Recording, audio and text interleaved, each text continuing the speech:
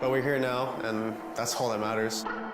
J like the letter, I'm making several waves. I know the mission the same. Never gon' fumble it. I get the bag and I run with it, gunning it, gunning it, gunning it, gunning it. Take one, 10's close up. I mean, it feels really good to be back at Champs. It's been a while for me. Yeah, I played the first one, right? Yeah, that's it. How did it feel to win Champs? But like the feeling like winning Champs is like, oh, like I did everything possible and I achieved it, you know? That feeling like, oh my God, like the weight come out from your shoulder, like really heavy. It's nice. Gustav, I want to win a Champs. Yeah. Teach me. Show me your wins. I'm telling you, every time you win, you get addicted to it. Yeah. I feel like you guys got a taste after you won Masters. And you know how that feels. It's always like that. You always think that one is enough, but it's never enough. It's never enough. Never. You always gotta win. You always chase the field. Yeah. Are you ready to win another one? Yeah, I am. Are you ready? I need to win my first. And then, when we get to finals of Champs, I'm gonna have Faker come out and sell the Sen bundle. With the legs, all about finesse, I am not impressed. Facing FPX, I know they always play like wonky comps. They play very confident and together. 我觉得 Sentinels 队里面最强的就是 Tens， 他在很早之前，我经常用他的准心以及灵敏度。这次的对战我会非常珍惜。Being able to live in the moment is the most important thing. If we start having fun, then good luck, then good luck. Fnatic 13-4. BLG, of course, doesn't get that much easier after this. 就今天，我觉得我们虽然输给 Fnatic 输得很惨，但是我们会从中就是获取很多经验吧，然后把这些经验用来在对抗KRU上面。El estilo de Billy siento que es muy parecido al de nosotros, son un equipo bastante agresivo, tiene un estilo muy de ir para adelante, como comer info y solamente ir para adelante. Y siento que es bastante divertido jugar contra equipos así y que gana el mejor. 我觉得可能一条命对于我们来说更刺激一点，然后我们稍微犯一点失误就会被对方抓住，所以如果你们能跟 Fnatic 打得一样好的话，那我们确实该回家了。但可惜你们不是。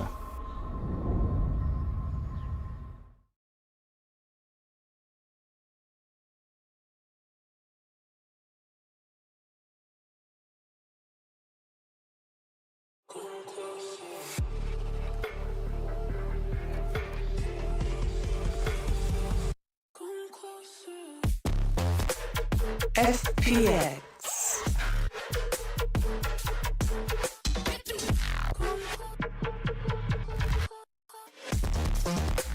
Sentinels.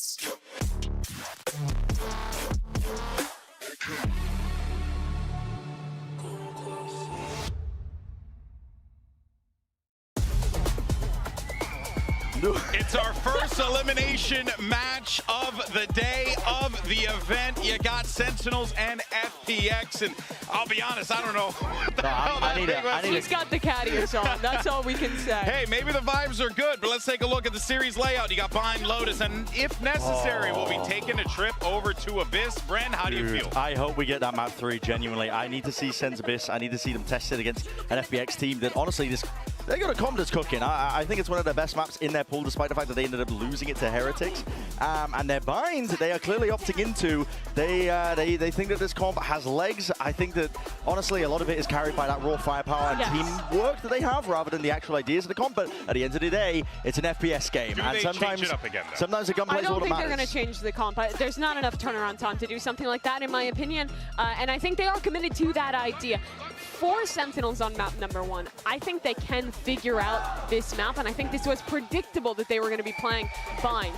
On their attack, I think the #1 thing is not getting caught off guard by the aggro contact plays. FPX has 2 contact agents, the Yoru in the chamber, that can take a fight, teleport away, and disengage. So the biggest thing is Sentinel's attack fundamentals need to be on point. If they can get extremity control, then get into the sites, I don't think this FPX comp actually has a lot of tools to stall plant and play the retake. And I think FPX might end up on the back foot there. Yeah, I hard agree with that. I think a little cheeky be long take as well on the attack side, maybe a slow take of shower so you can TP pivot would, honestly, I think dismantle a lot of aspects of this composition. But we'll see if Sen ends up sticking with it. All comp, they're going to switch it up ever so slightly. But is that just the rolls instead? I'm not too sure, but still, it is the standard comp from what we're used to of teams playing, and this comp is good for a reason. It's the meta for a reason with a lot of teams playing. We haven't seen them play since week 4. They were trying out the deadlock on this map. They've moved away from that to now play just the default 100 Thieves comp here.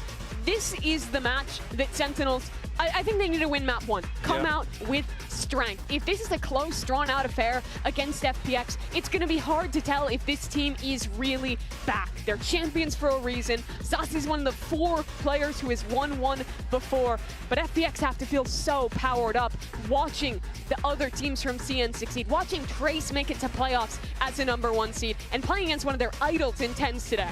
All right, well, let's go ahead and get into map 1, shall we? We're going to send it over to your casters, making their champion Seoul debut. It's my boys, Doug and Baby Bay. Thanks so much, Handsome. We've got a banger of a match for you guys teed up right now. Dre, there isn't a ton of story between these two teams, but when you think about the individual path that they've taken to get here, it's vastly different. FPX seems like they're on the up and up. Meanwhile, the Sentinels feel like they're on like a tragic tumble. Yeah, I mean, they started off great in the year, and then it was just like a slow burn where they slowly just faded and faded. And FPX, yeah, you're 100% right. They've looked great, especially internationally, taking Heretics the distance, not only in Shanghai, but here as well in Seoul. So this is going to be a banger match so far. And honestly, this Chamber, Autumn, he was so good with the Operator and that Headhunter last time around. So expect big things out of this guy. He's already on the move. Look at that aggressive line he's taking. Super aggressive, trying to get ahead of that Viper. But poised so far from Sentinels. With Berlin over his shoulder, he creeps up further and further. A couple of warning shots. Takes a quick step back. Meanwhile, Sentinels, as you mentioned, on the attack side of this opening best of 3 with a bit of a more tempered approach.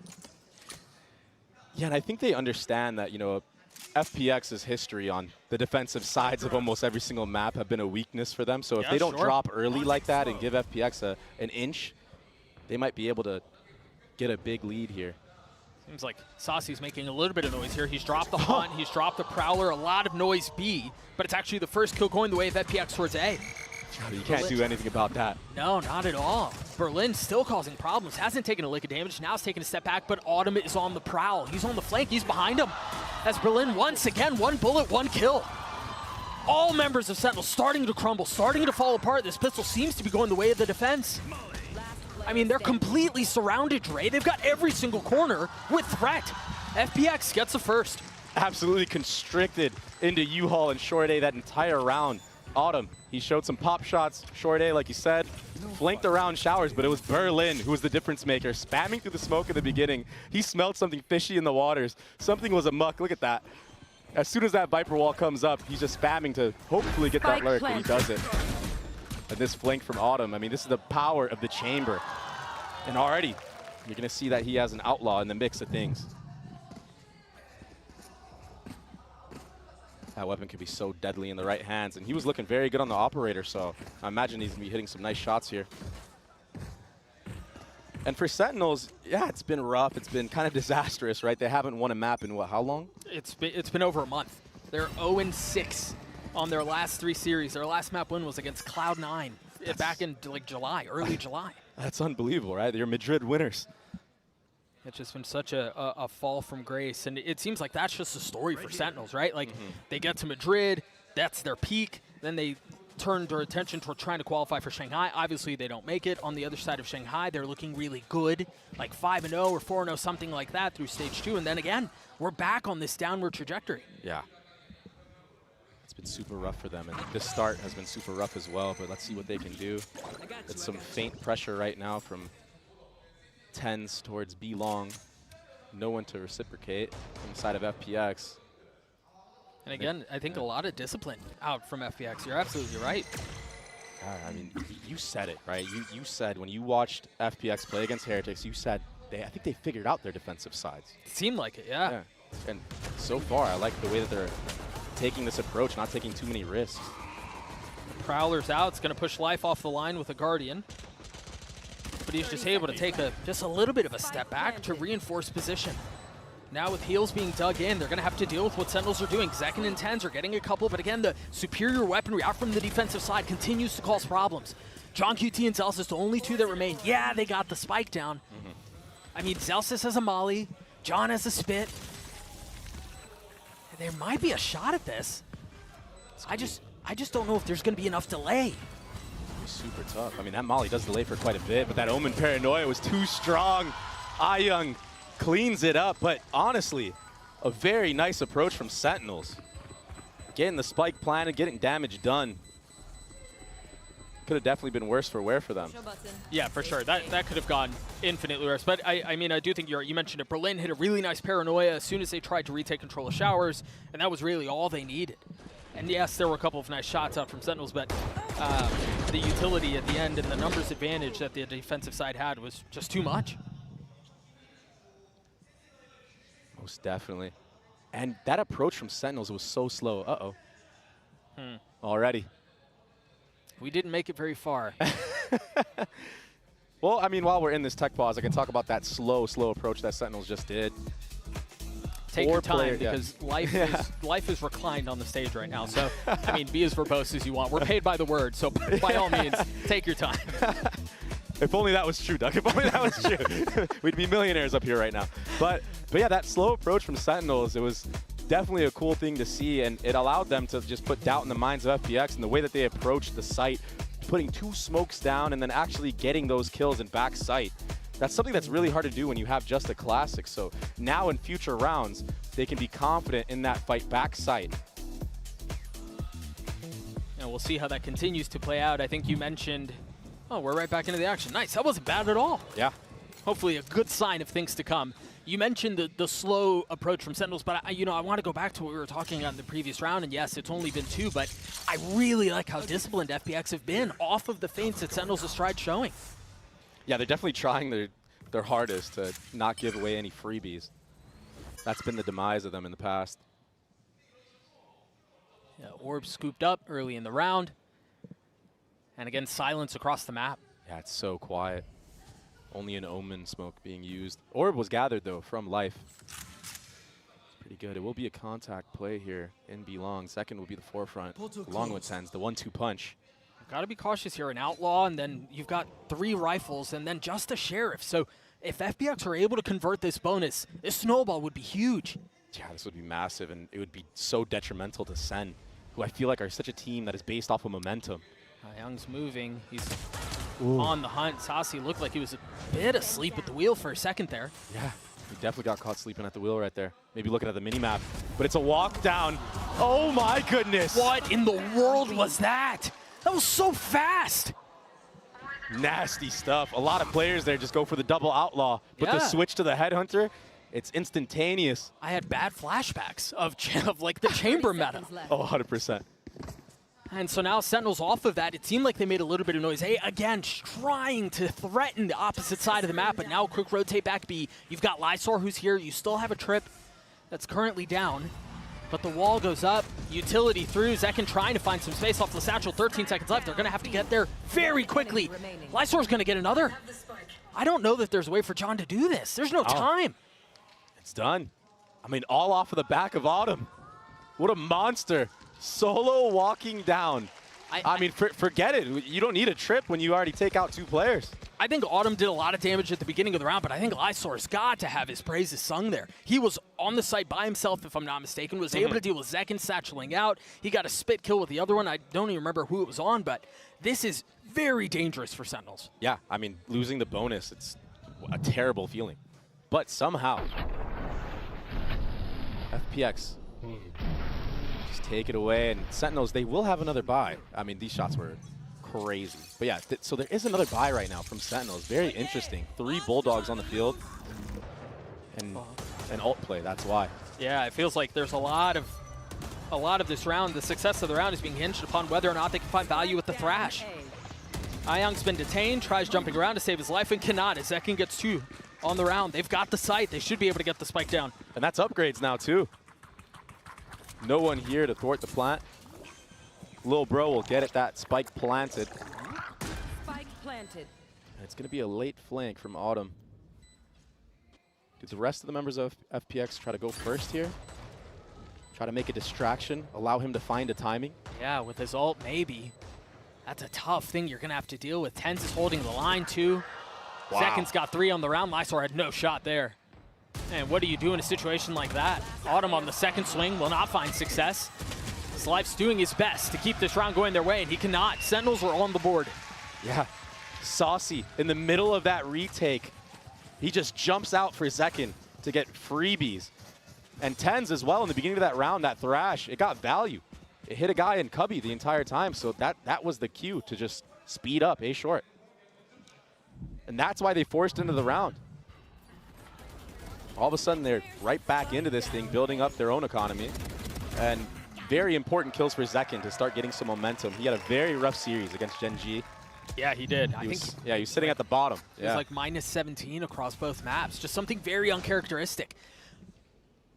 But honestly, I mean, we've got Autumn with the op online. He's holding a deep angle down B long, but all of the noise, all of the firepower is towards A. Yeah, Showstopper used as well. He's going to pop over the truck. Doesn't see anybody. No, there's a lot of respect and a lot of space being given from FPX right now. It's really nice. They're starting to dance around this push and pull of dealing with the aggression, dealing with the firepower of Sentinels while also maintaining the space. Right now, Autumn, he's so worried that there could be somebody in showers, but there's nobody there. Sentinels are playing all A short, all market area. Again, the op will be a difficult thing to try to retake around it. The spike has been going off for a little while here. That Dizzy tagged, what, 3? Haunt doesn't quite connect on anybody there. If they can't alleviate some of the shower U-Haul pressure, it's going to be a problem. There's still one there. Tens, beautiful timing. Ion's left to his own devices. And there's no way you survive in a situation like that. And this is a different type of Sen. This is the old Sen that we know to dominate. They look so decisive, so much more confident. They look more comfortable. I think that's the best word I can say. They tried mixing up their compositions in the last, couple matches they played, and it just didn't go their way. Yeah, they had a little success on Lotus with the deadlock, But on this map, the last time Sen played, they were running a deadlock solo smoke Brim. It's so hard to play, especially on the defensive side, when you only have Brim smokes on the field. So easy to bait out. So I really like this change going back to that 100 Thieves composition, the double initiator. And Zekin is the type of duelist that requires teammates to help him throw utility for him to entry. This is why you saw Zekin struggle so hard on Ascent. There was no flashes for him besides Omen. He does seem to be notably more comfortable, as the rest of the Sentinel squad does too, as you were talking about just a few moments ago. And I think as we see FPX call a timeout here early on in the first half, a lot of what we were just talking about around how Zekin he struggled tremendously against Gen G. I want to be careful because I don't think that was the reason why they lost. I think there were a lot of things that were going on that unfortunately didn't go their way. I think you look back at the last 3 matches that they've played, they've had one player go positive every single time. Yeah. So you've got one guy who's kind of treading water, kind of trying to stay afloat, while the rest of them are really struggling. And yeah, Zekin is unfortunately the most recent example of that. Yeah. But it has really been tough sledding for Sentinels these last couple of matches across the board. But it looks like they finally got their foot in the door here, bringing it within 1 round with a start that was looking really dominant from FPX. I don't think FPX was ready for that force buy from Sentinels, that Thrash. That was such a big call. And it worked out. So risky. Take a look at the purchase for FPX here. 2 rifles, then a couple of sheriffs. Heavy lean towards A. Again, Lysor's being asked and being called upon to hold B on his own. Yeah, these last couple rounds that Sen have won, FPX has had a stack on the wrong site. Lysor should call for his team now that this will be a hookah crunch. They're trapped in there. There's no real easy way out. Reinforcements have to arrive. I mean, they have the superior weaponry, and there they go. Whoa. All of the other guns arriving at just the right time. Barring a kill from Autumn, this will be a flawless round from Sentinels to tie us up at 3. And I think we talked just a couple of rounds ago about the snowball that could potentially be forming on the side of FPX. Look at it for Sentinels now. They've got money forever.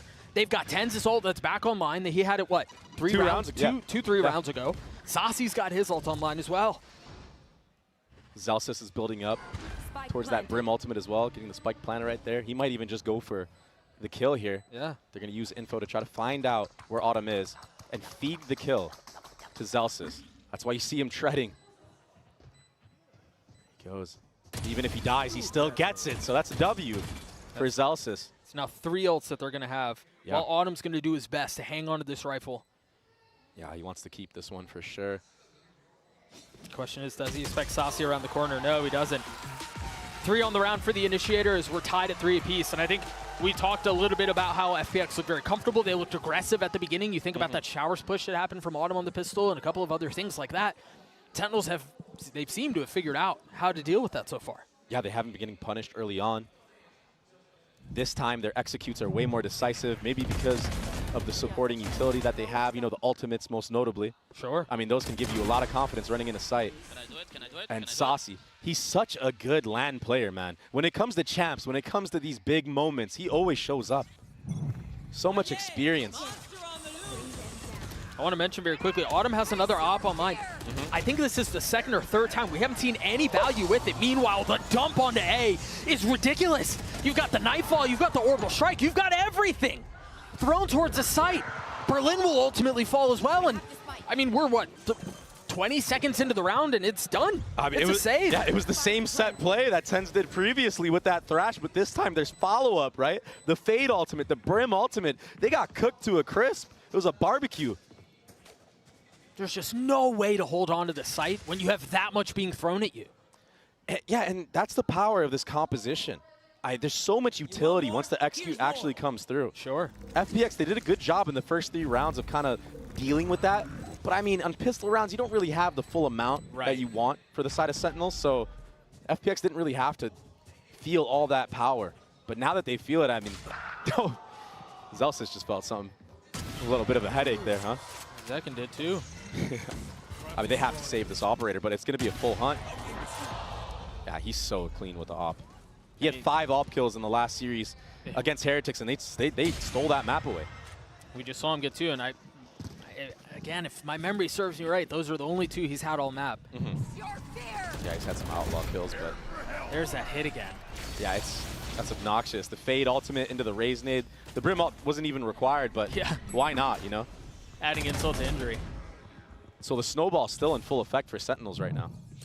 That works. Light armor across the board for the defensive side. I mean, Ayang's ult is online. Lysor's 1 tip away from his. And again, this intention on holding down Belong with the op. There is a little bit more presence here, though. Zelsis is close by. Ooh. What a shot. An elbow is all it took. Yeah, that first jiggle.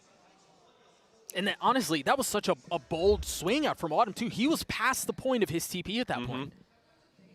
I mean, you got to make something happen, right, with that operator. Him just sitting back in passive angles was not working for them in the last couple of rounds. Oh, it's picks across the board right now. This is tough, man. This throws the attack into such a tizzy. If you're not finding success on either side of the map, you're thrown into plan C, plan D of your approach. And you have no smokes on the field right now. Berlin took a little bit to get there, but he gets the kill. Life, he might get a 3rd into this round. But it's Berlin to clean it all up. And that's off the back of that aggression from Autumn's operator. I mean, worst case scenario, Autumn there, like he peeks there, no one's there. He has all the info for his team. They're able to cheat over towards the A site. So I like him stepping past the TP. You have such an advantage when you're peeking riflers with an op. And you got to play to it.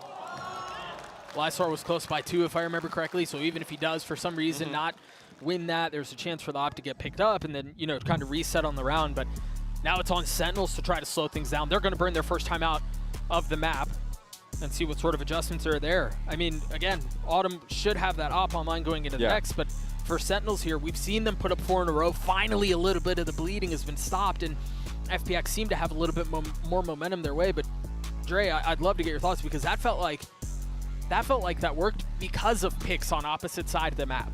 Yeah, and it was on both controllers as well. Yeah. So the change for the change for Sen will probably just be, okay, let's use utility this time and just take control of either showers or take control of B-Long with utility to find out if the operator's there, because he's going to TP away. Like, when you playing against a chamber, you want to use utility to find out where he's at and just push him back. Make him use that rechargeable. And then in that window of time, that 30-second frame that you have, you can come up with a plan and formulate if you want to hit on the chamber while he doesn't have any mobility and any TP to get it escape or whatnot. But also this timeout was mainly to ice FPX. You know, Sentinels, they won 4 in a row and they just got stopped with picks like you said. Okay, it's fine. Let's use utility, don't get first blooded, and just run into an execute. The executes of Sentinels have been unstoppable so far. Yeah, when they've had the ults that they can kind of put together, it's been devastating. Quick note here, Autumn has repositioned. This time trying to hold the line on A short. We saw him take the same pathing on the pistol round, and he did meet Zelsis here previously. He's going to have a lot more to deal with here. Berlin is with him. They just had a Prowler clear out showers. There it is. Push him back, and now you can overwhelm. If they want to commit to it. And it seems like that's exactly what they're going to do. What a shot out from Autumn. Staying alive through the decay and through the damage and aggressively checking into another. I mean, an absolute madman, and he gets punished for it, though. Zelsis not falling for any of those shenanigans. Oh, his thing's so down. All members from FPX rotating back towards A. And Sentinels have cut noise. Launching smoke. And only one smoke to work with, and they decide to smoke off U-Haul, and that might be detrimental to them. Yeah, almost getting punished up from heaven. That second smoke causing a little bit of problems. As Berlin still had an angle to play around. Look at the health bars on the members of Sentinels. Are so weak. Yeah. But Tenz, he picked up that operator. He might be able to work something with this, work some magic. Some of that Tenz magic. This smoke is interesting too. It gives them passage out if they decide that they want to flip the map, but hanging on for now. 20 seconds left in the round. A little bit of presence in U-Haul. You've got Zelsis who's starting to creep forward. Fretting on the plant. That's not the right one. Time is running short. That shot will connect, but with 10 seconds left, how much more can you do? Can you buy enough time for the spike to go down? No. Yeah. Too many angles to look at. FPX, they basically steal that one away. That was insane, though, from Autumn and Short. The fact that he even got one kill there.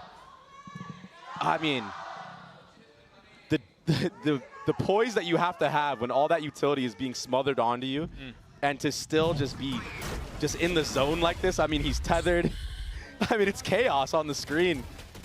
That is not an easy thing to do by any means. No, a lot of players crumble in that moment. Yeah, to ignore all of the noise and man. to stay focused. I mean, we can have the same conversation about Ayang, who was able to track Zekin as he went, but back into the next round we go. A pit already invested down B-Long. Yeah, and the whole purpose of this is to kind of force Sen to do what you want. They want them to lean towards either that hookah area or go towards that 3-man fighting squad at A. Yeah, and that 3-man fighting squad that you were just talking about had taken a lot of space down showers. It seemed like they wanted to try to fight there early on. They don't meet a threat, but you can see what the intention is for FPX early on. And it's so hard for Sentinels to entry into these sites knowing that you have to go against these operators. Life! Holding down showers on his own. A 2 for 1, you'll take that any day. He almost got 3. Zelsis was able to see that smoke come, but oh my gosh, Ayang and Berlin. Little in and out, and it's Tenz all alone. This round and the last couple of rounds, to be honest, this Tenz is, as you mentioned, 1v4 or borderline unwinnable one. The crazy thing about that too, very quickly, we went into that round, FPX had 5 ults. They just obliterated Sentinels without having to invest just one. They invested Lysors at the beginning, but that was it. Yeah. The ult economy has been insane for FPX, and when you're Sentinels, when you see a team has 5 ultimates, that's why you saw that slow approach in the previous round where like they're just tapping the spike consistently. They're trying to see and bait out any type of thing. But FPX, they just held on to him. I mean, they're not going to use them unless you force them to. They might try to go fast here. They've got a lot of presence towards A short. Zekin has bought a stinger, and he has his ult online. You've seen Autumn in these moments, though. Oh, he's going to get punished this time. What? Oh, no! It went right past him! What a shot from Autumn! Again, delivering. Very similar hit to what we saw before. The orbital strike not finding the kill on a Berlin. Takes a little bit of damage, yes, but repositions. And now Life has gone full reconnaissance. And he saw every single member, Doug. That's why he's taking all this space on the flank. This is so nice from Life. The problem is he's the only one playing contain here. And it seems like Sentinels are intent on rotating away. Yeah, they're anticipating this, like a push-down hookah or something of the sort. But are they anticipating this deep of a push? All the way down B long by the fountain. I mean, neither side is making any noise. Oh! That flash. But he's and out. it's a TP away. But it's just enough misdirection. Look at the pings on the minimap now. Yeah. Like we heard him. He's got to be around. Where is he? It's so scary. It's a horror game. Now 35 seconds left on the round. Sentinels seem to have chosen the right site. 30 seconds left. Most definitely.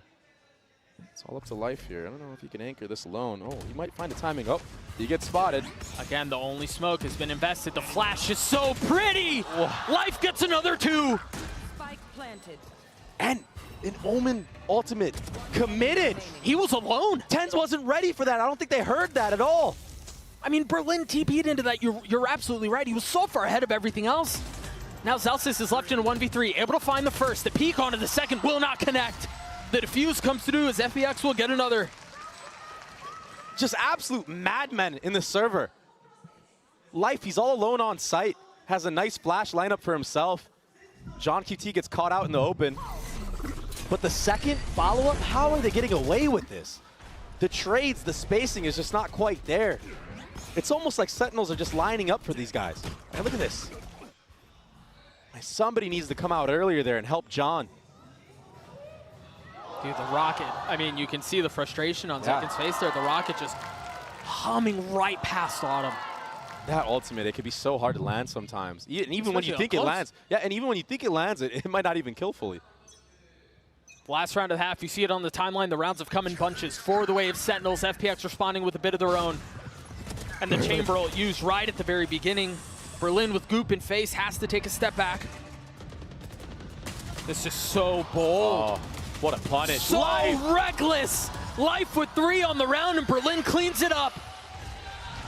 Again, man. How many does this guy have? The 3K spray down?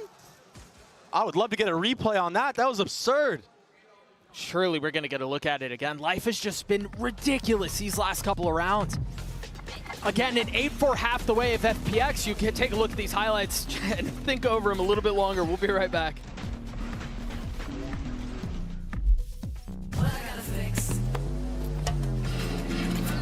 Oh, come on.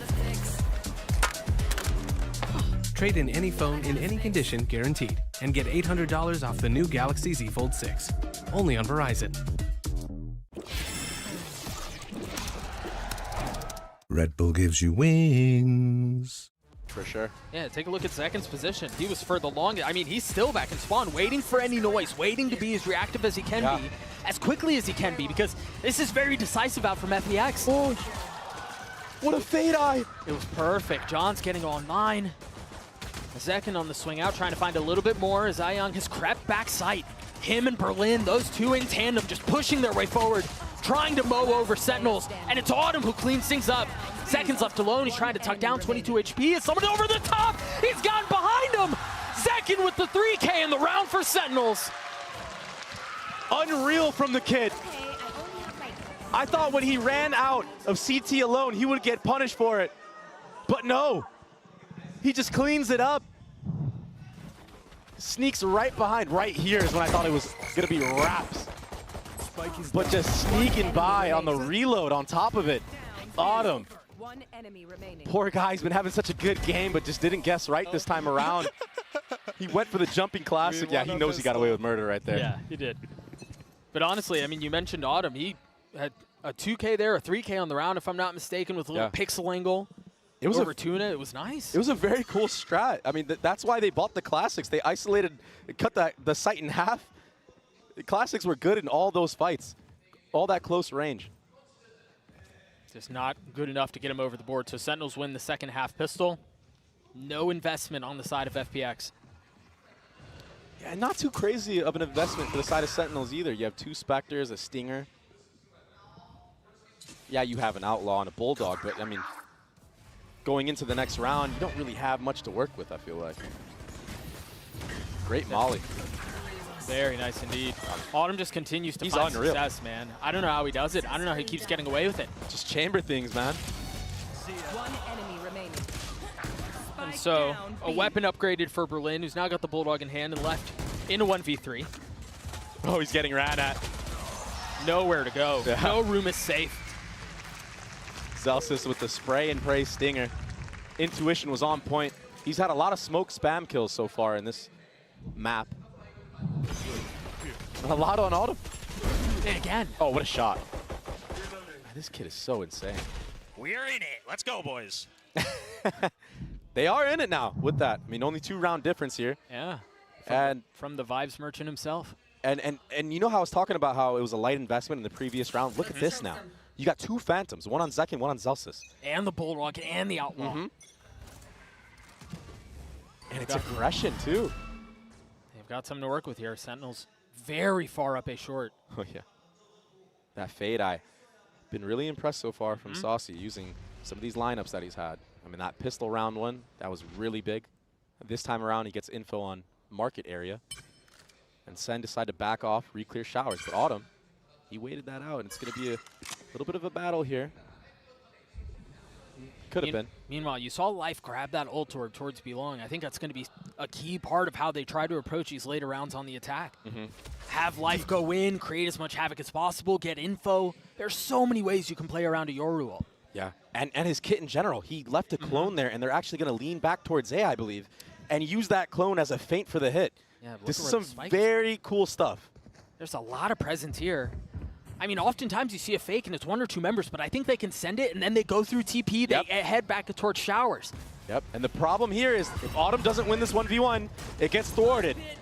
And that's exactly what happened. So now they, what, do they try to reinvest back towards B? I think they have to full commit. The spike is all the way up base short. Saucy, he's just going to delay right now. Things have been thrown into disarray. I thought Life was going to try to get out. If he dies, yeah, that's a spike. That's a problem. Down A. He's so smart.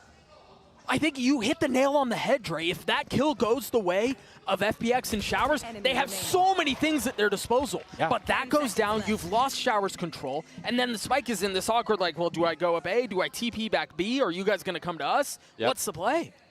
And I get it. I know Autumn's feeling himself right now. He wants to take that 1v1. Yeah, but sure. There's no downside to just waiting, holding an off angle, and waiting for your squad to come up and run in with you and get the trade instantly. So a little bit of a mistake there, maybe just getting a little bit too overconfident in that moment. Because, yeah, as soon as he drops right here alone, I mean, that's a very risky peak to take. Yeah. On an off angle like that, too, I mean, that's tough to win. It doesn't really matter who you are. I mean, you just wait for your team. The worst case scenario is you trade, and then you have the site for free. But the setup on the strat was really nice from FPX. The execution just wasn't quite there. And great job from Sentinels to clean that one up. Ooh. Oh, you're in trouble. What's going on right now? You gotta get out of there. Zekin's not able to stay alive, but the trading out from Tens is nice. Life now down. Ayang has a rifle. I mean, taking every single timing possible. Look at this. Yeah. All the way through. In spot. Oh, Celsius, he read him like a book somehow. That's so rough. Yeah, very clean shots. Berlin wasn't able to do anything there. You know, we saw this a lot when FPX played against Heretics. They invest into Ayang. It doesn't really matter who it is that has the hot hand or what it is that's going on. If there's a hero rifle, be it the Guardian or the Vandal, whatever it is, it often goes into his hands, and that's the case here. There are 2 members out towards A. Zelsis the only one close by. If he gets cleaned up, that's an open sight. Stays alive so far. The Molly to buy a little bit of time as 2 reinforcements. Again, the 2 remaining members of Sentinels trying to get over as quickly as they can. 1 for 1. There's not a lot of time. He's going to have to win those out on his own, and he cannot. We're tied at 8. Yeah, Saucy cleaning it up there. Fade Ultimate online and available. Nice stuff from Sentinels to weather the storm. That was that quick showers and short A push. Zelsis, he is on point right now with his intuition. The fact that he turns around in time for both those scenarios. I mean, he almost gets caught right there by Autumn. Yeah. But Autumn just couldn't settle the shots. Yeah.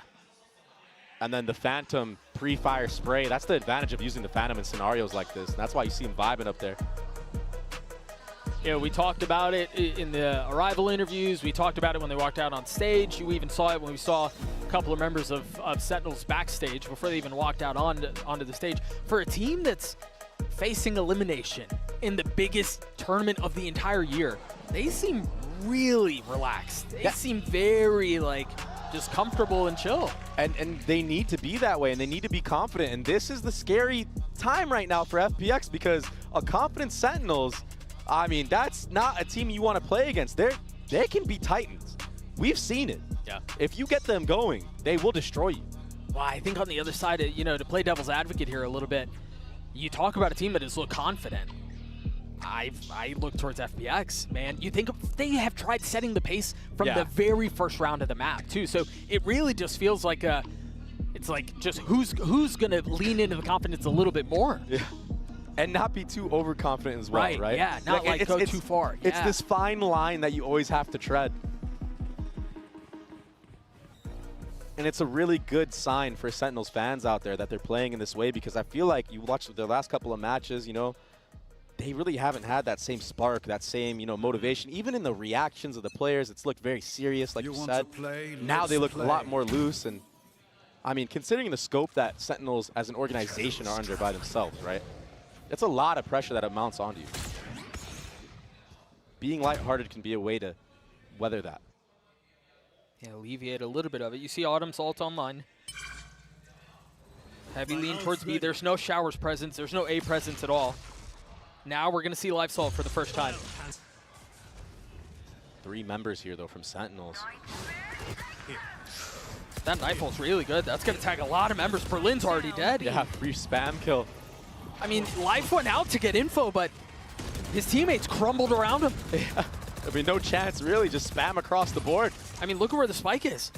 It's out. There's no way for them to recover it. Center looking so good right now. Yeah, but this also feels like a plan that was poorly executed on the side of FPX. I mean, sometimes it's just rough. I mean, Jordan Zelsis, he's had so many smoke kills so far. Oh, what a shot. Oh, he almost connected onto that one. The tens. He'll clean it up along with Zekin, the 1-2 punch. But yeah, Zelsis, I mean, if we have a smoke kill counter on this map, he's had at least, I swear it's like half of his kills. Yeah, he's gonna 7 kills at least. I'd love to take a look at that round again. I mean, we'll see. I mean, look at this. We'll see some of the plays. Oh, okay, that was just.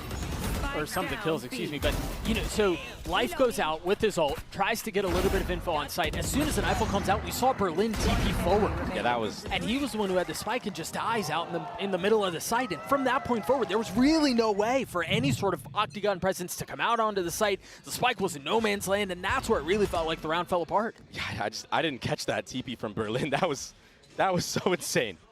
I mean, that was so risky. And you see where the risk did not pay off in this instance. Autumn, again, a hot hand, but man, is it gone cold. Jeez. The contact approach from FPX, it hasn't been working. They need to just do an execute at some point of this half. Try to get the spike planted, at least.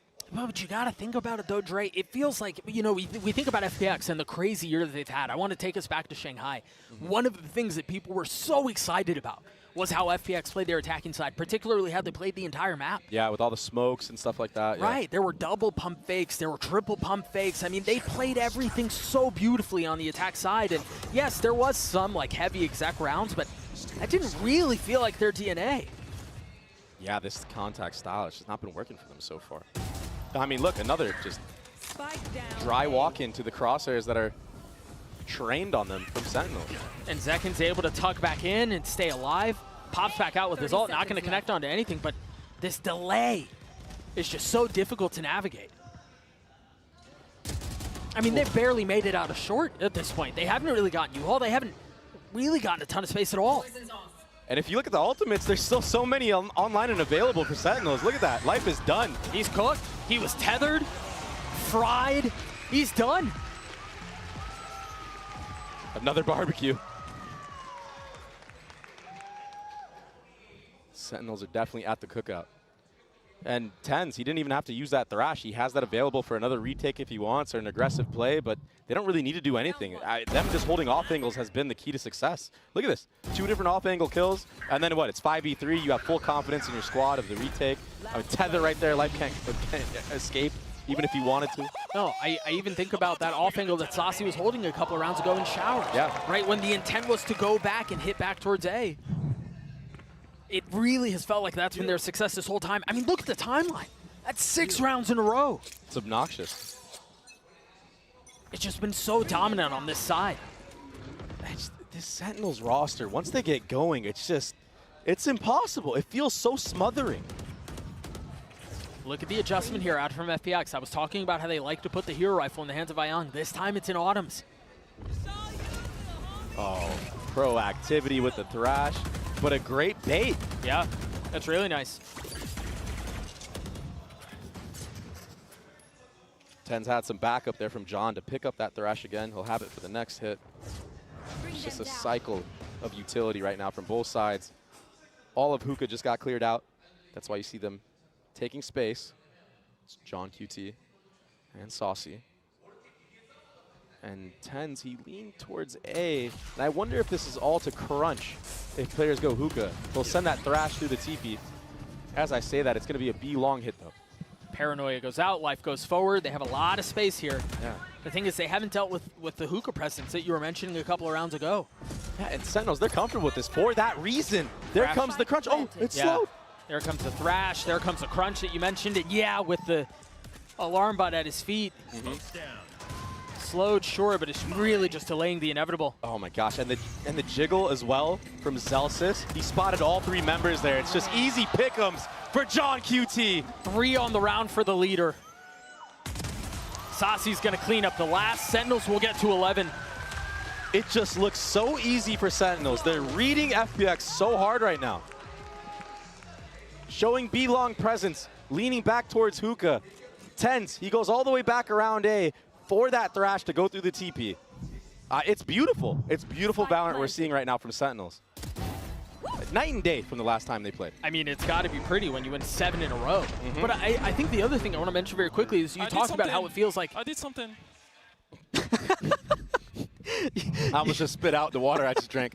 That was crazy. You were talking about how it feels like Sentinels are reading FPX well, and they are, but I also think a lot of the individual firepower is starting to come through, like John's, as we saw a moment ago. Yeah, he did something. A little pat on his back. Hey, sometimes you got to hype yourself up, man. Take the wins where you can get them. Yeah. I get it. This is a new look right now for FPX. It's an attack side operator, and Tens is all alone here. I say that, but I mean, he has supporting cast, but he's the only one in Octagon. That was his backup. Yep, that was his backup. I wonder here if you're expecting someone else. Yeah, Autumn is. The slow walk into it. Unbelievably quick. I wondered if he would be worried about it, if he would even check Octagon, given the smoke, given the fact that Saucy was playing another off angle, but the discipline and the poise out from Autumn. Yeah. I mean, Autumn has had to play against some of the most ridiculous plays we've seen in Valorant China. So he's got to be ready for stuff like that. People finessing around smokes or even just running through them. They've got to understand that Hookah hasn't been cleared. Zelsis is here, and Lysor knows. But what can they do about him? Yeah, this is tough. I mean, he's like a trap that's been laid. And it's almost like you know he's there. It's like itching in the back of your mind, but you can't really do anything about it. It's all going to be on timing. Meanwhile, Ayang falls. Zelsis on the swing, and now the threat has been realized. Lysor falls, 3v3, Op still in the hands of Autumn, but Berlin not around for long. Meanwhile, Life only has 10 HP. John on the tap, the shot's not going to connect. Zelsis still playing up in Hookah, finally dealt with, finally dropped! But it's a Moroccan miracle. John gets 4 on the round, and the defuse comes through. Oh boy, he did something again. 4. How did they bring that one back?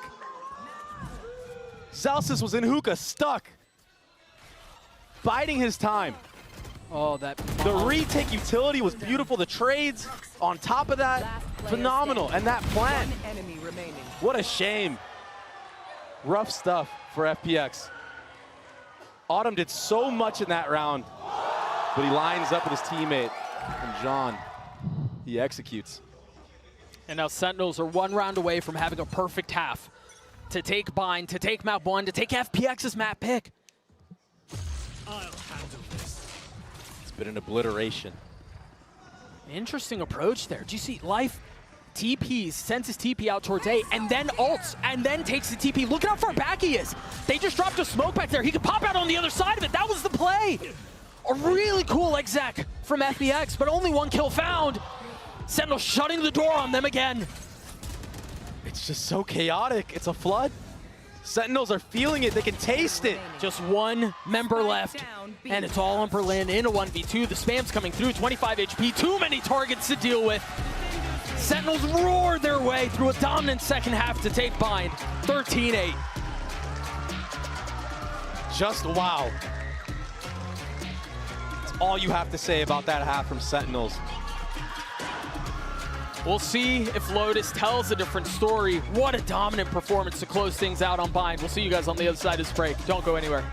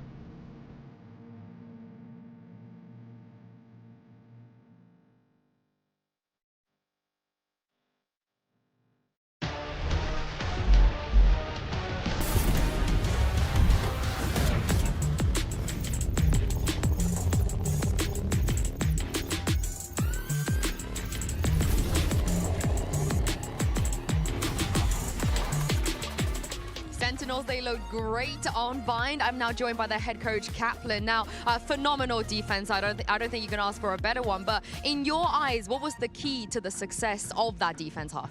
Yeah, we've been talking a lot lately. We're all bought into coming into these matches with plans to ante and punish the opponents. But we struggle sometimes with the micro, right? Sometimes we play too scared.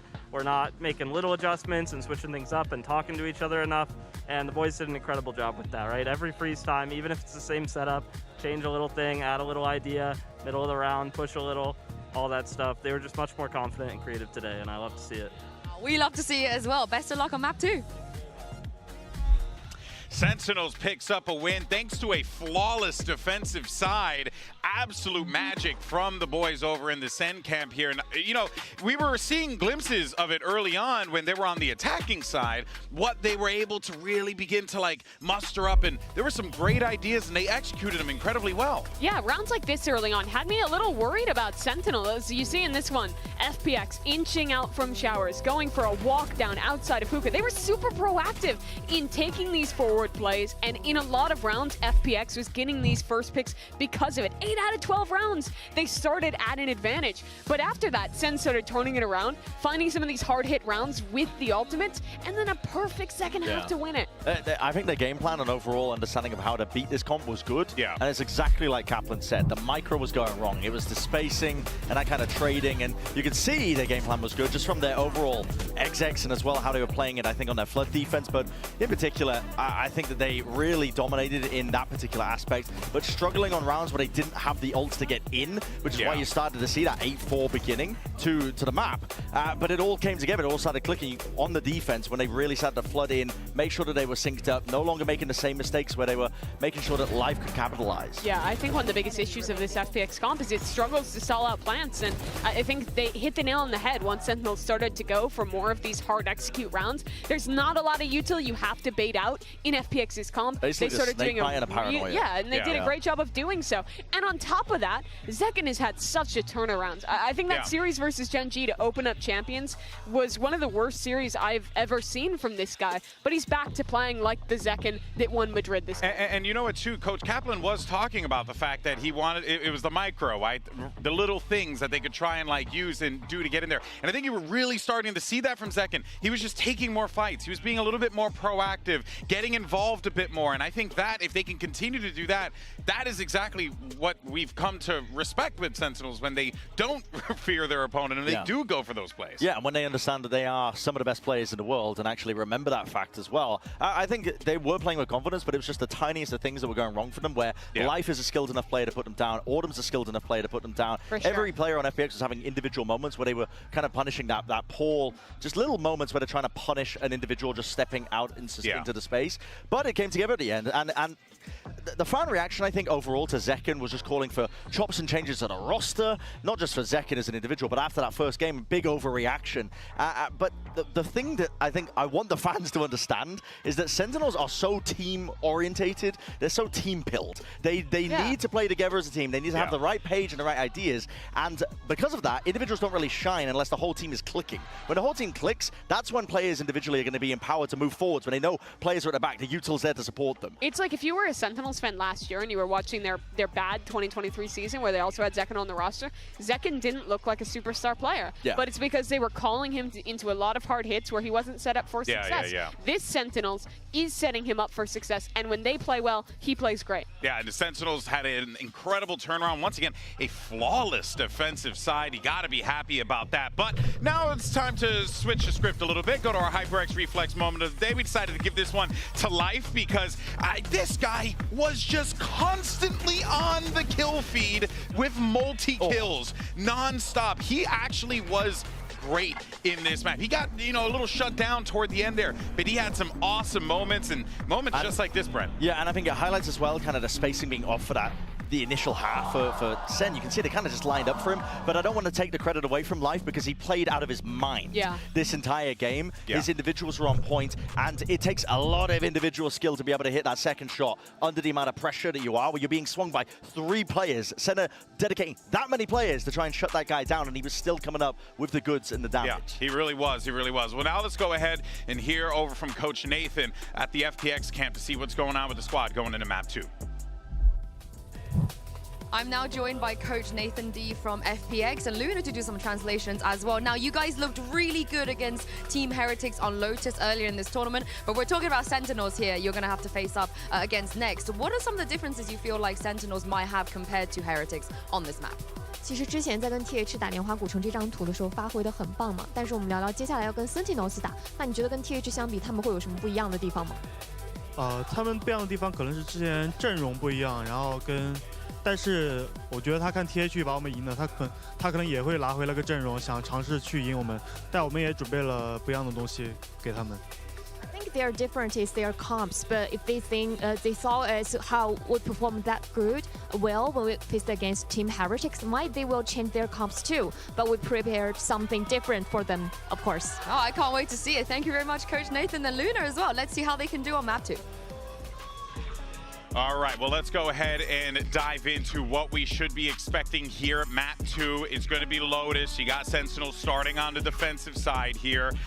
Maybe can add on to that success that they had on Bind, right? My big question, do they play the Deadlock comp again?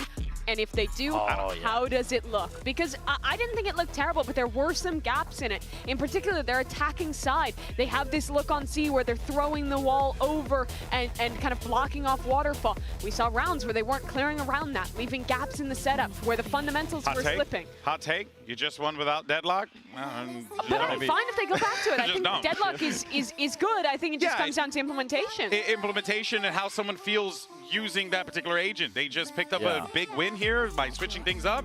I don't know. I'm pretty curious about FPX's comp as well. I'm trying to get a sneak preview of this one because they played their triple control. Not quite, not anymore. They're playing, this is they're no duelist chamber. Double smokes, double initiator. Don't ask me to break this down in 10 seconds. I'm not going to be able to do it in terms of the pros and cons. You have a lot of util to try and take slow map control, fight opting in. Sentinels are swapping their comp too. There's a lot to break down here. So FPX, Autumn is going to be able to bait out a lot of these defensive aggro plays from Sentinels and be able to fight into A, things like that. Get opening picks. That's the name of the game for him, like it was on map 1. Autumn's very comfortable on this agent, and I think their retakes will probably also be solid with that double initiator. Sen, though, moving away from the Deadlock, they're playing default Fnatic comp. I think that's fine. That's comfortable. They played it before, and they've been great with it before. And Kaplan did put an emphasis saying that we're focusing much more on anti-stratting. FPX have just moved away from their triple controller comp, which I think there was tons of exploitable elements with that composition. And now they move to this. So your preparation, out the window if you're Sen, you're going to be adapting on the fly. If Sentinels was going to prove their fundamentals are back, this is the map to do it. Playing the basic comp against something weird. Let's see if they're ready. Couldn't agree more, Mimi. Let's go ahead and see if this one can go to a third map. We're sending it back over to your casters, Doug and Baby Bay. Thank you so much, GB. I think the big elephant that we've got to address in the room is that Sentinels have won a map for the first time in what feels like a really long time. It seems like they're going back to the fundamentals, the basics that Mimi was talking about on the desk. Sen fans rejoice around the world for sure. But this comp from FPX, what are they cooking, Doug? This is some weird stuff we're about to see. I feel like they might be overcooking, even on the last map, changing their game plan and whatnot. Sometimes you just need to play what you're comfortable with, what you're used to. And FPX's triple controller comp, it's nothing like anything Sen have ever played against. Now this comp as well isn't like anything they've ever played against, but it's comfortability for Sen. What a crunch. They send 3 down mound, they drop the paranoia, and they dump Fade utility into B. Yeah, that's what promptly allows for the speed up of FPX. Oh, opting not to break the Killjoy turret. Probably break it after the smoke fades, but it's going to shoot him right here. I don't know about this right now. It's still up. That pesky thing is still up. I mean, they got what they wanted. They got the spike down. Now they're in a 5v5 post plant. The Sentinels have so much info once the smoke fades. I guess it's just going to be reoccurring smokes here. Life still playing in it. I mean, they know. Sen surely know that there's somebody close by. They have to know. Well, he's dead now. John and Zekin getting a couple openers. Now they can turn their attention over towards Tree. The spike has been going off for a little bit, but it's all been so decisive. And look, they're going to crunch. Sasi trying to deal with the first, and unfortunately he cannot. Zekin gets in on it though with the Sheriff in hand. John's going to stick the defuse all the way, and there's nothing that can stop him. Sentinels get the pistol. I hate to be a harbinger of bad news and whatnot, but Life not breaking that turret for that entirety is just so bad for what FPX were trying to accomplish in that round. Even if you're trying to play in that smoke and try to finesse around and kill stairs, you want that broken because when the smokes fade, it's going to shoot at you no matter where you're at on site. And that's free info the entire round for Sen. But right now, Zelsis he's just calming to his team. Yo, turret's up still. Turret's up still. Wait for the smokes to fade. It'll have a full line on site. It's a disaster of a mistake. But it's not over yet. It's going to be an A default. Zekin needs to get out of dodge quickly. And it's Berlin on the breach who's the forefront. I mean, you can't prep for that. Again, another spam kill. As Berlin waltzes into his death as well. Sen have got to be one of the scariest teams to play when they are feeling it. Whoa. Autumn's so good at chamber. I guess this is why they decided to just slap him on it on this map. Spike should get planted because of that entry. Ion committing to it. Now going to be 2 pips away from having his ult online. Yeah, and he's got 3 more in the chamber right now. Autumn might be able to finesse this round. He gets caught lacking. Saucy going absolutely nuclear right now in the back of sight. Cleans it up. Ion couldn't do anything, and Zekin is going to defuse the spike. He's getting closer to that showstopper, and another strong start continuing from that last half they had. Yeah, I think, you know, it was funny as we were watching some of that play out, it felt a little reminiscent to how Sentinels looked on the first half of Bind. Yeah. Where it just felt like, and again, yes, it was Nico, I understand all that, but the way that they approach some of these swings, the way they're approaching some of these fights felt very much like what Sentinels looked like in the first half of Bind. I agree. I agree. But Tens is on a Bucky right now. Bucky light armor. The investment isn't huge here. Yeah. A Vandal and a Bulldog, but as far as big guns go, that's it. He did give his rifle to Zekin, understanding that if he gets, you know, a kill after grabbing that orb, he will have the showstopper online. Is Autumn going to be ready for this? This is so hard to clear. Autumn's been good. Swing, man. It's got to be a 1 pump. There it is. Well, they could deal with the anticipation any longer. Look at all of this Killjoy utility set up towards C. Yeah, and look at all the space that Tens got after getting that kill. He has all of A. Look at how many members of Sentinels are here. The Thrash now invested. A little bit of space found. Zalsis will get caught. There's not enough health that'll save you there. Lysor now getting a little bit of high ground repositioning though. The spike not committed yet. Tens is starting to rotate over. Doesn't have a paranoia.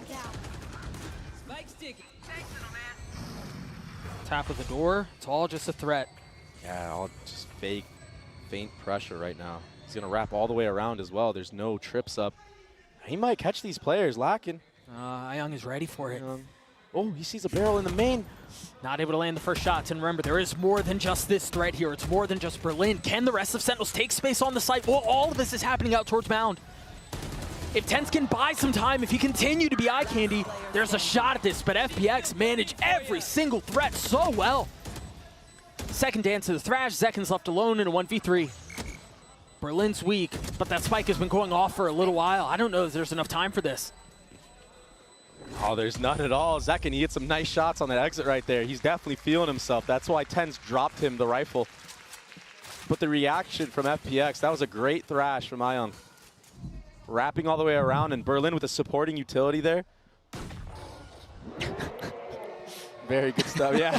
I mean, what can you do? You can only smile there. Yeah. But again, I want to talk about how well FPX handled this situation right here. They knew that Tens was on the flank. They knew they were going to have to deal with some of the pressure, with some of everything that was being thrown their way, and to be able to effectively parse all of that info out in the chaotic moment is really difficult to do. Yeah, and Lysor, who had a really rough map. Ooh, nice pick from Autumn. Wait, he's not stopping. They're not stopping Life with the follow-up. Tens is here by himself. Now John QT is joining the fray, but Tens peppered, finally put down. And yeah, sure, FPX has a couple of weak members as well, but... What an A fight. Yeah. That's with no duelist on top of it. I mean, it's almost impossible to get out of that choke. You wouldn't know it. But the power of Chambers, you're able to take that quick peek. I mean, we saw how good, I believe it was Foxy9 against Fnatic. I mean, he was dominating around A. And that was against utility as well. Autumn still getting value, just getting bombarded. But to my point, what I wanted to talk about was Lysor in the previous round. He was rough on the last map. But when he's on point for this team of FPX, they just dominate team. So he had the schmooze on C site in the previous round. This time around, he's sitting at 8 HP, but that paranoia got some value.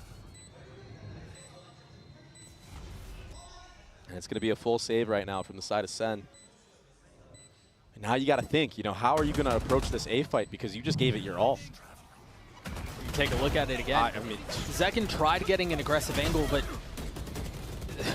yeah, the follow-up fight was just too much.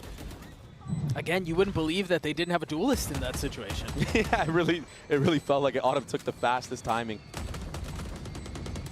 It's the power of Chamber on this map, and I think a lot of teams like are a little wary of playing Chamber. They think it's like, you know, not as good as, you know, Cypher or Killjoy. And to be fair, they could be true, but it doesn't mean that Chamber is a bad pick on this map whatsoever. Sure. We've seen a lot of teams make it work, most notably T1. Saw Saya player on that, and he made it look really, really good. So if you have a good game plan with this Chamber, it could really do a lot of damage. And you know what's crazy is I think we're going to see most of the heavy part of a good game plan there when it gets to their defensive side.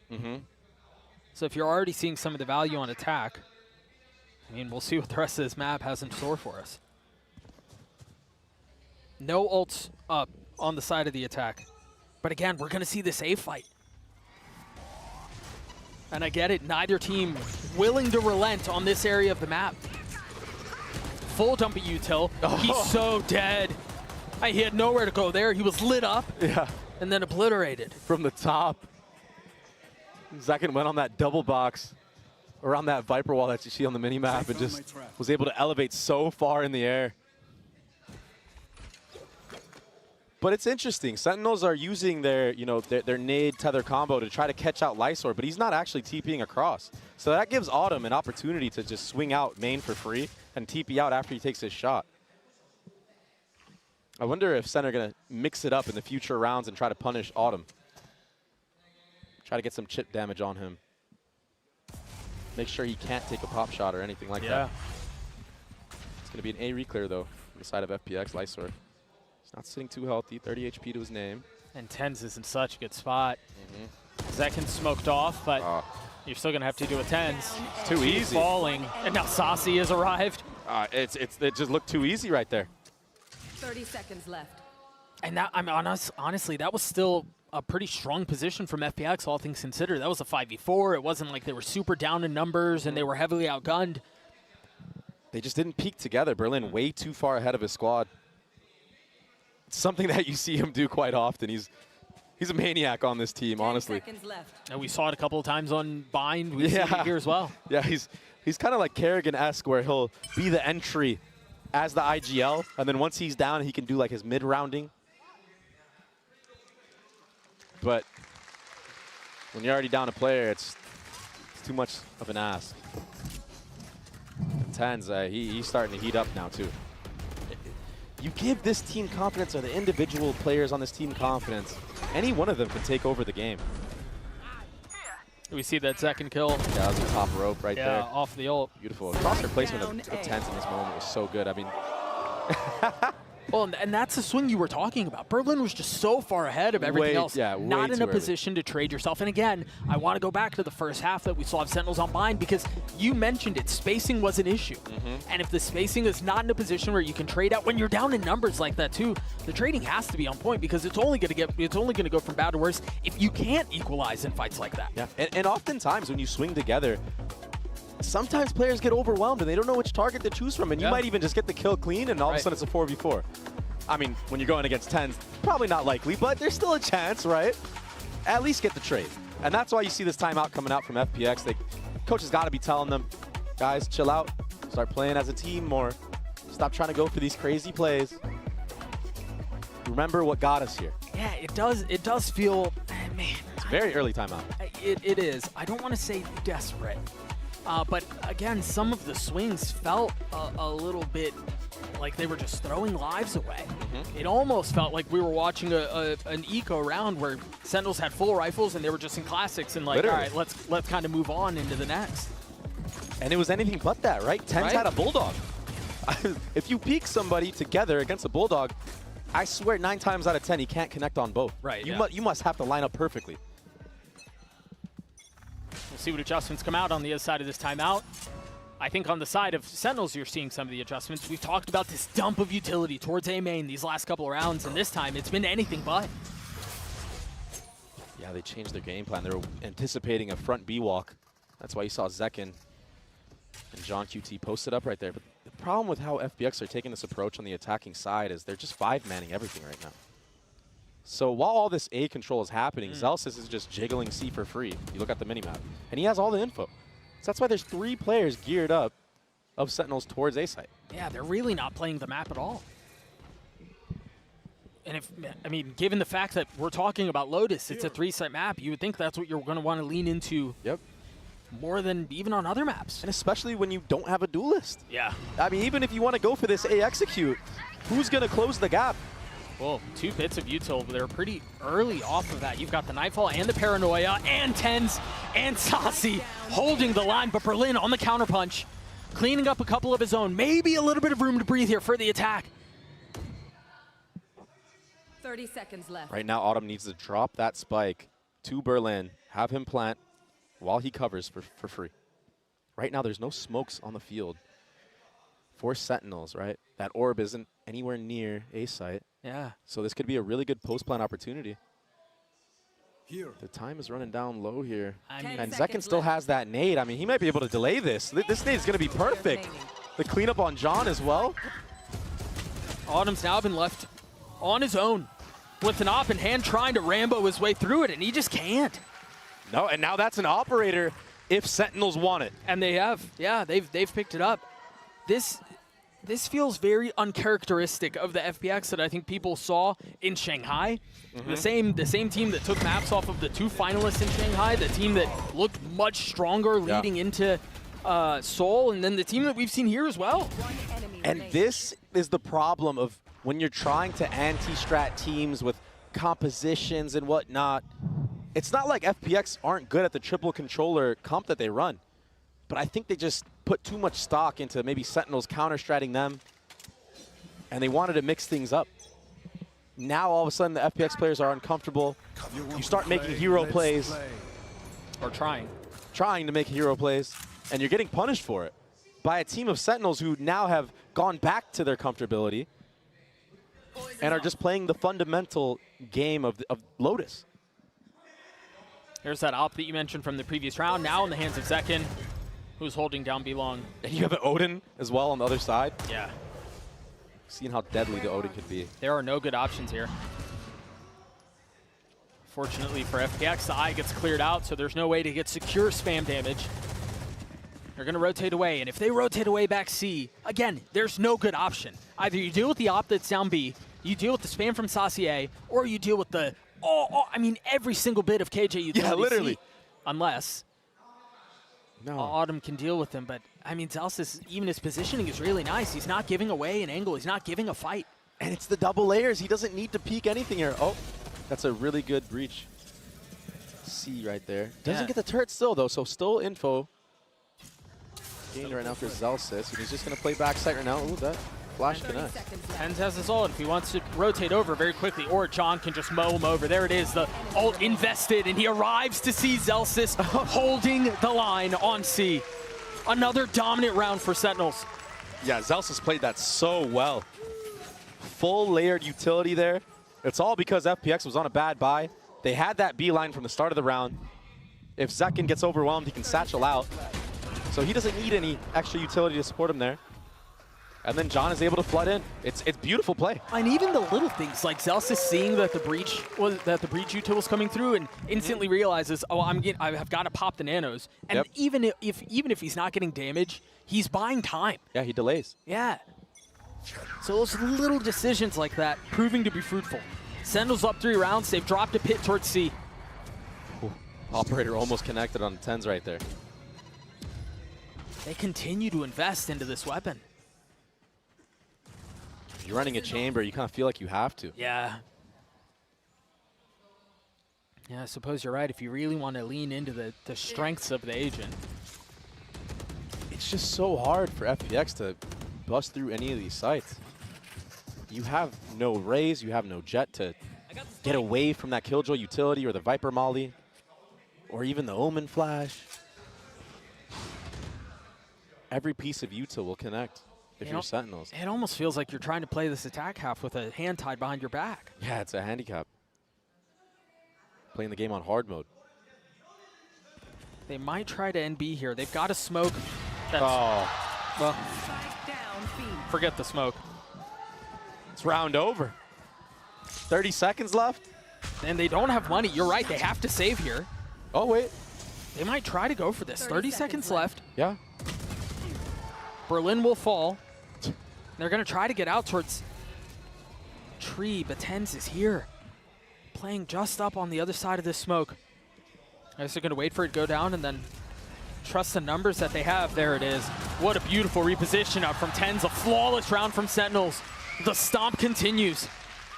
Yeah, setup to the round was great. And the finish of the round was even greater. Zelsis was supporting John in that Viper's pit. Alarmbot was ahead of everything.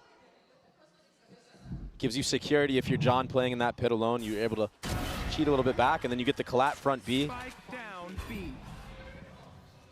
Yeah, FPX, they got to burn that second time out. This is getting out of hand, and getting out of hand very fast.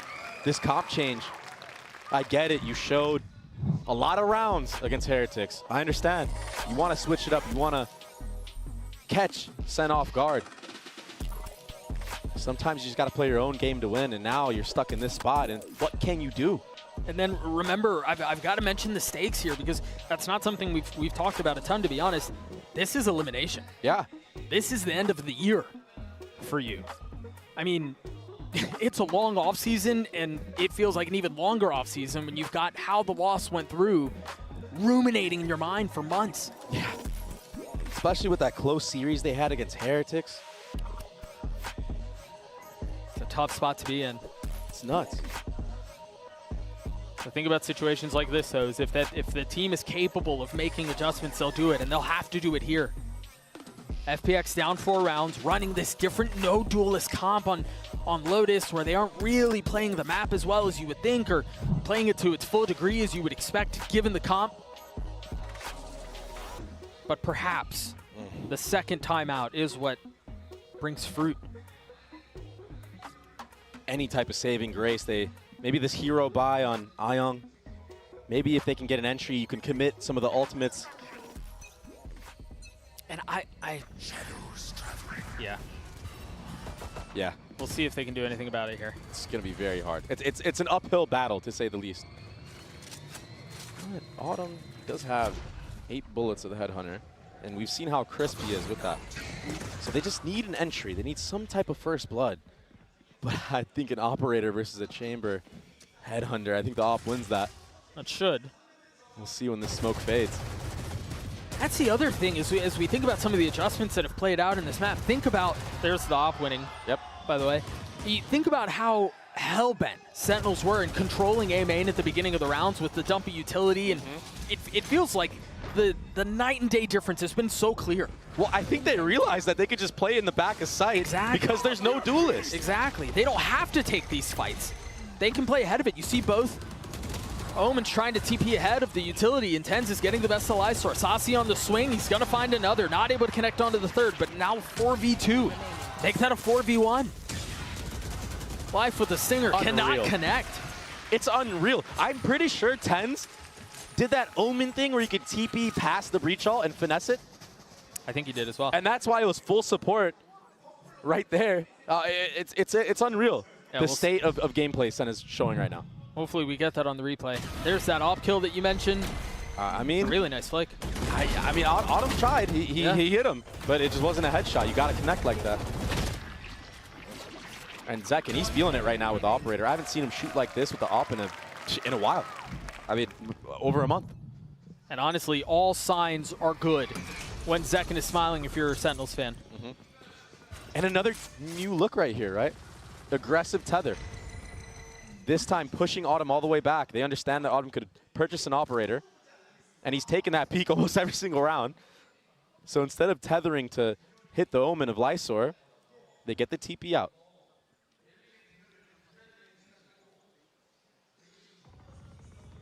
And it's Zekin on an off angle here at C2. I mean, he's been so mobile with the Operator. He showed front B a bunch. Last round he was A, now he's C. Are FPX going to read into that? Right there. And even if they do, can they do anything about it? Yeah. I mean, that's half the battle. I feel like the adjustments that Sentinels have made have been really nice, but maybe FPX can find a little bit of room here towards C, perhaps. I mean, Zekin is still here with the op. John is close by. They're just not giving them these fights anymore. That feels like the biggest difference. Now John was on the swing. He's going to get punished for it. Zekin manages to find safe passage with op in hand. A second dip in. Boom. I thought he was going to hit him, and that would have been devastating. The nade's not going to feel good. The pit invested. He's got to stay alive here. Yeah, but they're all stuck. They're all corralled here. Oh, just now we see life taken more aggressive space in CT. What do they have to pound? Zekken has his Roomba. And Tenzos has full utility, but an op trying to get into a pit in a situation like that, it's all hands on Zekken, and he just cannot. I mean, a random bullet connecting. And FPX alleviates some of this pressure, finally finding a round. Finally finding an answer. And the answer so far in this half has been Thrash.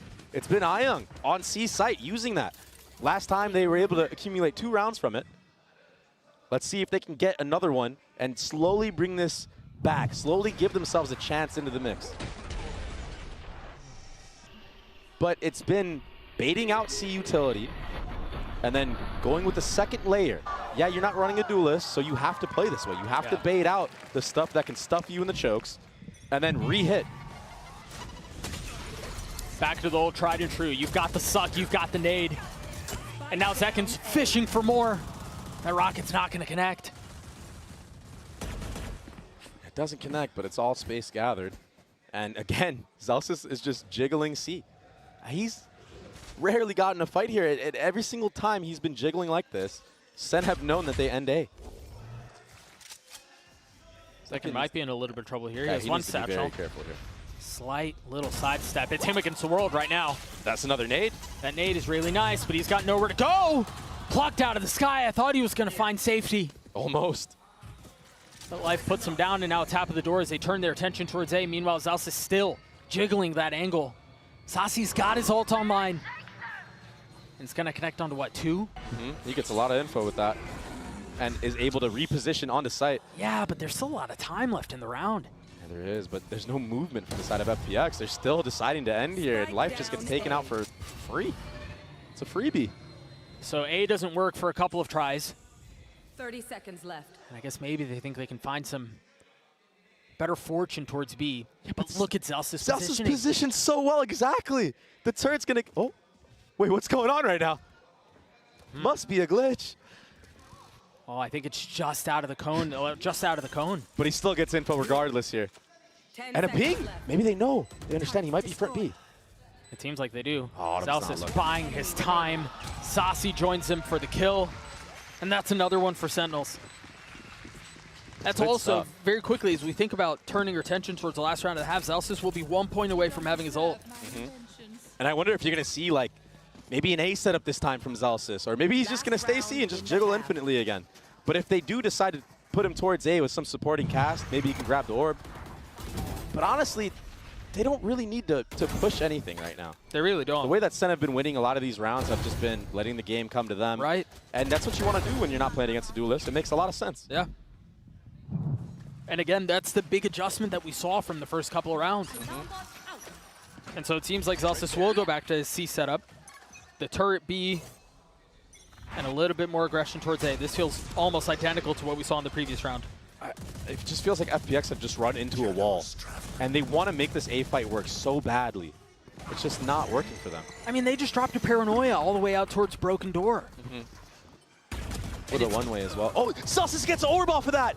He's going to have his ult. There it is.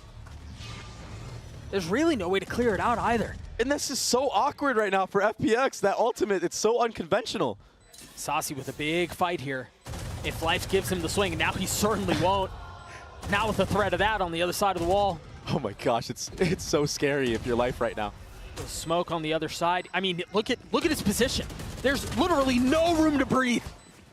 Lysor and Autumn, the only 2 that remain in a 2v4. Zekken's going to be the first to try to get onto the tap. Lysor falls. Zekken's going to stick it the whole way. No resistance. A 9-3 dominant half out for Sentinels. Yo, this Sentinels is fired up. They're back in form, Doug. I just don't really know. Yeah, this comp, whatever it is, it's all going the way of Sentinels right now.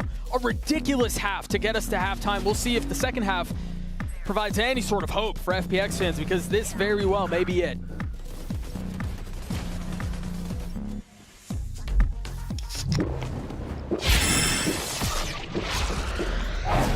Red Bull gives you wings. Getting a little bit of space, though. An early A fight. And just utility being thrown. Berlin's by himself here. One spotted. He that? may be overstaying his welcome. I mean, there's no way you stand to that. They're so decisive on this hit. As soon as the shoulder was spotted, Zekken was satcheling into his face. And he's already here, close and personal. He can't connect, though. Really nice shots out from Life. Player standing. And he's leaving Zelsis on his own. Swarm grenade out. He's got light armor. And the spike was planted through all that. He's got line Stop, stop. bro. And he's gonna, no way he's gonna flank all the way around. This Molly will buy enough time for it, but he needs to be very careful here. I just don't think it's a very interesting play. Oh, the tap, it might work in his favor. It's gonna buy a little bit of time. Now Lysor's gotten it to half. Autumn has been spotted, not able to connect the shots. He's got to spam into the smoke, and he can't connect. Wow. The pistol goes the way of FPX. Yeah. Life, honestly, he actually brought Life back into FPX in that pistol round, getting 2 in Broken Door. And he's sitting at the top. And take a look at it again. It seemed done, yeah, honestly. I really thought with the reposition from Zekken, I thought it was going to be done. I thought he was feeling it, but the wide swing from Ayung, he broke the crosshair of Zekken. Zekken couldn't connect. And Life, he stepped up big right there. So they're slowly going to crawl their way back into this. They need to win this round flawlessly. Maybe dropping your weaker weapons, that's it. Zekken's got a shorty. Ooh. And 2 satchels. Okay. Yeah, I didn't think they'd commit onto it there.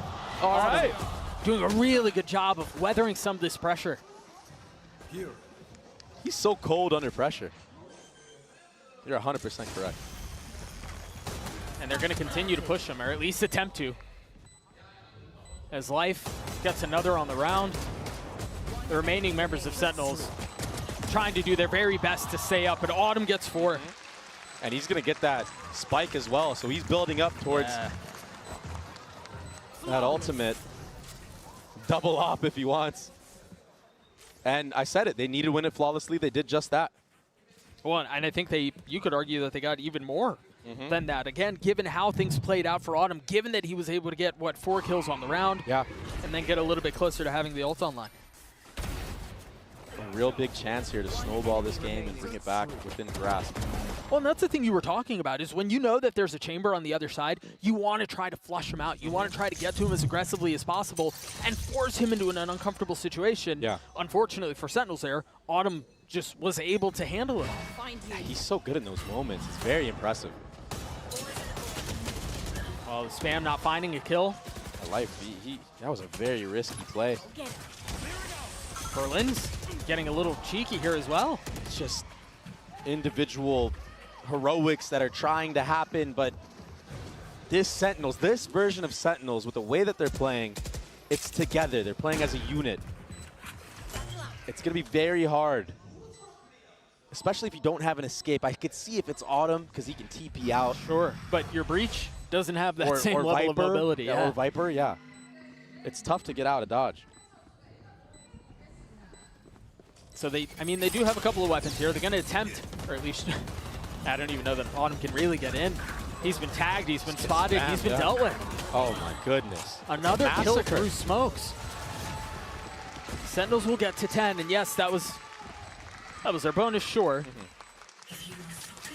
But now, this is where things begin. This is where the rounds, or the half starts, excuse me. Get a replay of that. Punish from Zekken. Yeah, Life just sticking around for way too long. And then Berlin doing a bit of the same. Yeah, I don't think he was aware of how exposed he was to that angle. Didn't expect Zekken to peek at the timing that he did. And Zekken's having a hell of a map right now. Him and Tens are just going tit for tat. Who's going to be at the top of this game? It's like they're competing with one another. But Autumn gets really far ahead of that. That's why that duo was put together. This is what was, this is what was imagined when these two got put together. Zekken popping the ult, clearing so much space towards C. Look at how far back Berlin has had to run away. It's a free spike planet as well. There is a lot of utility, though, for this retake. Saucy is sitting on that Fade ultimate, though. This could be very deadly to the side of FPX. And the Q is just going to be the Killjoy utility. Yeah, it's such an aggressive alarm bot. Look at these mollies. There's 2 mollies pre-placed. This is a crazy post plant from Sentinels. The paranoia is out. There's the first. The molly pop. The alarm bot's going to get some info. FPX haven't really gained very much space other than what they already had. Lysor's the only one who's now further up With a little bit of help, Berlin's able to get the best of Zelsis. Keep an eye on what members are still back towards Mound. You've got Second who's running amok on the site. Berlin's almost getting the defuse. Gets it to half, but now, oh my gosh! What in the world was that? Oh, but it wasn't enough. Just when it seemed like things were gonna fall the way of FPX, time expires, and Sentinels get to 11. It was all that post-plant utility off of the showstopper from Zekin. Yeah, he gathered all that space. Everyone was so scared and just not in reach from the side of FPX that it bought so much time. Saucy has that fade ultimate. Somehow Zelsis has 2 mollies on site with an alarm bot that's aggressive. There's too much stall, too much delay. Oh, that's tragic. That was not, oh. That must have been on purpose, sure. No, I don't. We just, they just did her dirty. Right, into the next we go. Sentinels 2 rounds away from staying alive in this tournament. Autumn getting the best of Zekin. That's a big, big entry. But now Sen have the info of where the chamber is. And what they don't know is what's threatening them towards C. They had 3 members up towards Mound. Utility was used, so Zelsis did hear that. That's why he's slowly re-clearing it, understanding that with the tap of the door at A and the tap of the door at C, there was a rotation off of C Mound. That's why you see this heavy lean of Sentinels going back towards C. The IGLing, the mid-rounding right now is very good. It's a flow state that John has hit. Remember, the only real gun in this situation is Autumn's ult, and he's still back towards A. I wonder if FPX decide to commit the Thrash into this round, even with the gun disadvantage. It kind of feels like you have to in a way. Hail Mary here? I mean, but like if you don't and you lose the round, yeah, then what? It's match point for Sen. For what? Right, what are you saving it for, the next year? Yeah. Sure. It seems like, given all the noise the Sentinels have shown, given the spams towards B, the smokes that went up, it gave FPX a little bit of time to adjust and to rotate over, but they may need more than that. Rough. I mean, they definitely need more than that. Shot settled for TenZ. That's 3 on the round for him. It's just the training range. Tries to duck, but Berlin finally cleans him up. Autumn and Berlin, the only 2 that remain. And Autumn is so concerned about a late flank coming in from B, and for good reason. Zelsis spamming onto the first. There's really no way in. This is such a heartbreaking way for things to close out for FPX. Yeah, Life definitely should have had that kill onto TenZ. And TenZ ended up getting 3 more because of it. Or 2 more, I should say. Just feeling an immense amount of pressure. They're crumbling in it, Doug. They're crumbling in it. At the worst possible time. And Life's had a great map, honestly. He was the only saving grace on that other half, on the other side. Yeah. But that whiff, that one hurts. That's tough. It just kind of feels like there's nothing you can do right now if you're FPX. Meanwhile, it's still all smiles for the red and black. And who's going to be the one on top? TenZ or Zekin? Potential last round of FPX's year. Coming in to the biggest tournament as the #2 seed from China. The Rolling Thunder causing so much havoc. There's no crunch coming in from the other side, but it might not matter as Ion's able to get 2. They've lost control of the spike. Sentinels have been thrown asunder, but TenZ has his ult. Able to scoop that thing up, and now it's a mad dash towards A. A mad dash towards Autumn with the op. Does the Viper Wall go back up? Does John have enough gas? There it is, now coming back. A lack of communication on FPX. They should have told Autumn that the Omen ultimate was committed to grab the spike, but he was worried the whole time that he was getting flanked. Autumn not able to find the first shot. You mentioned how good he's been under pressure, and there's all of it building up to him now, and he crumbles underneath it. TenZ committing to getting the spike down. The Thrash invested. Ion trying to find anything that he can. They've got a numbers advantage here. Can they convert this into a round win? Can they keep their year alive? Utility over the spike as FPX now pushing their way forward. Zelsis is holding line, only able to find 1 though. As TenZ on the spam, connecting onto the second with John QT over his shoulder. A 2v2. Spike ticking away, time is short. Can John do it on his own? He's gotten it down to 1. The spam, pre-connecting, and it will be the Red Bull clutch for John QT. Sen City stays alive as they take down FPX.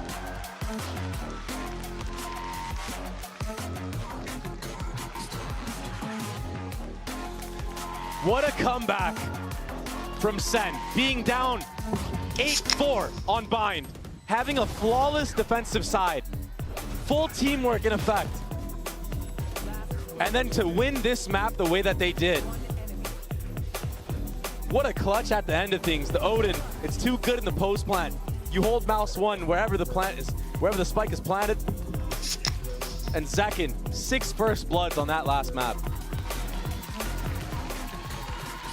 And so the final bow we will see FPX take this year. Again, a team that came into this tournament with a lot of hopes, with a lot of aspirations, a team that seemed to have figured out their struggles while still seemingly so strong on what got them to this point. But they just fall apart in front of Sen City, and there's a lot of reason to be excited. And I want to mention John QT there because, honestly, in my opinion, when Sentinels have looked their best, it's when John is fragging as well. Because you know what you're going to get from Zekin, you know what you're going to get from Tens. I mean, you know all the other pieces are going to deliver. Yeah. But when they've been at their best is when John is not just calling an immaculate game, but fragging on top of it. Yeah. And we saw hints of that today. And also when he's doing it on Viper and Cypher and these roles that we know him to play. Not the deadlock. Yeah, and it works. It works sometimes. I get it.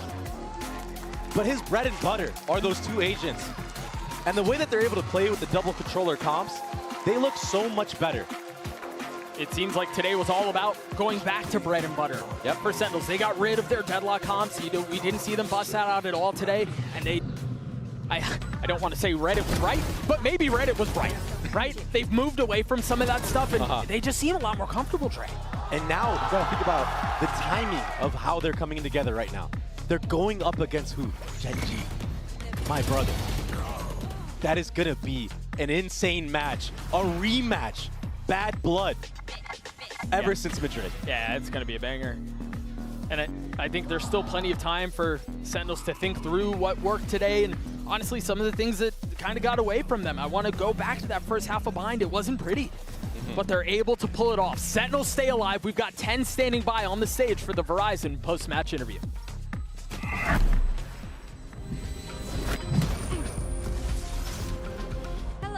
And welcome to the post-match interview where I have Tens on standby, of course, with this blobfish. 센티넬의 텐즈 선수 만나보겠습니다. 승리 축하드립니다.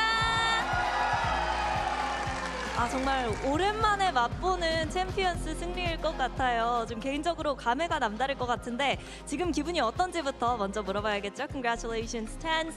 I mean, your return to Champions, right? It's been a while. You have a win under your belt. Did you miss this feeling? Honestly, it's been great. Crowd's been amazing.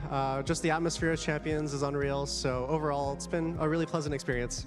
챔피언스 분위기도 너무 좋고 팬분들께서도 또 열심히 응원을 해주셔서 너무너무 좋은 경험이고 또 너무너무 좋은 시간을 보내고 있다고 얘기를 합니다. 오늘 경기 전반적으로 바인드 전반전만 힘들었던 것 같은데 좀 경기를 쭉 보면 욕탕 대신에 좀 A숏을 위주로 공격을 전개하는 모습도 보였거든요. 뭔가 FPX 위주로 준비해온 전략이었는지도 물어보도록 할게요. So I feel like the only hiccup along the way today was the first half on Bind. We see you guys prioritizing A short a lot more than the showers control. Was this prepped specifically against FPX? So looking at FPX's comp on binds, the ideology was we could just slam through short because there was not that much util to stop us. Unfortunately, they were hitting shots, breaking our util, so it wasn't going according to plan, but it was talked through beforehand. Yeah, course corrected too, right? 일단은 FPX의 조합을 보니까 A숏을 때리는 게 훨씬 더 좋을 거라고 판단했던 이유가 FPX 사이드에서는 좀 그 러쉬 같은 걸 막을 수 있는 스킬이 별로 없었기 때문에 훨씬 좋겠다라고 판단을 했는데 FPX가 굉장히 많이 좀 총을 잘 쏘는 날이었기 때문에 힘들기는 했지만 그래도 이런 식으로 좀 대처하자, 좀 A숏 위주로 공격을 풀어나가자라고 얘기를 했다고 합니다. 그러면 또 텐즈 선수 개인적으로는 이번 대회에서 트루 스트레치를 쓰는 몇 안 되는 선수 중 한 명이거든요. 이게 보면은 적이 더 커서 맞추기는 쉽다는 장점은 있지만 그래도 적의 이속도 빨라 보인다는 단점이 있는데 좀 팬들에게 추천하는지 개인적으로 어떻게 느끼고 있는지 물어보도록 할게요. Now, you are one of the few players in Champs that use true stretch, right? It makes the enemies appear bigger but also faster as well. Would you recommend? I think it's personal preference. Really depends on the player. I mean, I wear glasses, I'm a little bit blind, so it helps me out. 선수에 따라 다르겠지만 개인적으로 뭐 안경을 쓰면서 시력이 좋지 않기 때문에 이렇게 트루 스트레치를 하면 좀 더 잘 보이고 개인적으로는 도움이 되는 것 같다고 얘기를 하는데요. 마지막으로 이제 다시 젠지를 만나게 됐습니다. 젠지 선수들이 첫 번째 경기 이후에 센티널스가 좀 적응의 시간이 필요한 것 같고 적응이 끝나면 훨씬 더 좋은 모습을 보여줄 것 같다고 얘기를 했는데 또 텐즈 선수도 동의하는지 그리고 젠지와의 리매치 이번에는 어떤 경기 예상하는지도 물어보도록 하겠습니다. So it's gonna be a rematch against Genji once more, and the Genji players after last match actually said Sentinels just need more time to adapt and adjust to the new environment.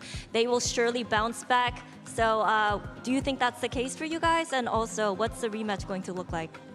I mean, it's been a while since we won a series, so hopefully we show a better form than what we showed against Genji the first time. I mean, if history repeats itself, then... 승리한 지 얼마 되지 않았는데 확실히 더 젠지를 다음번에 만나면 좋은 폼을 보여줄 것 같고 또 역사는 다시 한번 좀 반복되지 않을까라는 생각을 한다고 얘기를 했습니다. 여기까지 텐즈 선수 만나봤습니다. Thank you. Thank you, Tenz. And also Blobfish for the post-match interview. And goodbye, everyone.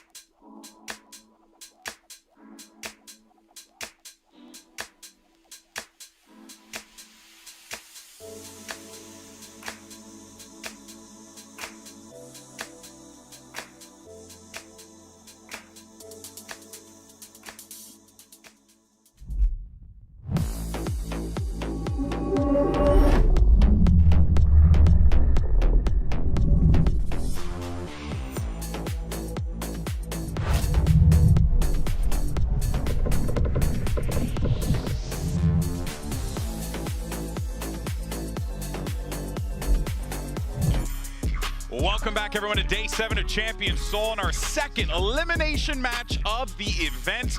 It's going to be Kruvisa taking on Billy Gaming. I'm Golden Boy here alongside, yet again, with Mimi and Brandon.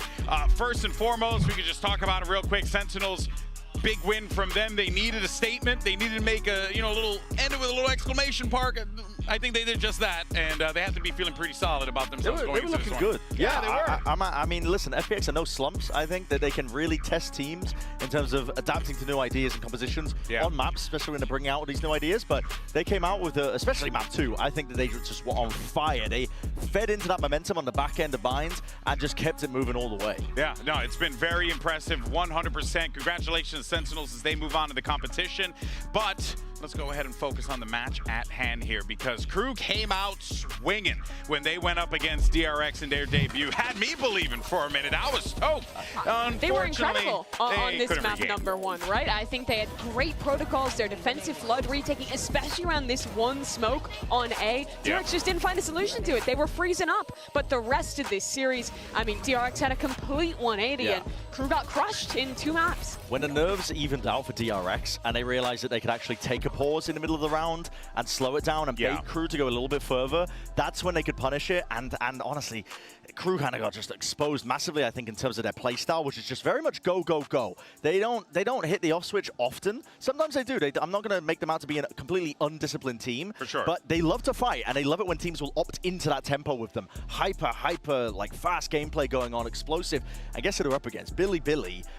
They're not going to be shying away from that. They kind of like that, too. too. They love that playstyle. Yes, they do. It's going to be sloppy, man. And I think that this is a matchup now with KRU on the stage against an opponent that will be opted into it. We're going to see some exciting gameplay for one, but we're also going to see KRU, I think, more favored. I think the biggest question for KRU is, do we get to see the team who map number 1 had really clean fundamentals, who wasn't really falling into that slop, who was playing their classic contacty style, but I think executing on it really well, or the team that kind of fell apart in the last 2 maps. Remember the last time we saw them at a Champions after making a crazy run? They went out swiftly in 2. There's a big pressure, I think, for them to get a win at Champs, especially in a match like this, where I think most people are favoring them. Yeah, for sure. Well, let's go ahead, though, and check in with Yinsu, standing by with Melzer to get his thoughts about today's matchup. I've got Melzer and Dryad here with me to do some translations as well. Now, you show some great individual prowess in your game against DRX, and also you had such a great advantage too after that map 1. Why do you think that you guys weren't able to fully capitalize on that advantage, and how do you make sure if you are 1 map up again today, you close it out 2-0 this time? Dice que se vieron muy bien individualmente y como grupo en contra de TRX, pero después de verse también en ese mapa de Haven no lo podían cerrar. ¿Y cómo se van a, por qué pasó eso y cómo se van a asegurar que hoy, si avanzan con el primer mapa, lo puedan cerrar esta vez? Creo que el día de hoy venimos con un map pool más trabajado. Creo que elegir entre Abyss y Vine fue un poco riesgoso por nuestra parte porque no tenemos tan profundizados los movimientos, pero con este tiempo que tuvimos de trabajo, creo que ahora podemos dar cara a cualquier equipo de la manera que lo hicimos en Haven. Entonces estoy confiante de mi equipo y confiante de que podemos ser superiores en macro y en micro. I think with the way that we went about that series, it was more of we were not prepared with the map pool, so it was a risk to go into Bind and Abyss for that series. But now in the time that we had for preparation, we were able to play everything better, so we feel better about the maps, and we're able to phase any team like we did on Haven this time. Well, thank you very much, Dan, for the translations, and best of luck today, Melzer.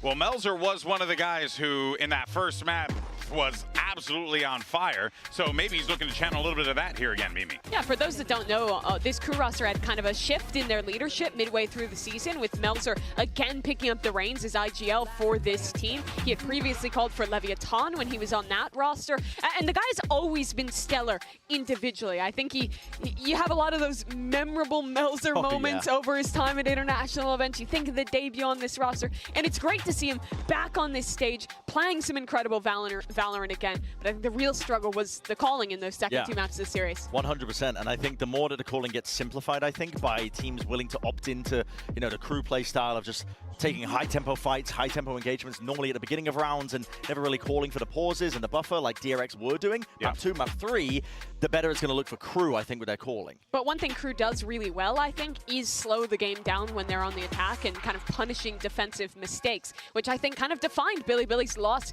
to Fnatic. I think stylistically, this is a solid match for them, as long as they can dodge the mud and not get pulled into the chaos. Well, you know who might bring him into the mud there, Mimi? It's YZ, along with Kesnet as well. I mean, these two guys are going to be, you know, just clashing against one another. You know, we always talk about Kesnet in America as such a fantastic player. We always give him his flowers, but it is going to be fun to see him go square. One of the silliest things. Do stuff like that versus YZ, or YZ doing stuff like that against KRU. I mean, Brent, that is going to be fun to watch. I love YZ so much. His playstyle is just the epitome of what I think of when I am absolutely getting smurfed on in ranked by individuals. I pictured it as YZ on the other end, and they're just making me rethink every life choice. And he's going to be up against Kesnet, who is, you know, putting up some similar numbers in some capacity. sometimes, but Keznit really isn't this superstar player that takes over games as much anymore, because I think KRU as a whole, they tend to be a lot more team play oriented. Yeah, I think since Shy and Melzer have kind of come into the team, they found that balance. Yeah, absolutely. So they don't really need Keznit to be that star player to shut him down, but I think it's going to be a factor for sure. If YZ is just going to be taking over the game and doing crazy stuff, which you know is going to be pulling out instances of that, you need heavy hitters like Keznit who are able to just shut it down cleanly with no real mistakes. Yeah, I think another thing that's cool is both these guys are known for their Raze and their Jet in the past, which has been really good. The opping on the Jet and the movement on the Raze. But they've both picked up some of the Neon in stage 2 of their respective regions, and I think it's looked pretty solid, especially for KRU. We saw that Haven against DRX where they looked great. A lot of nice setups around Keznit's Neon. So it's cool to watch both these guys branch out, even if they've had kind of a parallel story in the past. Yeah, for sure. Well, let's go ahead and hear from YZ about Billy's loss to Fnatic in today's matchup and today's matchup, apologies for that, in our Omen player moment. 我说实话 ，Fnatic 还是就是一如既往的强大嘛，就他们作为一个很老牌的国际强队，今天的第二张图就跟我们上一次打的第一张图那种感觉是一样的，就感觉有点哪都打不通的感觉，然后有点被堵在里面了。因为如果我们是1比20或者是两张图都非常接近的比分数的话，那我觉得我们可能可以说得上是打得还可以吧。但是今天我们被这样大比分碾压，我觉得根本就没有什么自豪的这种说法吧。 Finds one, eats quite a bit of damage. Continues to push up. Spots him again. Finds a headshot on the Dark swipe. Slides back through. Overdrive's gonna be popped. You can tell how badly he wants it. And YZ has gotten it. 今天也有在赛前看他们比赛吧，然后他们也是一个很强劲的对手。就今天我觉得我们虽然输给 Fnatic 输得很惨，但是我们会从中就是获取很多经验吧，然后把这些经验用来在对抗 KRU 上面，就谢谢大家一直以来对 BLG 的支持吧。然后，我们也会在这次比赛中汲取经验，然后争取下场比赛拿下。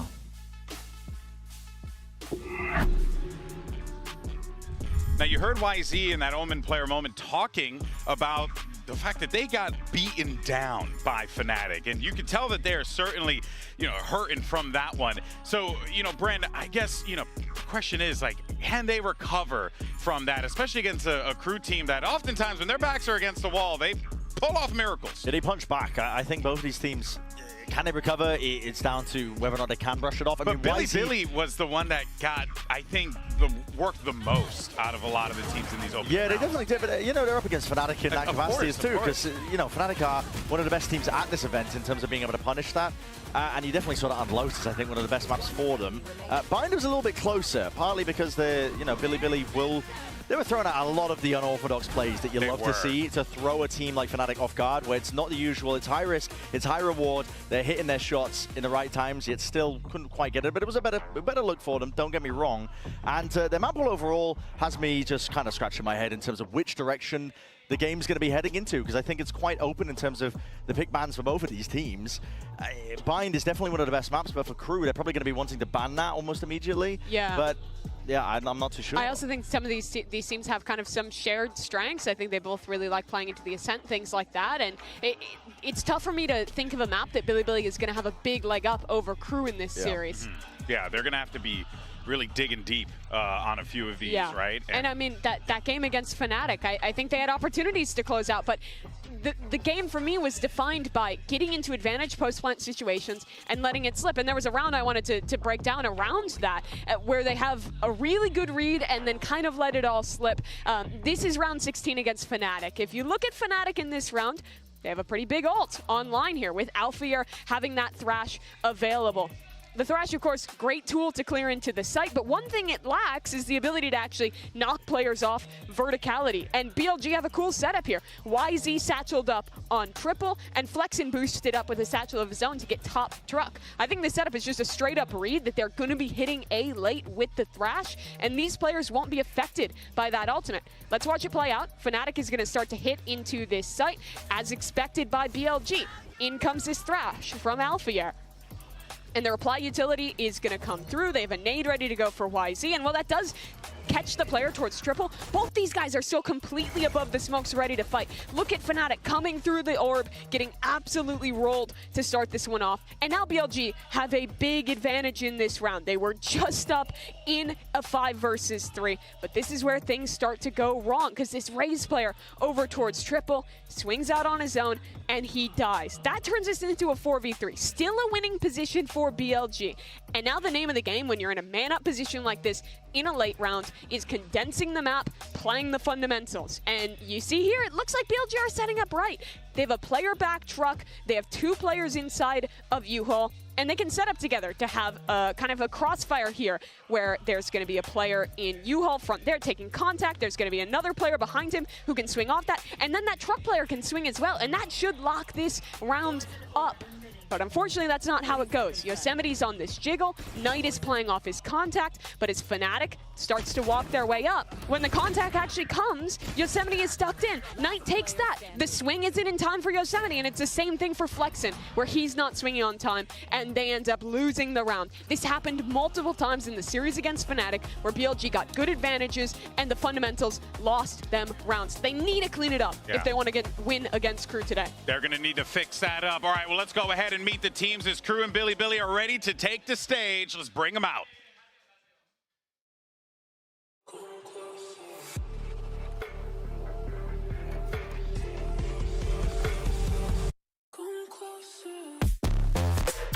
KRU.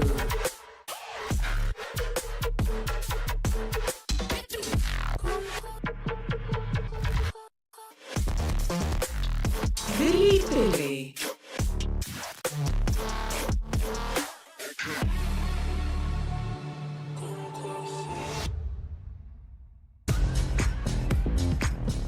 We have to expect this to be a scrappy slugfest between 2 teams with their backs against the wall. But if there's one thing for certain, these teams are going to give everything that they have, because this, Mimi, is an elimination game. Put up or shut up right now. Both these teams have history making miracles happen at Champions. KRU in the very first one made it to top 3 against all expectations. And just last year, everyone remembers the upsets from Billy to make their way into playoffs. But one of those miracle runs has to come to an end right here, right now.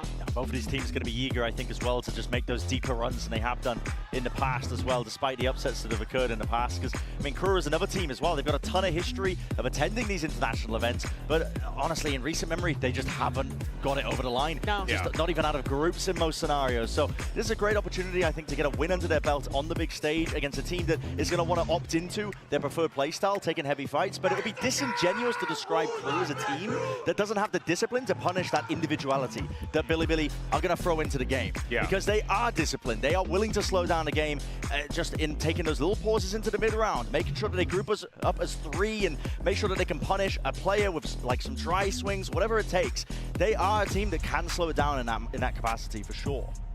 All right, well, here comes the agents, and nothing really all that crazy here. But yeah, I was going to ask a little bit about the maps and how we thought that this is going to play out. But I think, Bren, you pretty much illustrated perfectly there, right? Both of these teams, they're gonna give it their all. They're gonna push each other as much as they can. And Billy have put a Viper into their comp over the Cypher, I think they used to run as well, which I kind of like. Just it gives you way more global map pressure on your attack side lurks compared to the Cypher, where you kind of just know it's obvious where the Cypher is when he's lurking. I think the biggest issue, though, is that KRU is a team who loves running these attack side lurks. Kesnet, a lot of times, is going to get kind of entrenched in positions, and Shy also loves going for walk-ups on A, walk-ups on B late in these rounds that I think could punish that lack of Sentinel utility once we switch sides.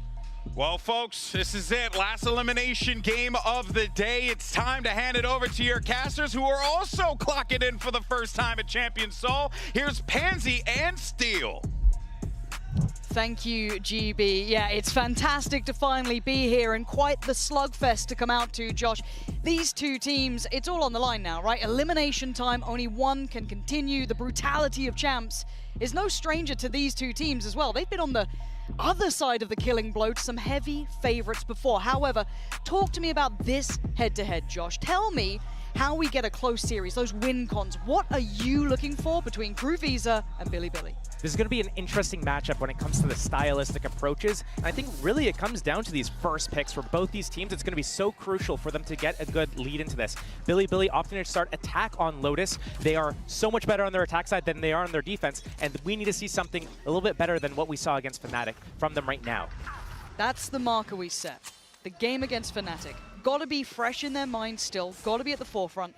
But Bilibili starting things off, quite simplistic in approach, a 1-3-1.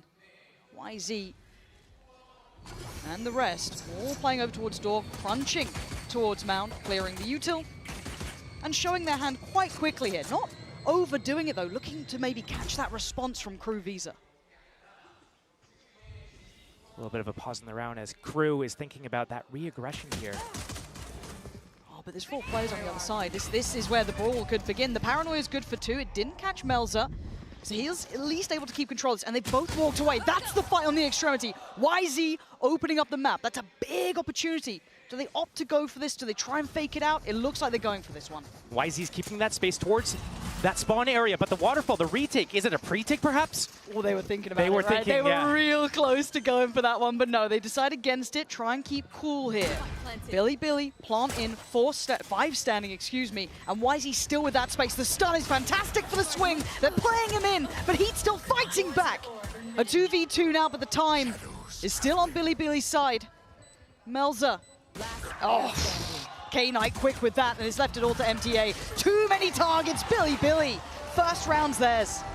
That was so well executed from Bilibili as well, getting YZ slinked into that C site area, putting a lot of that pressure on B, getting stalled out, realizing, hey, the rotation's in from Crew. They're stacking this B site. We can't go in. There's a lot of utility traded. Both sides, yes. They couldn't make it through, but YZ finds that opening at C, calls the rest of his team back, rotating door. That's a great start for them. That's everything they need to be able to kind of run away with this half. We need to see them getting a lot of rounds on their attack side. They have that breach fade comp with that Neon.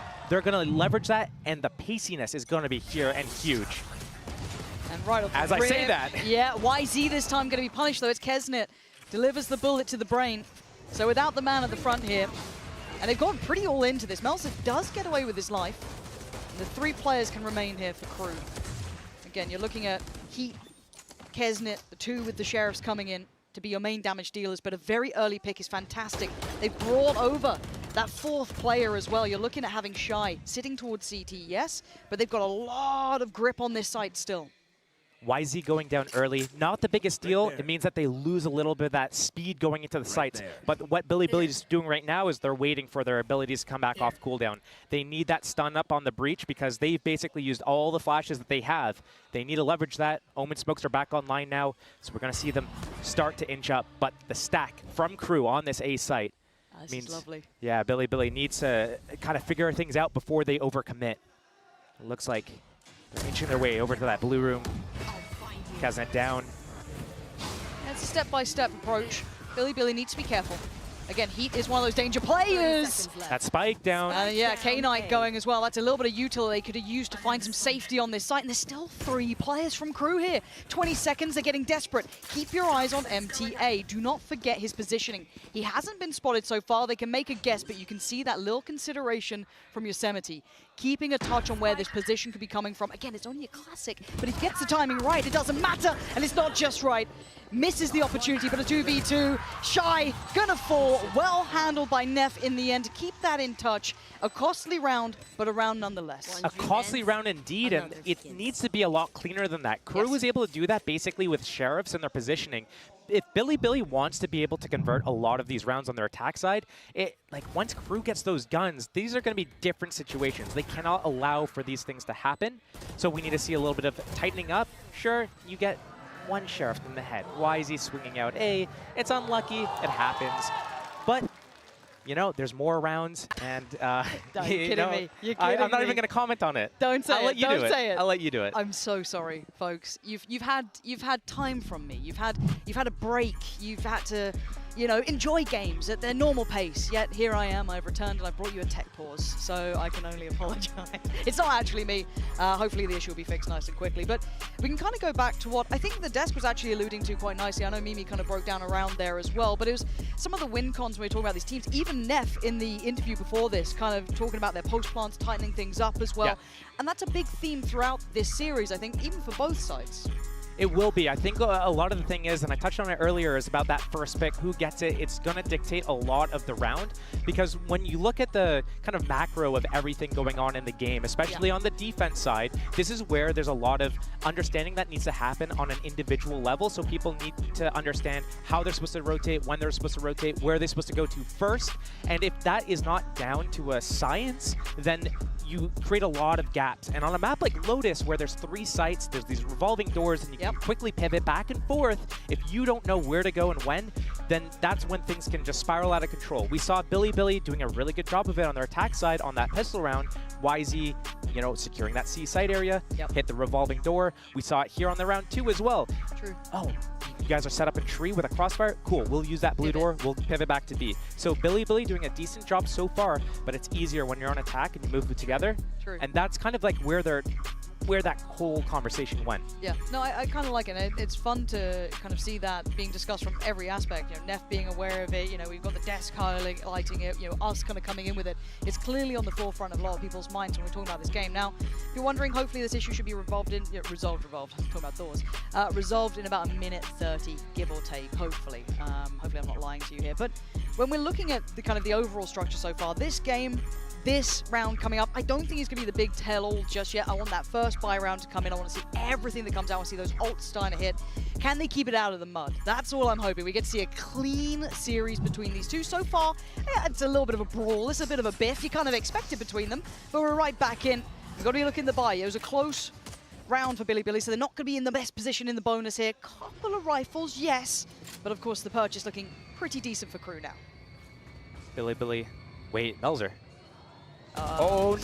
Yosemite's going to be kicking himself for that. The paranoia doesn't find him. Counter paranoia as well. And the TV up. It's audacious from Melzer. Does he get the reward? Oh! A Bucky takes him down and puts him in his place. And now a 4-4 situation. Now, all of this time, though, Billy were eyeing up over towards C, right? Playing towards Mound, a touch on the door. But they've doubled back. They've come back towards Rubble. That Viper wall stretching across from B to A, but the orb on C. And Billy knows this. They want to recover this Vandal. They know, hey, we lost 3 players. We had to basically just come into this round with a Sheriff, a Bucky. We have to make anything work because this is our bonus round. Now Billy recovering that weapon. They have so much space. They have A lobby, they have C lobby, they have front of B. They can choose wherever they want to go. 4-on-4, they can get a 4-on-1 easy at C site. And that's looking like that's where they want to go. I kind of like that they put so many question marks around the map, as you were talking about. Rubble, B entrance. Now, with the door back towards C, it's going to pull over at bare minimum Shy. We still have MDA here, so it's going to make it a little bit trickier. Straight on him, YZ couldn't isolate the fight clean enough. Shy's found him, and they've held at least for now. As they expect the rest of the team to come through. 13 seconds, they got to go at this point. 10 now. KRU should be able to farm this up. Yeah, light work from them. K-Knight, the only one to really do some serious damage. KRU keep control. 3 alive. Yeah, couple of rifles lost here and there, but they make it through with the first for themselves. Considering that was a 4-on-4 very early into that round, and that weapon was picked up, Billy didn't really make a lot of damage to KRU there. Only 1 more kill before the end of the round, and that isn't really good enough. Yes, it's a bonus round. They're probably fine losing it, but this is so disjointed, and they need to tighten that up. YZ cannot be so far ahead of his teammates with the rest of them straggling behind. They need to get that trade kill, and if that trade kill comes in, completely different story. And again, it's such a night-and-day performance. When YZ, we get to see him on that raise. It's just, it's art in motion, poetry in motion. But let's see if they can maybe get that synergy right here. Already, once again, high priority towards Rubble. This time, everyone's here, though. No one else holding over towards Mound. No luck towards that B main, anything. This is all in. It's 4 players as well for KRU holding this down. This is going to be a big fight here. All of them posturing so much util. First pick is Melzer. Takes away Flexin. And Melzer doesn't have to instantly retreat. He's still holding by tree. Billy not getting those entries they would have wanted here. And that's the smokes down to Flexin down. And that limits what Billy can do. They can't go into B, they get crossfire. They can't even really go into C, they get crossfire. The end of the round probably has to be A, unless they try to link up through that blue door and do a split on B, control multiple angles of attack here. But KRU, in great position, still leaning towards A with their defense. They know Billy's limited. They know that, you know, if it's C, easy retake. And it feels like they're reading it like you are, that it's going to be that potential pivot towards B if they go for the split here. They've already adjusted their players, putting a lot of faith in Melzer sitting incredibly safe. He is backside, kind of refreshed the one way a little then, still going to make it hard work to clear through tree. But they're running this very late, Billy. So they're walking into the unknown. Fortunately for them, it's clear. So we're looking at a retake from KRU. Doubt it's a pre-take. The spike is down. So post-plant util is light. We do have YZ with his ult. And that's really about it. There's not much more. Maybe it'll cycle back up soon, but beyond that, KRU, let's see if they can keep this clean. Heat's got a little bit of util to work with. 2 on the site, 1 towards door, and 1 towards rubble for Billy. K-Knight the first to shoulder the attention, gonna be noted. A quick call back of support. The Prowler sent in and the first to fall. It's clean from KRU. 3 back-to-back, leaving just Yosemite in a 1v5. He can't even challenge the defuse. He might as well back from this one. There's nothing more to be done. KRU keeping it clean. 2 rounds now for themselves, and they'll be happy with that. That was a hard all-in from Billy pretty much. Yosemite knows what's best for him. Decided to save in the end there, and Billy really not finding that opening. That's a couple of rounds now. We're only 4 rounds in, on round 5 going into it, and so far, a lot of utility trades out, a lot of weird fights. We saw it on pistol round over at B, we saw it here at A lobby, and then on that reclear with that Viper wall going down, just abilities going back and forth. Billy hasn't been able to find a clean opening, and you would think that they should be able to with that Fade Breach combo, with that Neon, with that speed, but they're not finding anything. Another fast opening here. Oh, but it's gone further. This time, YZ just going to throw himself into the mix. But look at the space. Look at the gap between him and the next player. They've got to try and help him out here. Get that pressure building. YZ takes away heat and goes hunting for more. The man is bloodthirsty, and he's getting his reward. Beautiful damage done. It's 2 players remaining. Flexing good position. Punishing one, but the trade. But YZ. That's the impact you need.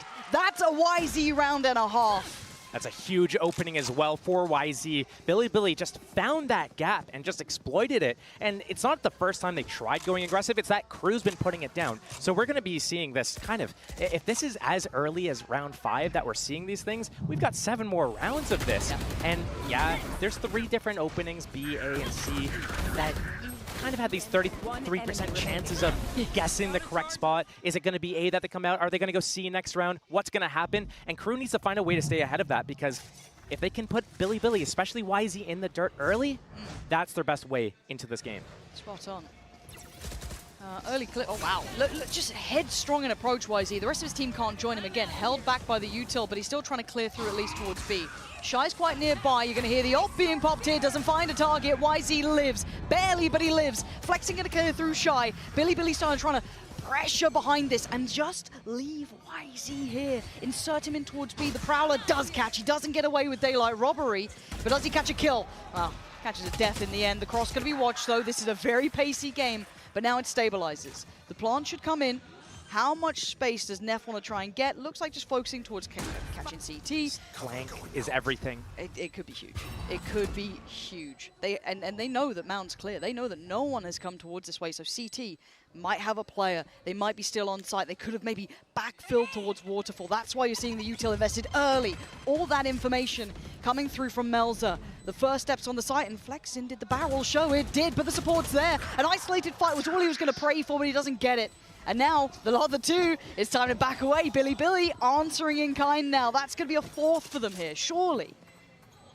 It looks like KRU is looking to save here. They realize, oh, Kaznet goes down as well. They realize once that Omen goes down, once Melzer's out of the equation, that Omen versus Omen fight was the round. If Melzer wins it, KRU takes the round. If Flexin wins it, Billy takes the round. And really, I like the timing of it, though. The paint shells coming in from spawn to force them out, everything was working well. What I didn't like from KRU was that they used that showstopper on Kaznet early, before anything really happened at B. Lots of players on the site, but they didn't plant yet. I don't even think they even tapped the spike. And they had the lockdown for Shy. They had it that round. They could have used it in the retake, but he's the one, the first to fall from KRU, and then the entire rest of the round falls apart. and speaking of falling apart, the money's looking rough around the edges here for Crew. Still a couple of rifles, so Heat and Kesnet, the ones to watch. YZ, yeah, he's going to find Melza. Shy tries to do some damage, but it's well controlled. The big threats now coming through, though. Heat and Kesnet make it towards the door, get eyes towards Mound, and do some serious damage. Yosemite and Flexin looking for a corner of safety, trying to find a little bit of something. Get the plant in, get the time on their side. These rifles aren't really recoverable for the, I guess, MTA to be able to pick up one, but still, it's fine. They have two. They've got the Nightfall. That's going to set things in motion. Flexin playing forward in this. I mean, these guys were the smoke criminals themselves. The Prowl is going to reveal Flexin's position, but he's not really backing down from this. Finally takes the TP away. Prowl's got a long old way to go. And the first spot could become probably from Yosemite here. Cleared by Kesnet. Flexin can't do it all. Crew, with just those two rifles, doing everything they needed. A proactive crunch through door, the pressure behind those early players, it works out well. I do get a little bit worried about Billy's playbook, the depth of it. They rely so heavily on these fast openings, but this chaos coming in from multiple different angles, they haven't dealt with it so cleanly yet. I do want to see them doing something where they split off the map. We saw it on their bonus round when they have the Omen and the Viper walking out A lobby as that C pressure around Mound comes into place. I want to see them do that a little bit more, develop the map, and just bait out, find out where Crew's playing, bait out those counter utilities, because right now, Billy is just running into a brick wall in some of these rounds, and Crew is doing a decent job. Yeah, 3-4. Close series so far, a couple of those ults cycling up. Shy still has his, you noticed it earlier. MTA, other side, Rolling Thunder, and a TP for Flexin. One off for Yosemite. And Billy looking to maybe try and clear this. You can see already the Killjoy utility pulled back closer towards main. So YZ, yeah, gonna get a spot on it. And Shy shoulders. But they're not gonna springboard off this just yet. A little bit more patient on approach. That's the first committed attempt, but they still might pivot over towards C. And that's the attacker smoke down at the entrance of C there, just to get them out of that revolving door without getting sandwiched. Rolling Thunder still up for K-Knight. And should be his stun off cooldown as well. Melza being ahead of this keeps so much information as well, keeps so much safety towards A. They can kind of almost stack a little heavier towards B, towards C without too much worry, but with the time starting to tick, they're starting to consider, well, we've seen no more pressure towards C. That's already being cleared by MTA. This has got to be this B piece coming in, already the util being sent. This lockdown, though, they need to use the Rolling Thunder to extend through, take some space. They're trying to fight towards door, but YZ going to be hindered here. This is a very difficult round for Billy to the wire sort of situation. Heat good for one, but the trade comes in. Blue door is gathered, but they're pivoting. But look at Melza's position. This could be huge. He only gets one. Billy with a new lease of life. They've got to pelt it over towards A, get the plant in. And you're right, Viper's Pit on top. That could be the icing on top of the cake here. But Shy and MTA taking the first couple of steps, 3 players towards Tree, gonna spot the first. Shy, quick with it towards Neff. And feel no pressure elsewhere. Do they start reading this now? MTA looking to maybe secure towards door, but look at this rewalk, look at this re-clear from Billy. Pushing out towards site, the reposition is dirty for this, so hard for Crew to clear through. And the time's starting to run here. And I think Crew knows it. That little readjust, that pivot back towards site, so perfect from Yosemite and K-Knight. They've got to be happy with this one. And I think Crew knows it. Time to back away from this. Billy, lovely work at the end there. Brilliant mid-rounding. I love their pivots right now. It's showing that they're aware of what's happening and how to get out of these dangerous situations. If they commit, they die. They pivot out of these situations. Yosemite was already postured towards that A lobby. They kind of had that planned. They knew exactly what was going to happen. They knew that lockdown was going to come. They knew that they need to rely on that flank from Yosemite. And everything played out really well in Billy's favor there. And I love that re-flank. Once it hits that 2-1-2, we saw Shy walking into that Viper's Pit immediately, taking that timing as it's still developing, as it's still spreading, finds that first player, 2-1-2. But I think what their mistake was is that when they enter Tree on that flank on that Viper's Pit, they both show that they're there. One spamming, another's reloading, they're making way too much noise, and then it's a good reaction from Billy. Okay, they're here, let's wrap. We don't even have to keep the pit up. Let's walk around the site. And enough time's ticked, we know exactly where you are, we have stun, aftershock, we're chilling. And I like to see that sort of decision-making in pressure situations. We've seen these two teams you know, sometimes not, I don't want to say falter in a weird way, but it hasn't been their strongest suit, is keeping that composure when it gets really, really tense. So seeing them both being able to do that here a little bit, obviously credit in the last round towards Bilibili, is fantastic. Timeout called for Bilibili though. Time to discuss, maybe get everything right. These have been very close rounds. I wouldn't say this has been a clear-cut affair for either side yet. No one's really carved out that security. Yeah, it's 5-3, but still, it is anyone's game. A bit of a toss-up here between the two. So what are you kind of seeing so far between these guys? Is this kind of playing to your expectations? I feel like it's at least leaning towards what we started with. I think a little bit towards our expectations. We knew that this was going to be something where it's not going to be a very clean game. It's going to be sloppy. It's going to be back and forth. Yep. It's going to just really come down to how is that first pick goes, how do the trades develop after that, and really, this is one big swing round away from Bilibili having an insane attack half or KRU coming back and making this a little bit of an even scoreline. First time we're seeing a slow opening, yeah. Yeah, this maybe feeling something's up here, because look how deep Bilibili is sitting already, and it's a right read. KRU are trying to be a bit more proactive. That was Bilibili's pause as well. MTA's got to be dead here, surely. Surely he's dead here. Yeah, put out of his misery in the end, caught kind of in no man's land to an extent.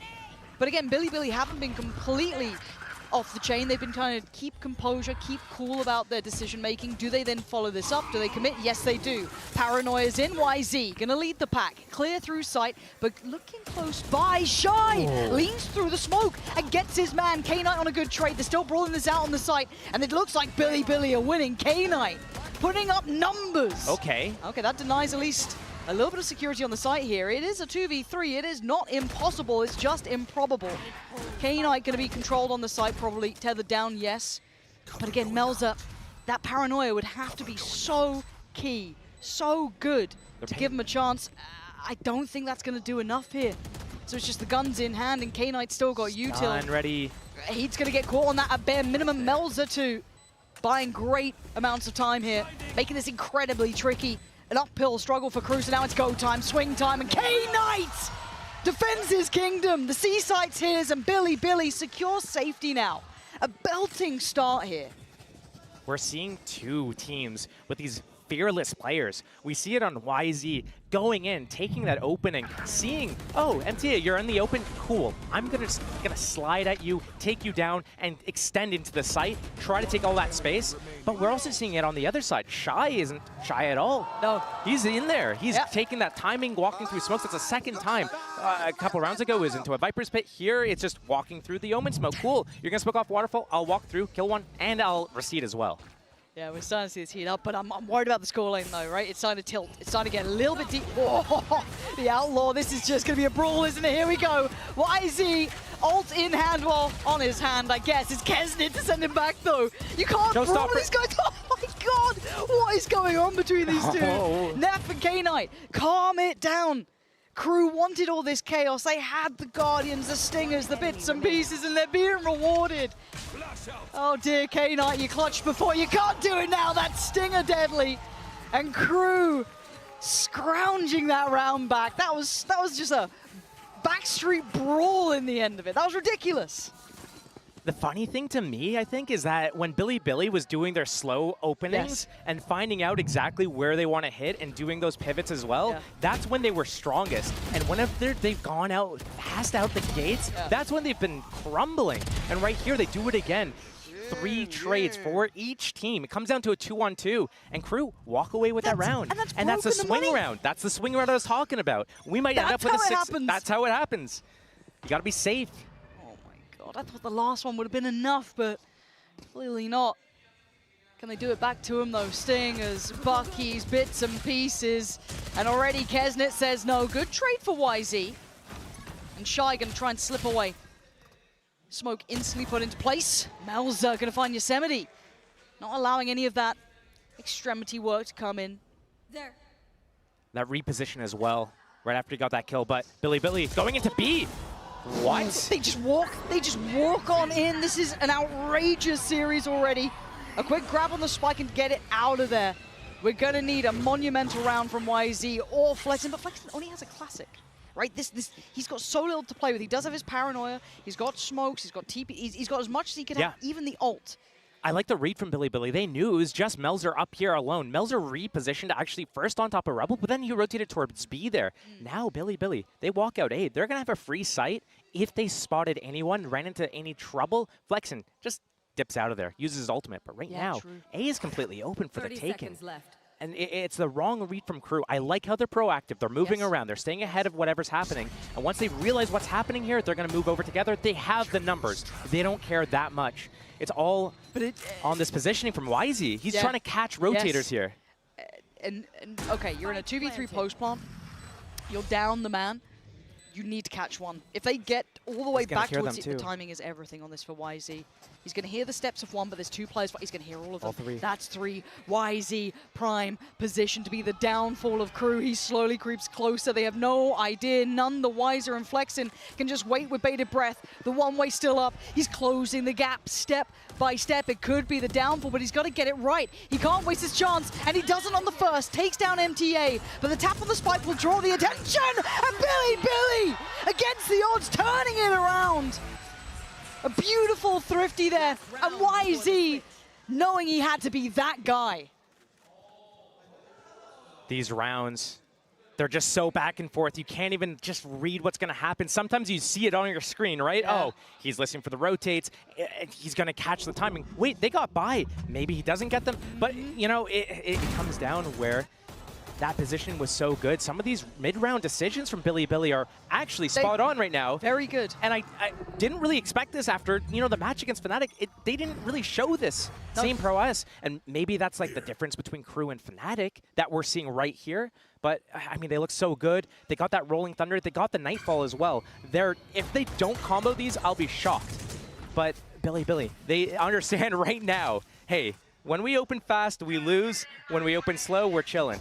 And I think this Viper's Pit, oh man, MTA, he thinks it's good. They're creeping, man. The Prowlers, the Nightfall, and the Rolling Thunder, and the Neon on top of it, oh man. That full sense of security could be the death of him here. MTA, you're talking about going up against the odds. This ain't a pretty one. And here we go. He'll be tagged by that. Prowler in. Oh, man. This guy is being put through the blender. He's got to keep his life and hold on. Oh, Flexen's the one to do it. Here's the Neon, but it's Shy again. He's been getting some real value here over towards Waterfall. Another attempt at this, but they're going to get the plant now. We're looking at the post plant. They don't have the odds, and Melzer catches Yosemite. Now numbers advantage towards KRU. A 4v3, Flexen, K-Knight, Neff still holding here. Sticking towards site, sticking towards CT. No falling back this time. Speaking of time, it's going to start ticking now. KRU need to get a move on, get a wiggle on. Prowler dealt with, turn on the flash, but it's Kesnet. Takes down K-Knight, and Flexen needs to try and create some sort of pressure here as well. Already got the horn back up, but Neff is going to be swarmed here. 3 players, that's 1. Oh, he's got 2 as well! He's trying to find the best chance he could, but Melzer keeps cool, keeps the composure, should have time on the defuse. Might look close. He's got it. 0.58. That's the amount of time Bilibili needed to stall a little bit longer there. But a 5-7 half after KRU. Oh, man. It wasn't looking good for them for a little bit. No, it wasn't, but we're back on 5-7. This series is heating up.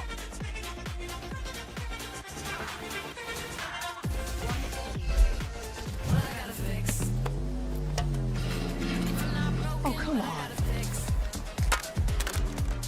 Trade in any phone in any condition guaranteed and get $800 off the new Galaxy Z Fold 6. Only on Verizon. Red Bull gives you wings. See the jaw drop, face smile like a bass head, Libra scale, balance both sides, and she do it well, so well, yeah. Raymond, ducking from the thunder when okay then, all these feelings bottled inside like a house dog, bounty on the elbow, she'll get out the house, move, playing off the foul ball, you can stick around, girl, bring fire from the world, I'm trying, I'm lost, only murmurs, find time, yeah, find time.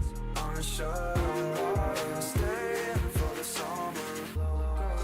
Bring fire from her world, I'm trying. I'm lost, only murmur.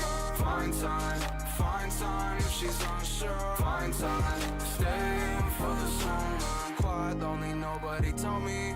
Drifting aside, yeah, running away. Soon as you got those new nights.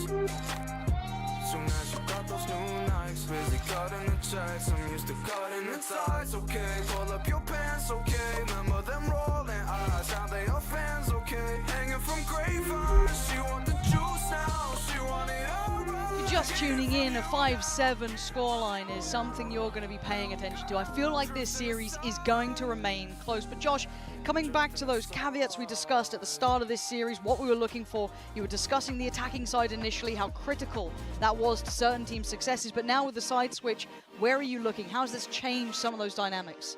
I wonder if KRU is going to just be able to come back into this game really easily, because Bilibili, their defense isn't as strong as their attack. I don't know if 7 rounds is enough. We saw what happened. Even in this last round that we looked at before the break, we saw they had that opening kill, they had the site, and they end up losing. And KRU is doing a really good job in these chaotic mid-round situations, and now they can control these reactions. And Bilibili, they're maybe a little bit too proactive here. Even right now, they're starting YZ, taking that mount control. Yeah, but he's been played in at least. It's not just a singular approach. I think it was Flexin trying to support it was. So YZ, got to be careful though, you're right. This is something on a bit of a knife's edge, and Shy's already found Neff. That was over towards B. So you can already see the consideration from KRU, very prepared for this aggression, but the double down. Look, NRG fell on the sword of Bilibili's aggression, even on defending sides. Any smoke, it doesn't matter, they're walking it. And there's no finesse to this one. Mel's are going to make a very clean, clear-cut start. They should know about at least, yeah, Flexin as well. Found him. KRU coming in with all the information. They seem very prepared for this. This round's coming all crashing down on Bilibili, just one at a time, and this is one of those things where the better teams at the event, I think it's fair to say that, are the teams that know how to play out those situations where they're down a mount early. Right here, though, Bilibili, they look, as you said, to double down. Once they lose one, okay, let's go even it up. But that's not working in their favor. And KRU, they're just going to walk around every round right now, look for whatever openings they're given, and just take it. 30 seconds left. 5 versus 1. What can you show us, Yosemite? Yeah, he's got all of the team coming towards his side. Yeah, K-Knight's on the way, but he's done the best he could. It's one singular player. Again, the credit in this round, in my mind, isn't even to how they're approaching it. It's the fact that KRU knew exactly how they wanted to handle Bilibili in this. And it paid off. It's going to give you that confidence in the calls, the consideration, the prep work. You're feeling like, hey, yeah, we got that read. We knew that aggression was going to come out, especially catching it towards, you know, the B push out as well. Not just the fact it was on Mount, but it is almost that overall ethos. It's already handling that well, showing their composure. KRU with a fantastic, flawless start here in the second half. And KRU, I expect them to continue on this pacing. There's no real reason to kick up the pace unless they're winning handedly and they can figure things out and know exactly where they want to go. But right now, they know that just the way that the composition is for Bilibili, they know YZ's going to be a little bit active. He's on the Neon. Maybe he's sometimes randomly alone on C, trying to play that anchor position. But with that breach, with that fade, they're going to be looking to get these opportunities with the stun, with the flashes. Right now, KRU, I mean, they just walk around. They find out what they want, where the open path is, and then they just execute. And right now, they're finding out exactly where Bilibili is. Yeah, following that trajectory just perfectly. Already, Bilibili trying to take space again. I don't mind in a round like this. You've got a Frenzy and a couple of classics. Try something out. But you're right. It's the way that KRU are navigating this space. Can they keep that cool head about them as they go forward? Do they fall foul to any of the traps that Bilibili are trying to set? It looks like they want to have a fight here. Wait. And there's a bigger gun on the other side. They're going to hear all these back? steps. They're going to hear all of these steps, surely. That's a big spot from Flexin, though. They can outbrawl them here pretty much. I mean, clearing close towards rubble. I get a little nervous when they're walking towards what you're going to deem is the stack, right? Like, surely by what they've extrapolated from what they've seen, but maybe just playing as 5, they're fine. The Prowler didn't find K-Knight, so, well, it doesn't matter. They are literally just just a pack of wild animals just clearing through right now. There's no finesse to it, really, right? I need to stop saying his name. It's stuck in my head now, sorry. Big fan, but again, it is just one of those things that it's just a bulldozer approach, right? 5 of us aren't going to probably lose to a couple of classics, so let's just clear through. Not much else to say in this round, as it's going to get slowly closed out, so kind of while this happens, I just look at how this round played out for Bilibili, and the way that they spread apart. Oh, look, making sure he's dead. Yeah, well, you got to secure it. That's true. You can never be too sure. Yes. Check the pulse, you know. Feel for any breathing. Are there any signs of life until they hear that death rattle? But, I mean, right there, perfect example. Billy, they move together as a pack really well, but when they spread apart from being in that pack, we saw it there in that at the end of the round. They're on eco. They have one on A, and they're spreading out. One's pushing B, another guy's rotating back waterfall to C, another one's going through heaven. Like, they're all just getting as far away from each other as possible. It's like they have cooties or something. Like, come on, let's do something together. Okay, well, this is the big opportunity, right? We're into the bonus, which is going to be very healthy for KRU. And we're going to buy for Billy. And look at the damage on K-Knight early on. That outlaw. Yeah. Yeah, there's still light armor as well on YZ, so that could do some serious damage going into this. Is YZ going to disrespect this and just push through? Yes. He's definitely toying with it. I mean, at worst, going to sit in the smoke and wait for it to fade, it looked like. But he is backing away. But he's already kind of loosened up the rotation as well. So K-Knight going to be starting taking that rotate towards B. For KRU, they'd have to at least re-clear Mound with some sort of sound cue to it. So it may be a fair shout for them. This puts a lot on Flexin, puts a lot on Neff. This is where the protocols come into action for Billy. Once they get this info, how do you play this? Neff backs off. He knows he doesn't want to do this alone. But where do you go? That's the question, isn't it? They cleared over towards B. There should be no lurk unless they're a little bit too deep on the Prowler, but you'll assume that that's clear. K-Knight taking the long route around towards A as well. And there isn't any instantaneous chances here for KRU to try and punish. Flexin is going to be challenged, and the paranoia, this is problems. Flexin, can he play his life? Can he at least outlive the paranoia blind? Yeah, it looks like he can. This isn't bad. 20 seconds now. KRU are going to be running that clock low. Done, ready from the K-Knight? I'm hoping so. I'm hoping this is going to work out here, but KRU already trying to secure the site itself, but they didn't expect Flexin. Still clearing through, gets 2 to his name and holds down on the site. Isolated the players further back. Heat called upon, does well with one. Keston and Heat in unison. Somehow outdoing them here. I thought Billy got everything right. And K-Knight, sadly, the one who took all that damage early on. The one who suffered from that outlaw. Can't handle them all. KRU righting the ship at the end there. A valiant attempt from Flexing, but couldn't do enough beyond that. It was a good start, but he needed that support. He needed his teammates there a little bit quicker, and Billy just so slow to rotate there. K-Knight, yeah, he's in a position where he can get a stun off across the map, but really it's Flexing. It's Flexing. He's just there by himself. Yosemite was kind of nearby, but it's not enough. And KRU, they're just going to walk in and take whatever openings they're given. Right there, that's a big one. Nightfall up. Oh. Nightfall up, Outlaw still out, and KRU, I think this is, they're just going to run away with so many rounds here. An open C site, yeah, and they're eyeing it up. This is where it starts tilting. Yeah. This is when the scales start tipping a little heavier. You kind of highlighted, and I think rightly so, was 7 enough? Was, with the rounds that Billy got in that first half enough, because a lot of their issues present on the defending side. They're very strong on their attack. This is when it becomes an issue. KRU looking like they're coming in very well prepared here. But still, this is still early enough. I'll give them one more go at it. But then, as you said, it's starting to get a little out of their grip here. Good plant. Shy, we don't give rifles over, do we? Are we going to start messing this one up, KRU? Because you had control, and now the chaos starting to reappear. Already question marks on the site. You're going to see the Nightfall now invested to try and secure this, because that one mistake, that one little bit of an error, that overstep could cost them dearly. As it stands, though, no one there to capitalize on this. Mel's are going to secure on towards K-Knight, leaving just the 4 remaining for Billy. Kesnet keeping control. Yeah, this is much better. There we go, calling themselves back in line. No more of that silliness, making sure that rifle goes nowhere.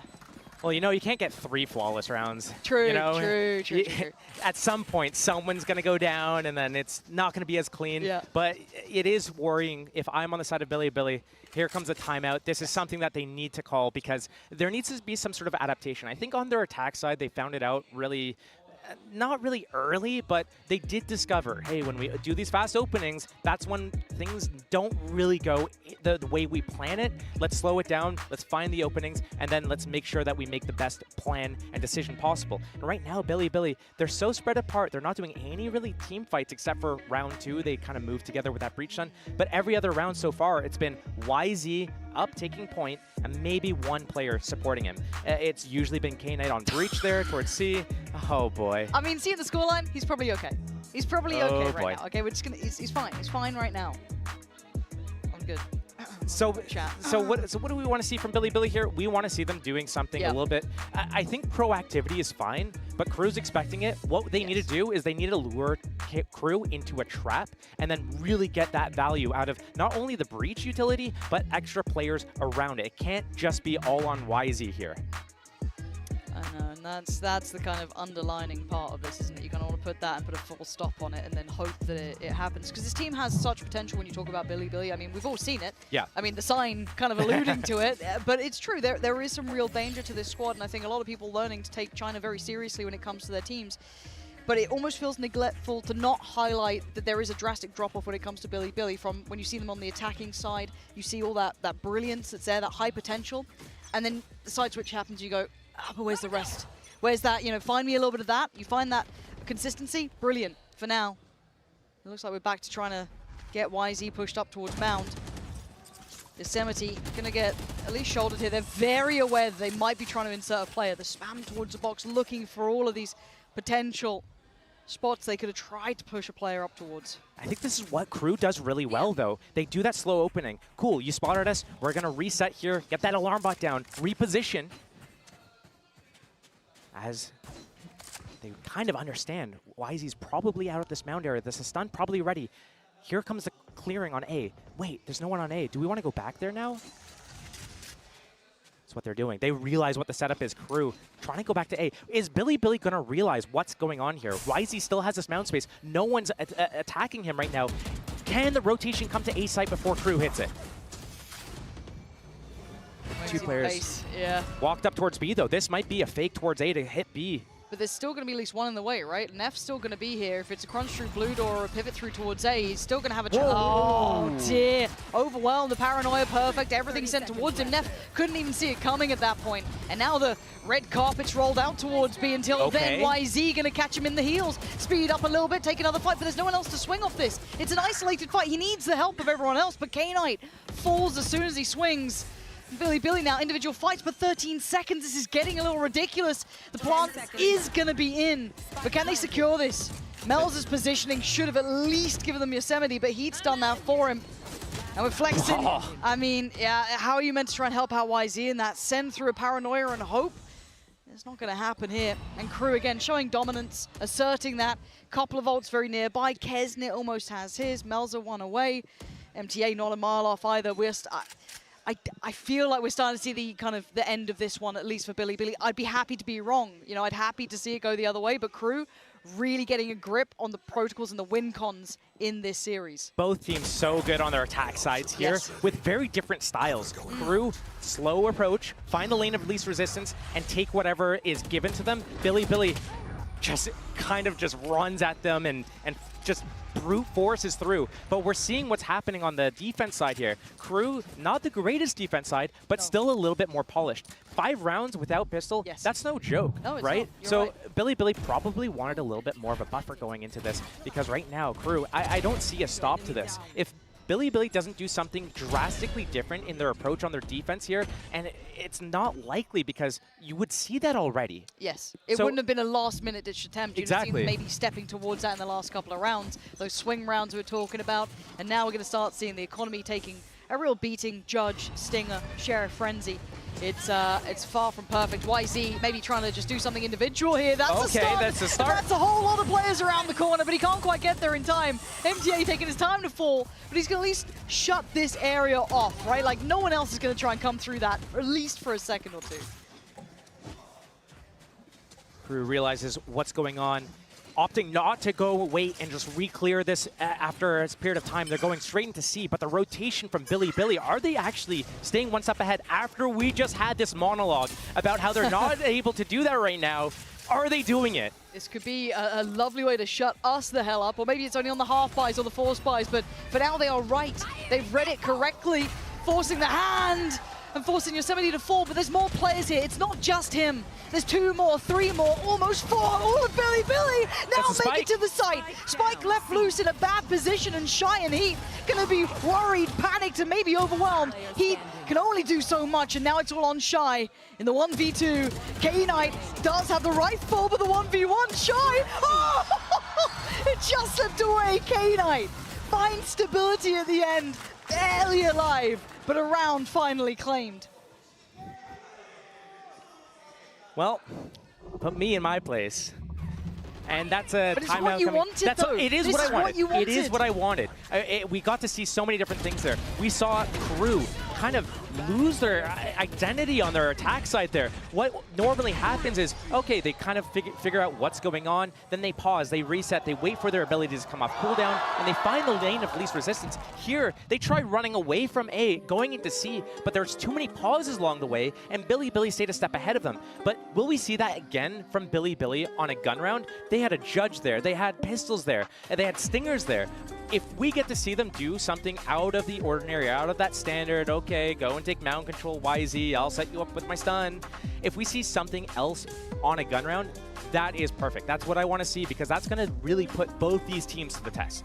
Yeah, it's almost that full sense of confidence in those half buys, those lower kind of invested rounds. You're happy to take those risks. Risks, yeah. But you have to. You kind of want, as I said, want to see them do it in a gun round. It worked so well for them there. Freed up the rotations, got people in the right places, things that we were asking for them to do. But this has caused at least enough of a response and enough of a red flag that KRU have pumped the brakes. They've gone, okay, that was a change. Something has changed here. They've been able to note that quickly enough, and they're not going to let it get out of hand, which I think is the right call here. Keep it within check. KRU Visa do not want to let this go. We know that Billy can be a momentum-based team as well. They get the wind under the sails, they start getting these players hitting. You don't want to be near it. It's terrifying to witness. They've got a couple of ults on Billy still. You've got the Nightfall there, yeah, TP, but other than that, I'm looking at that lockdown still in place. You're looking at MTAs coming through as well. A couple of the KRU players very nearby. 10 rounds to their name. And a different opening from Billy again here. They're faking that A control. They kind of have it. They leave Yosemite on the passive line, and here comes the rotation. KRU, they do have that lockdown, as you pointed out. They can use it either to get into the site, but more than likely they'll probably use it to secure the end of the round here. Getting into the site isn't their concern, but YZ already ready to open the door, stun ready. Stuns out, guns out. Let's wait for it. Do they go for this? This could condemn them to death. Shy getting a little curious. You heard what happened to the cat already. There's the problem. It's a 1-1 trade out though. Shy so clean with it. Picks up Neff, and he's still controlling this whole area. It looked like a disjointed, I guess, attempt. I don't know what happened there. Like, 2 of them went for it. It wasn't fully set up. Maybe that investment from Shy, maybe him instigating it, made things go wrong. And you're right, there's the lockdown on top. Insult to injury, the site will be theirs. And it's a matter of time now until they roll out the red carpet. But it pulls out the rotation. We already have an Omen here, but Breach and... Oh, that's the opening. Okay. Round 3. Wait, how? Kesnet going down there is wild. No safety on the plant either. Heat can't go for this. They're trying to play ahead of this. And they've still got 25 seconds. They could move around. There's still more to be done. Noting another player towards CT. They've got to know there's more here. KRU trying to secure the site. Plant is in. K-Knight, you've got to be money with this. Flexin is down so low, 17 HP. It's got to be perfect. It's got at least MTA, but it doesn't make a blind bit of difference. The stun not enough, and KRU stabilized. Shy then looking to kind of tip the scales in their favor, because it felt like a disjointed effort a bit from Billy then through the door. The idea was good. The execution wasn't bad either. What happened, though, was KRU was actually silently moving away from the mound area because they got what they wanted. They got the orb. They made the noise. They got the information of who is where. Also, it was a big opening from Billy at the start of the round. They saw that wall coming up. They saw the haunt, the flash, all that stuff at A. They knew what was up. So, yeah, Billy, they just looked the wrong way. Unfortunate. And we go back in, starting to get a bit desperate here, starting to try and turn the screws, and they're not falling for a KRU. They know exactly what Billy want, and they're not letting them have it. All these fights falling short. They were sheriffs, they were, you know, a dire attempt, a desperate attempt to deny 12, but KRU taking another critical step. K-Knight's here, not one of the players with the sheriff. Yeah, man. All good, guys, all good. NT. That's going to be round 12 secured, most likely for KRU. Securing that overtime, potentially with a, what is this, the 4th flawless round that they would have in this half. Just a testament to, you know, KRU's not doing a bad job. They're playing their attack side kind of like how they normally do, finding those openings, but Billy, yikes. Yeah, this is... Again, I do want to give a lot of credit here towards KRU because they have played this out well. They suffer from similar issues as Billy when it comes to this, and they've been able to kind of navigate it in a very diligent way. A flawless round here, and that big round now ahead. Sliggy, I hope you've got the little pen ready. How many chances do they have? That is the question, because this is now kind of back to the wall stuff. We can't even write on the screen. They've taken away our pen, so we need the streamers to step up. I'm a little bit sad about that. There's been multiple times where I've reached out, I'm like, oh. I can't even press it. Yeah. No circles, no zooming, no fire. None. Faker's face that we randomly put on stuff. But still, Billy, this is the time. If you want to have a go on this map, this isn't your choice. This isn't their pick. It was Icebox. But if they wanted to have a go, this is the last chance to dance them, at least here and now. KRU have come out with the answers. They've looked ready. They look composed. They had a clear-cut approach in mind, and it's worked. And for now, they're walking towards B. They've got everything they need. The extremities are being watched. And you got a 3v3 basically on that B side for now. This could be really good for Billy here. They changed their opening, silently getting YZ up into that A lobby. They didn't use any utility, basically, just a one-way smoke on the Omen that they keep refreshing here. And it opens up all the support players with that global utility, the breach stun, the flashes. This has not been the first time he's been here, though. YZ has played this position before, and he's not going to get played in this time either. He's got the judge. He doesn't have to move. They're drifting away from that. They don't like what they're seeing. So you've got 2 players, Flexin and Yosemite. That Nightfall is going to come in for the attack on this opening here. And I don't know where they go. I don't know what you do. Flexin looking kind of screwed here, barely alive. He's got utility left, right, and center trying to stall them out. Flank, again, it's with a judge, so it doesn't have the same value here. A brilliant readjust from Flexin, though. Calm under all that chaos, still going to find Melzer. A counter roll, and now, look who's here! Oh, that could have been everything! YZ flying in! No audio cues to be heard because of that Nightfall, but still, they keep a man to the good. Kesnit shy and MTA now trailing in numbers, and K-Knight, he can tuck into the corner. They're not gonna check in, the reward is there! They stay alive for another, not done yet. Right there. I love it, I love it. These rounds are so, you just never can really know. You kind of know a little bit what's going on. Okay, here comes the execute, here comes the Nightfall, but you don't know what the end result of it is going to be. It's not as clear cut as you think it would be once you see all the pieces in place, but you don't know which direction it's going to go. That's twice in one round where Billy had players kind of go, and after you clear the corner out, they sneak back in. Yeah, they're so tricky. You've got to be so on your toes dealing with them in those situations. But it's still a stark reminder. This is 12 for KRU. They just need 1 more. That's it. Billy needs to keep doing this. We do have the pit now for Yosemite. We've got the TP still with Flexin. 2 away for YZ, 3 away from K-Knight. Neff obviously invested theirs in the last round. Showstopper now. Yeah, Kesnit was working towards that for a minute there. That's now in hand. MTA's got theirs too. If they do get a plant, that could be a nice way to secure. Coming back towards A, they know usually most teams on defense leave only 1 player to kind of spot or defend this choke point as the rest of the team ships off. But are they gonna disrespect the one way? What do you want to do to go through this? The Prowler's go on the there. refresh timing. Yeah, they've slipped a player up. It's gonna be MTA, but clearing behind it. Flexin again. They will clear all the question marks. They'll take back that space. They're not falling away. This is the 2nd Prowler to be used if he commits this. They have the Showstopper. He can pop it if they realize he's isolated. Close. There's a smoke behind him. There's no way out now for Flexin. He's got to be careful how he does this. And he dips away, but it's shy to draw blood. Neff goes down. Flexin's going to be seething surely after all that pressure on him. He's going, how are you dying on B? The rotation back to C, an open sight. But that retake wall, very different than what we normally see. It's going to force the KRU players into the site. They're going to hear all of this as well. Yosemite going to be relaying this information. They can't do much about it. TP going to come in, so they can at least get a quick rotation through. Viper's pit. And there it is. Surely MTA going to pop this. Deep. Yeah, that CT locked up. The YZ trying to catch a little bit of a timing on that. A counter pit on top. Creeps on in, but the shorty waiting. Do they have much more to clear with? I'm seeing at least a Haunt with Heat, but not much more. YZ head first, dives in, trying to be outrageous in approach, out of bullets and out of chances. Yosemite takes down Heat, and now 3v3. The pit has gone. Billy with a couple of steps, but his crew keeping numbers, dropping bodies. K-Knight falls. It's crew with map 1, 13-9. They make it through the chaos. They kept their composure, Josh, and that got dangerous. Considering that was Crew's map pick, and we saw Billy's form on it earlier this week against Fnatic, that was a really fun map to watch. Both teams back and forth constantly. You really couldn't predict what was going to happen next. No, what a great game and what a great first map. We have Icebox on the horizon and, of course, the analyst desk, so don't go anywhere.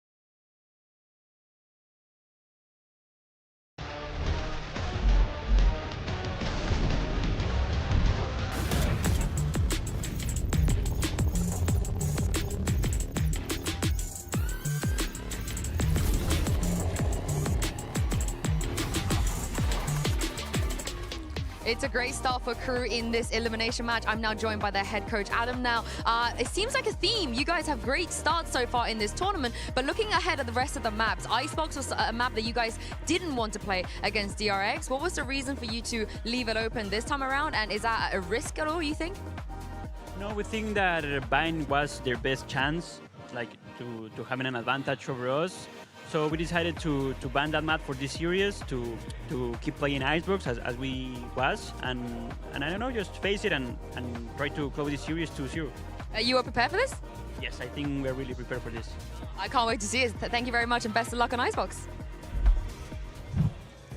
And KRU managed to pick up a big win against BLG at the start of this one on Lotus. And don't get it wrong, all right? Don't get it twisted. It was a tough one at times. BLG certainly made these guys work for each and every round that they got, Mimi. Yeah, I think the game started pretty close. BLG had a lot of opportunities with some cool plays with their, especially their neon stuff on the attacking side. But second half, as it was in their game against Fnatic, it was all about the team play being off. And this entire half was just BLG in solo positions and KRU contacting around the map as a group and having man-up fights that they won. Yeah, I mean, it was just painful to watch, really, as well, just pointing it out like this, because you watch a few VODs of KRU, you know how they play, which is this contacting style. They group up as 3 to 5. Yeah. It's optional in terms of the amount of bodies that you decide to put onto it if you're KRU. Depends if you want to be involved or not. Yep, depends if you want to be involved. And they just contact in and make sure that they peak together and take fights together. If you're just going to offer them constantly these solo engagements, like, don't get me wrong, Heat, Kesnet, saving a day in multiple moments, you have to be hitting for this playstyle to work, but that's the thing about KRU. They got firepower in spades. Most of the players are going to be hitting on an average day, and I think it's showcased in that second half where they just absolutely stole the spotlight. Absolutely. I think the biggest thing BLG needs is to just slow things down on their defensive sides. Take that time to group back up and play a little bit more structured. They were a little too far ahead sometimes. Absolutely. Sticking way too long around, like, you know, especially in like some of those earlier fights. And don't get me wrong, BLG has good individuals. We saw that with players like YZ, but I still think they got gapped, not only by the strong individuals from KRU, players like Shy having an incredible map there, but overall it was just a complete team play diff, I think, for KRU to go up a series. A map in the series here. Yeah, you know, if it works for them, right? The contacting around the map, looking to take those fights here and there, right? It's very strong against teams that lie like fully in individualism, I think. Yeah. They're just trying to swing for a smoke, try and take a fight. Don't get me wrong, like as well. YZ, there was elements of him trying to be set up by some of the util because they're running that initiated comp on that first map. Yeah. You know, you saw some fault lines and he's peeking, he's gliding, whatever, just trying to get the picks. But I think KRU's playstyle will rip apart teams that opt into fights all the time if they're not ready to really just back it up with even more utility, with even more bodies, which we didn't really see evidence of. Yeah, no, for sure, for sure. Well, let's go ahead and take a look. You mentioned YZ. Well, let's talk about him a little bit more in our Verizon high-speed moment. YZ picked up a 3K in round 5. And, you know, this is the guy that you're going to, you know, be looking toward to be the X factor for this team. And when he does have those moments, which is what we saw, you know, like a few times, especially on Lotus against Fnatic last time they played, right? YZ was even in this round, on that. Look where he is compared to the rest of his team. He has ran all the way around the site before anyone else is even touching the plant zone. He does take the right pauses to wait for like a fault line, to wait for a seize before he peaks. Like that's the reason he's got a 3-piece. Yeah, it's absolutely. because he's waiting for the key piece of util to set him up for success in those fights. Got to see more of that, I think, moving into the second map, 100%, because it was a little bit more of the ladder, which was just, again, individualism, hero plays to try and salvage them out of a really poor situation. And when you think back to their big upset last year against NRG, I think it did have to rely a lot on the individualism to step that up. But I think we did see more rounds like that one we watched where it did rely a little bit more on having util to set up. I think Billy in both series now has been better on their attacking sides. I think their protocols are a lot cleaner there. I really think map 2 is all about cleaning up their defense if they want to come back. Yeah, well, let's talk about map 2 briefly because we have Icebox coming up here. You heard Coach Adam mention that they felt like Bind was their best shot at winning, and they wanted to take that shot away from them. But KRU's Icebox isn't something to be too enthusiastic about. It's not too hot. It's really not too hot, but I do you like... say it's ice. Okay, you're pushing it like that, GB. He's pushing it like on the desk. He's getting a little bit too silly. His camps are going to be serious. You're getting too silly. No, but I do like his reasoning where he was just getting rid of Bind, because I completely agree. It's the strongest map for Billy and YZ as well with his playstyle. I think that the fact that they can just go into these big exits, they don't have to rely on their macro as much, really lends itself to the strengths of Billy as a team. You saw that. They contested with Fnatic and pushed them in a lot of degrees as well, a lot of those rounds. So they removed the biggest strength away. I don't hate it. You basically bank on the fact that one of your maps that you're poorest at, you're still going to be better at your opponents, even though they want to play into it. Yeah. Well, we'll shelve that talk about Icebox for a second and hear from the coach over at Billy, because I want to know what's going on over there as they get ready for map 2. I've got Coach Bio here from BLG with me and Jen to do some translations ahead of map 2. Now, there were some chaotic moments for you guys on map 1. I wanted to ask you, is there anything you want to see differently from your players going on to map 2? 1세트에는 약간 혼란스러운 그런 경기가 펼쳐지기도 했었잖아요. 2세트 앞두고 좀 선수들이 어떤 점을 보완하면 좋을까요? 사실 혼란스러운 거를 조금 많이 유도를 일부러 했고요.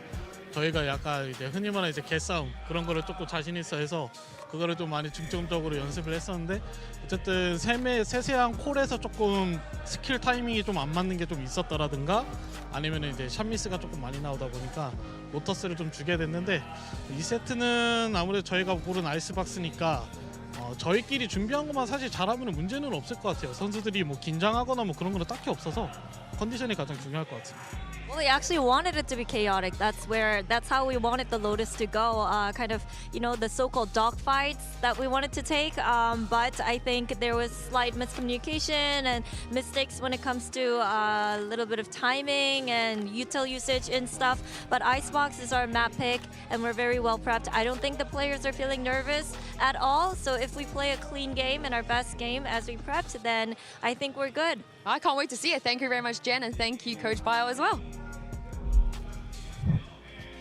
I love the, we like to play a little muddy, but also we're going to play a clean game on Icebox. I happen to appreciate that. And I mean, this guy would know a thing about that. Coach Bile, not Chinese, he's Korean, and he's a legend in the Korean esports scene. One of those original members in CS back in the day, making waves for Korean esports there. Now trying to bring that same success for Bilibili here in Korea. We see their comp, it's pretty much similar to what people were playing as the standard last year, but with a solo KO instead of Sova, which really giving up that drone, I feel like, is a big loss. Yeah, it's bizarre. I think you're kind of missing, I think, a big op clearance as well. You have to be really diligent in terms of jump peaks. And against Kesnet, and Kesnet too. is on the jet now. He switched that back. He was playing Arena before, I believe, off the top of my head. He was. And he's going to be leading into the op as well as part of the defensive protocols. They're starting on a defensive half. I'm going to be paying big attention to that. I think the Bilibili might get eviscerated. It depends. I mean, if Crew can get the ball rolling, the pistol round win, get the economy flowing, maybe that's a big factor to look forward to. I think that is the biggest danger. If Bilibili's going to find success, I think it has to come off of following up this KO, trying to find some cleaner pop flash plays to get YZ success. But I think it's going to be tough. Crew's looking good right now and primed to end Bilibili's year. Bilibili is looking down the barrel of elimination. Can they manage to force their way back into a map 3, back into this series? Let's send it back over to your casters now, Pansy and Steel. Thank you, GB in the desk, and I think they kind of highlighted a couple of the points that we wanted to kind of lean into as well. Coming into this, though, on paper, a good opportunity for Bilibili to do some work, but there are some things that are standing out to you here, Josh, that caught your eye that could mean a problem or two, and it comes in the name of Kesnet, pretty much. Kesnet, Bilibili need to basically win pistol and get the rounds going in their favor right now. They need to keep the economy down for Crew. Once Kesnet gets that op up, Bilibili, they don't really have any options. They have no drones or darts. They're going to have to just repeat, go A. But here, coming towards B, they got that pistol round. Melzer just backs off, knows he can't really deal with this. Instantly calling in the cavalry, but they're going to have the site, at least to the extent where they can secure a plant here for Bilibili. So wall's going to go up deep. Deep wall. Yeah, that's nice. And YZ actually going to try and contest the kitchen too. Why not take the space you feel you've been given here? The knife only noting Melzer earlier on. Ooh, careful. Yeah, almost got caught there. I was worried if someone was peeking on that wall, dropping, but no. All safe, all sound for now. A 5v5 post plant. This flank. Oh, the timing though. YZ's position's fantastic, but it is going to be countered in a way. Kesnet, back-to-back impact. YZ needs to kind of almost mirror that as well. Yosemite finally securing the back line, but there's so much pressure. They've already got site control. They've got steps towards this Crew, clearing out, clearing house, and claiming that first critical round. That's huge for them here. And I quite like the initial approach from Bilibili, but that post plant, they couldn't hold it. They didn't follow through with their plan. They got into that site. They got it for free. They got exactly what they wanted. Sage wall up, Jets dash into the tube, into like on the bridge. Yep. They've got that space. Why not kind of reinforce that area, get players under the jet, make it really tricky for Crew to find their way back in. Yes, Kesnet has a good flank. Yes, Shy's got that Sheriff on that long range, but I mean, that first kill still went in the way of YZ. Like, that should be a round that Bilibili gets. And if they're not able to convert these post plants on a round that's gifted to them like this, I feel like Crew, they're just going to walk away with this map as well. We'll see. We'll see if there's fight in them yet. Just a ghost for Yosemite in the Restaurant Classics. Looking at Kesnet with the Outlaw as well, so hoping to maybe take that through. He already going to find YZ. Shouldn't be too much to write home about in this sort of round. Oh, easy enough. Easy enough. And if Kesnet starts feeling confident, that scares me. You're going to get the knives up early. You're going to start feeling out the game a bit. The confidence starting to build, because he is part of the win con, right? You want to see him with that operator quite early on, you could imagine, to maybe apply further pressure here. Neff, yeah, outgunned on this one. And yeah, very secure, very safe, composed. Crew do well here, make it to the second. Billy just looking to get through that round, it felt like.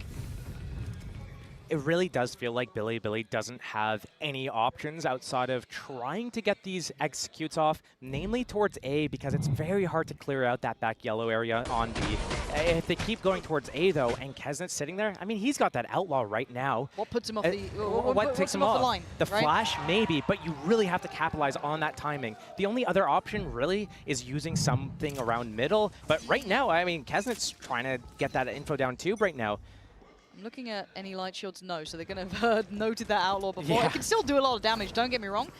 And it's a proactive start from Crew. There was a supporting act towards Kesnet, taking some sort of pressure down towards Tube. He did have the two players. I think Heat was not too far away, and Shy. Now, something you were considering, and it looks like that is the right answer, at least for Billy, was this approach towards A.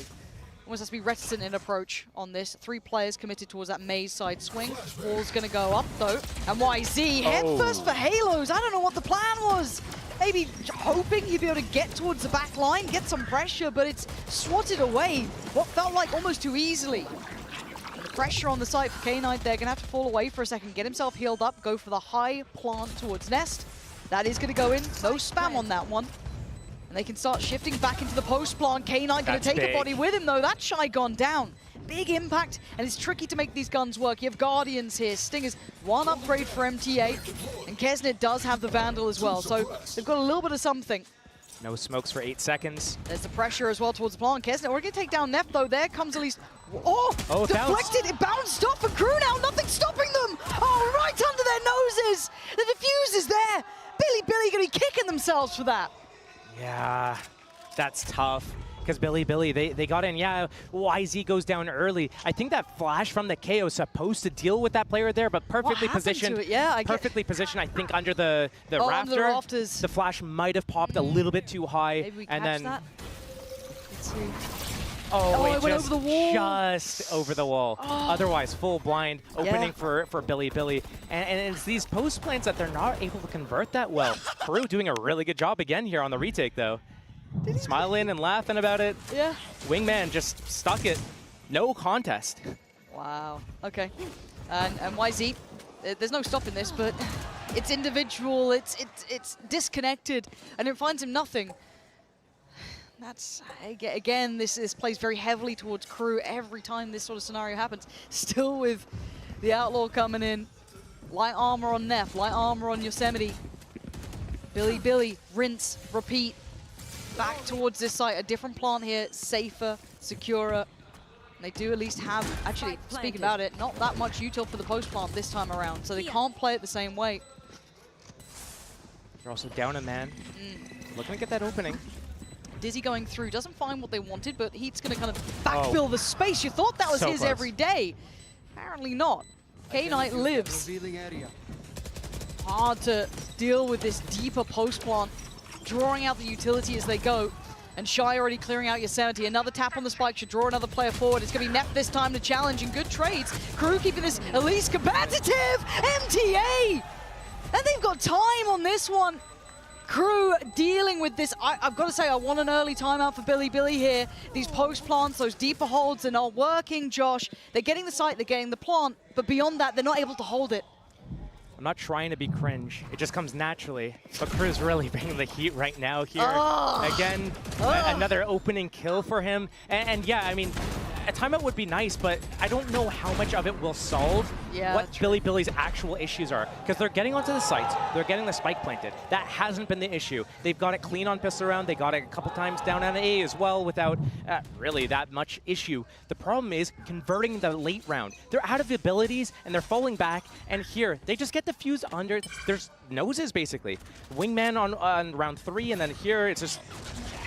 They got to get some kills. Yeah, it sounds so simple when you say it that way. Just kill. But now we have the added issue. The one that we were talking about, the desk was alluding to, the operator with Kesnet. That in hand, it controls, it commands so much respect. A similar exec that we saw before.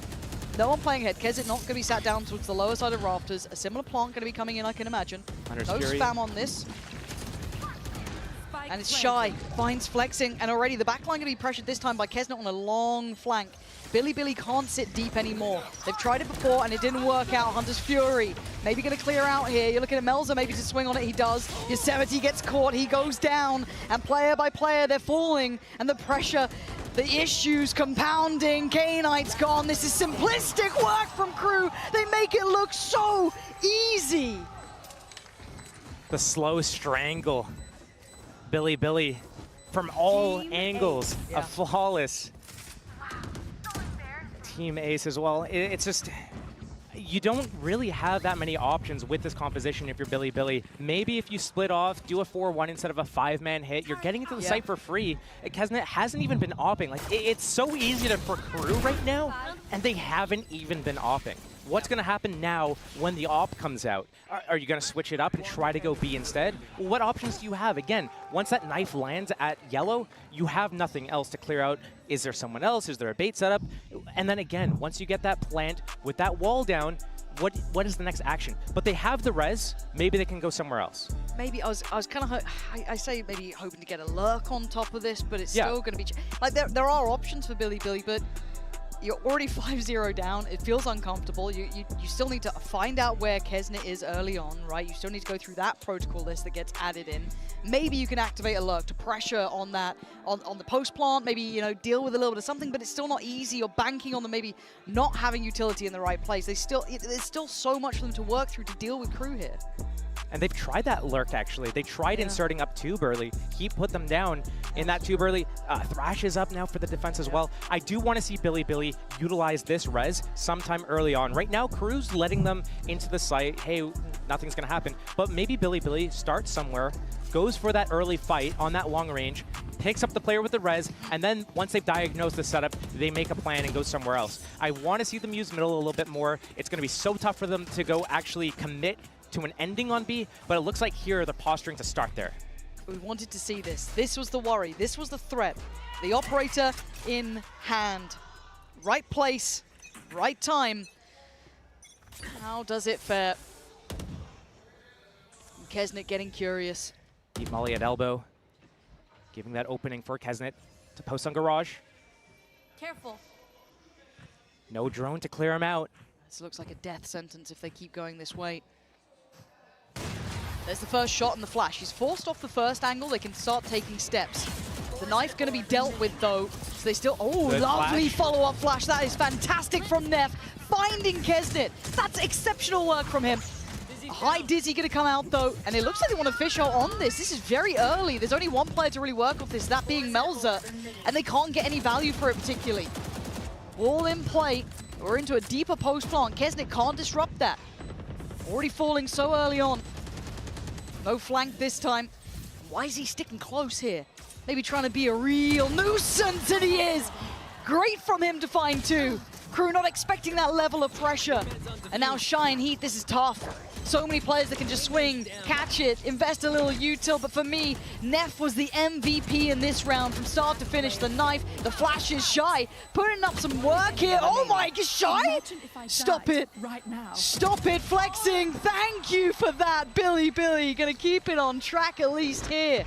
Costly as hell, but we doubted the validity, the effectiveness of that KO, and it put so much pressure on Neff for those flashes to be perfect, but they were. They were, both flashes used so early just to take that space at too long. But I love this play from YZ, getting through that wall on that retake, knowing that the players are going to be close. Luckily, he got that line up. It could have been really bad, but they need to do something different than just backing off and letting KRU get back onto the site. So I do respect that, and it is going to be something that they need to keep doing. A lot of pressure and weight's going to be on YZ's shoulders to keep repeating this.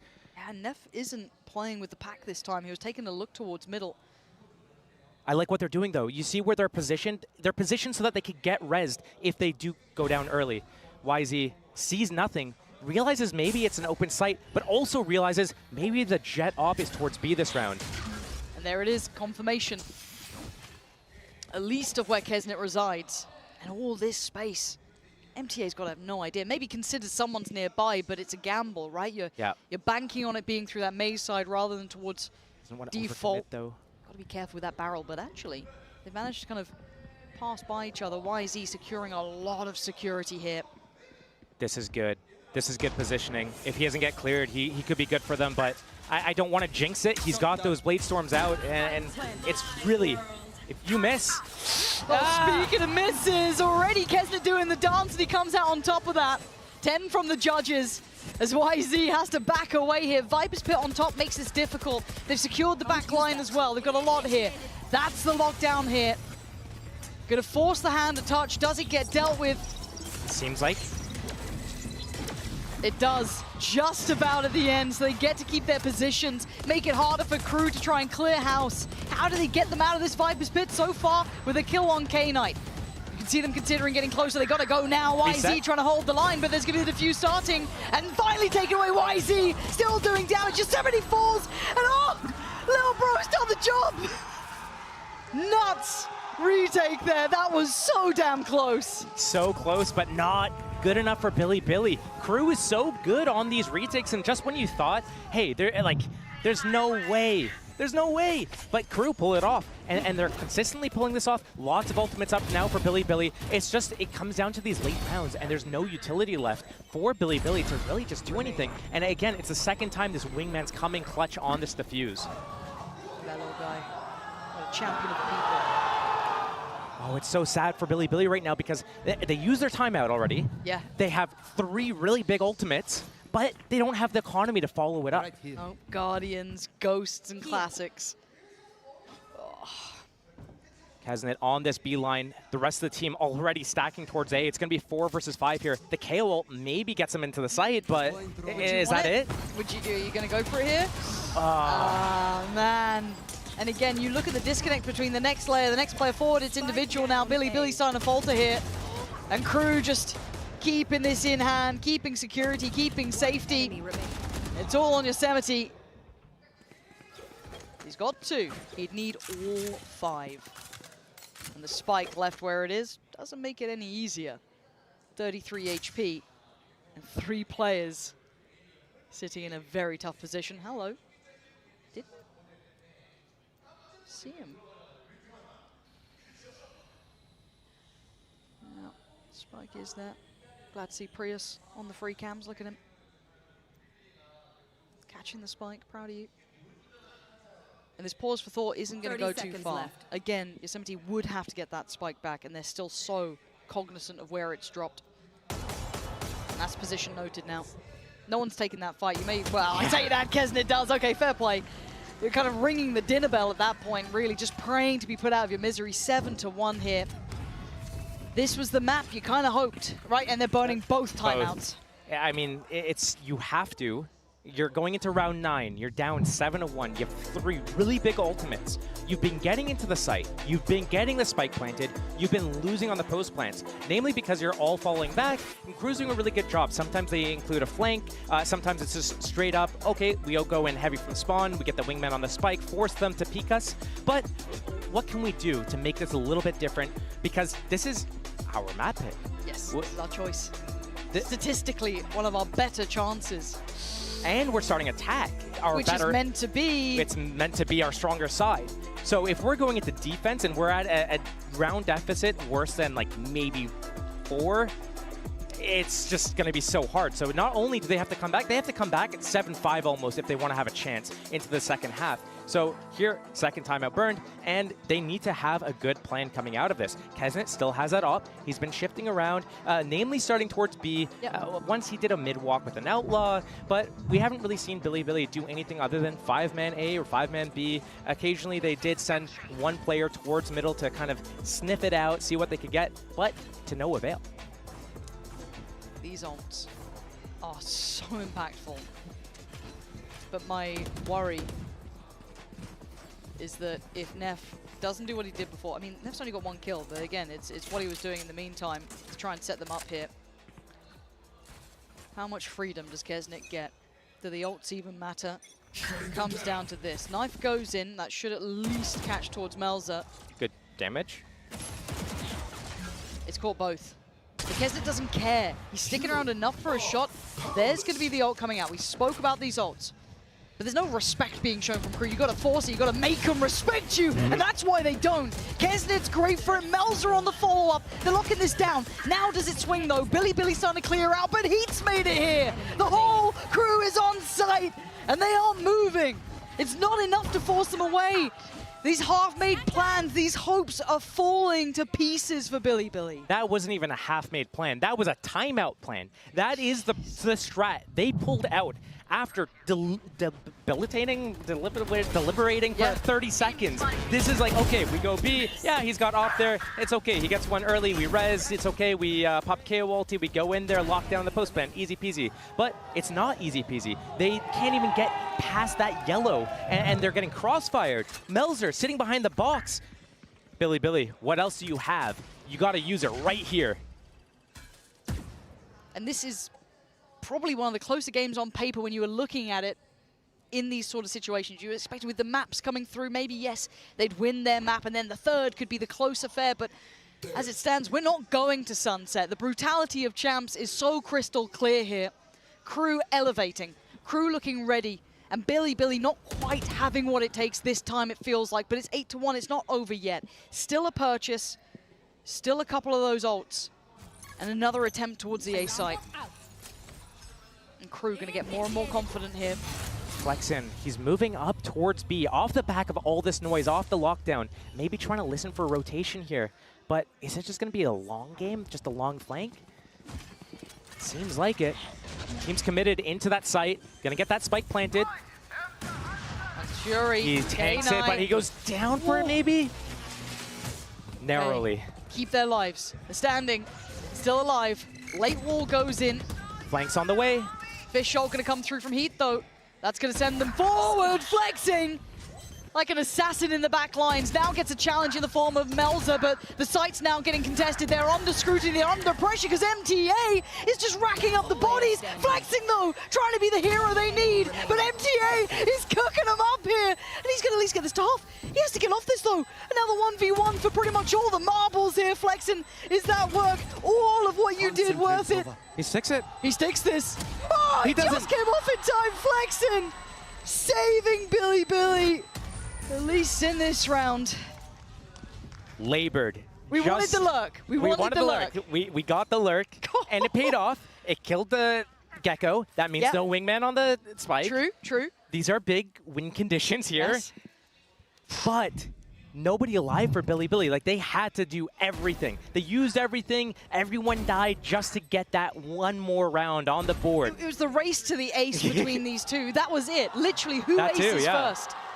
4 for either player, and then the 5th confirmed, giving Billy their second round. For Kesnet, he's feeling out the game a bit, starting to get a bit of a read in this, but flexing. He's around that corner, and he's good for it now. Billy starting to get that early blood. Maybe KRU seeing red here, starting to heat up themselves, maybe a little too much. Getting frustrated and a little curious. Now they're going to leave it, I think it's YZ, over on a mission towards A. But all of the pressure is on this side of the map. Is he going to call them back? I don't know. Oh, a glimpse caught for Heat there. He was thinking about it. There's 3 players on this. The timing from YZ is... there's a flank! Get your gun out! Shy! What was happening? YZ strikes. And do they find him in time? They don't. Wow, they caught a glimpse, but it doesn't seem to matter. YZ cutting through him like a hot knife through butter. MTA almost aced before, not going to get an opportunity. Billy carving out the smallest window of chance. The question is it too little too late? Because right now they're trailing by 5 rounds. And even if they pick up this round, it's not the 8-4 curse, it's the 9-3 curse, you know? It's going to be a really tall order for them going into that second half. They still have that res. It's been online since like round 3, and they are kind of using positions where they could res early death. But again, I mean, we're going to see the op-out for Kesnet. Billy, they need to go for 4 right here. You want a chance. You want to pry and stay alive. This round could be the gateway to it, and the timings, everything. And it's a quick approach from YZ. Oh, and again! Shots missed left and right. Both getting a second lease of life. Who makes the most of it? It looks like Melzer for now going to take down YZ and Kesnet. still standing, surrounded by the enemy. Oh, they're trying to wrap on him, but you can't shut him down, Crew! Support their man, keep Kesnet alive, and keep the scoreline looking lethal. 9-3. Billy have the smallest of chances here, Josh. It is down to the wire going forward. It's now or it's never, or they're going home.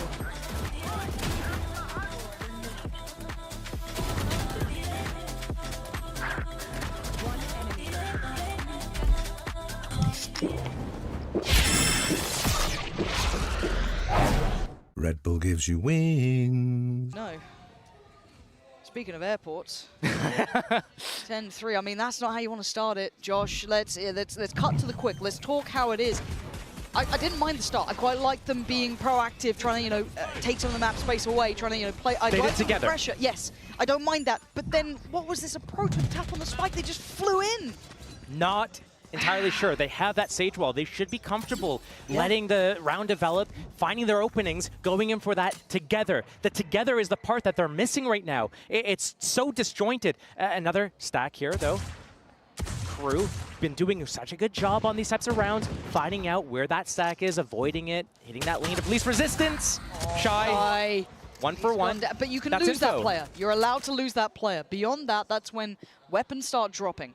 We saw this on Lotus. As soon as Billy showed themselves, maybe even got a kill, they instantly tried to get ahead of the rotation and go to the other side. Crew, understanding this, learning from what happened in this last map, they're waiting, letting the round simmer a little bit. Now they're going to go back towards B.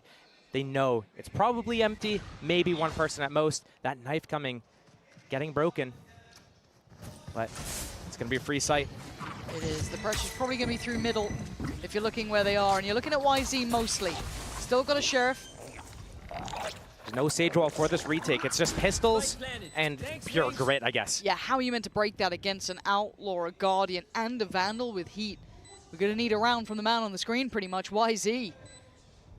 He was on Raze. I might give him it, but this one, man, it is a tall task. You're kind of hoping someone plays him in. You got a flash there for yellow, but that's about it. He and Kesnick can probably turn that. Here we go. Can he even cross that far? Gonna spot out Melzer on the way, but now the flash gonna fade, and Crew digs their heels in. 12 is calling. I'm good. And Crew's survival looks more and more likely. If you had one shot, one opportunity.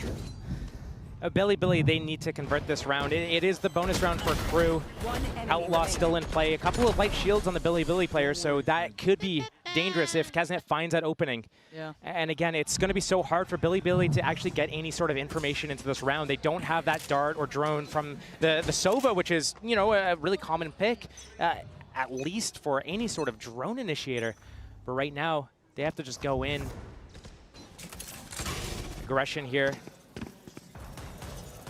Just praying they don't make it to 12, that they don't get the bonus. Oh, YZ. He went all in on it, but a blind spot. I say spot, it was a mile wide. And that's an early pick. Melzer going to at least show presence elsewhere. No free rotations now, no quick flanks to be had. And Crew can pause for thought. They're still above a minute. It's so good from Crew because they realize they have the advantage. They let Billy sweat. And Billy isn't really great in these situations where they go down a man. Usually someone goes exploring. We're seeing that right now from Flexen. And it might actually pay out in their favor. He's got all this garage line. Maybe lets his teammates know, hey, it's going to be A, stack towards there now. Might be the saving grace in this moment. Crew still with a good grasp of this round. Sage Wall goes down. Now the hit is possible. Knifed. It's going to slow it down a few more seconds. They're getting quite late here, though. That Viper's going to bypass that turret. This flank is going to be everything. Now, Billy with the ult? They just need to live on the site. Yeah, can they survive? Oh, my, the fish got moves, and Crew got the site. Flexen has to save them again. We asked him for 4 before, and he's going to have to pretty much do it one more time. He gets 2. Shy, and Heat in unison. 12 was calling, and now it's been answered. It's 12 for Crew now. And Billy's hopes and dreams ride on this round. And there's not much more to be said here. They got a good map against Crew. This should have been where they could have pressured, but it's fallen to pieces, Josh. This is what it comes down to now. No armor on half of these rifles they're trying to buy. 9 rounds in a row. They have to win just to get to overtime for their basically tournament life. And just the way that CRU's been playing this. The disparity is so evident. It's so hard. CRU are not letting this one slip, and Billy on the receiving end of all of that fire, all of that want. And 3 rounds is maybe all they're going to be stuck on here, but another chance. Respect, though. They're still playing fearlessly. They're showing they're not afraid. They're on the ropes of going down, but they still open up aggressively. Didn't find what they wanted. Reset. Look for it somewhere else. It looks like that mid-walk is their cure, their answer. And they only find Shy. Plenty of players spotted. That's 2 more players noted. YZ and Yosemite both going to be considered here, but he's still going for more. He's still trying. Fearless, as you said, but to a fault. There's still 3 players up against them. K-Knight, Flexin, and Yosemite. Kesnit, Mel's are in heat. This positioning, though, from Yosemite, he needs that Viper. Flexin needs to be able to bait for him this Gecko Flash. But he still at least has the alarm bot there. And now that gets dealt with. Does he swing on it? He does. Oh no, but the shot doesn't land how he wants it. But Flexing trying to save him. And now all down a heat with 14 HP. He's got a zoo worth of animals to go through to try and help him out, but still surely not. No, Flexing keeping them secure, keeping them safe. Another round, but it is a long road to walk this game back. 8 chances.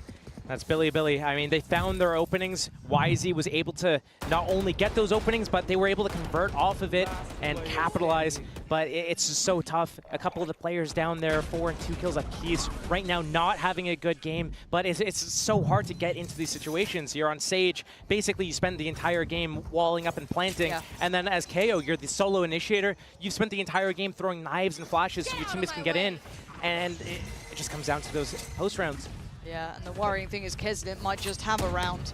He spotted out 2 there. He knows where YZ is. He knows where K-Knight was.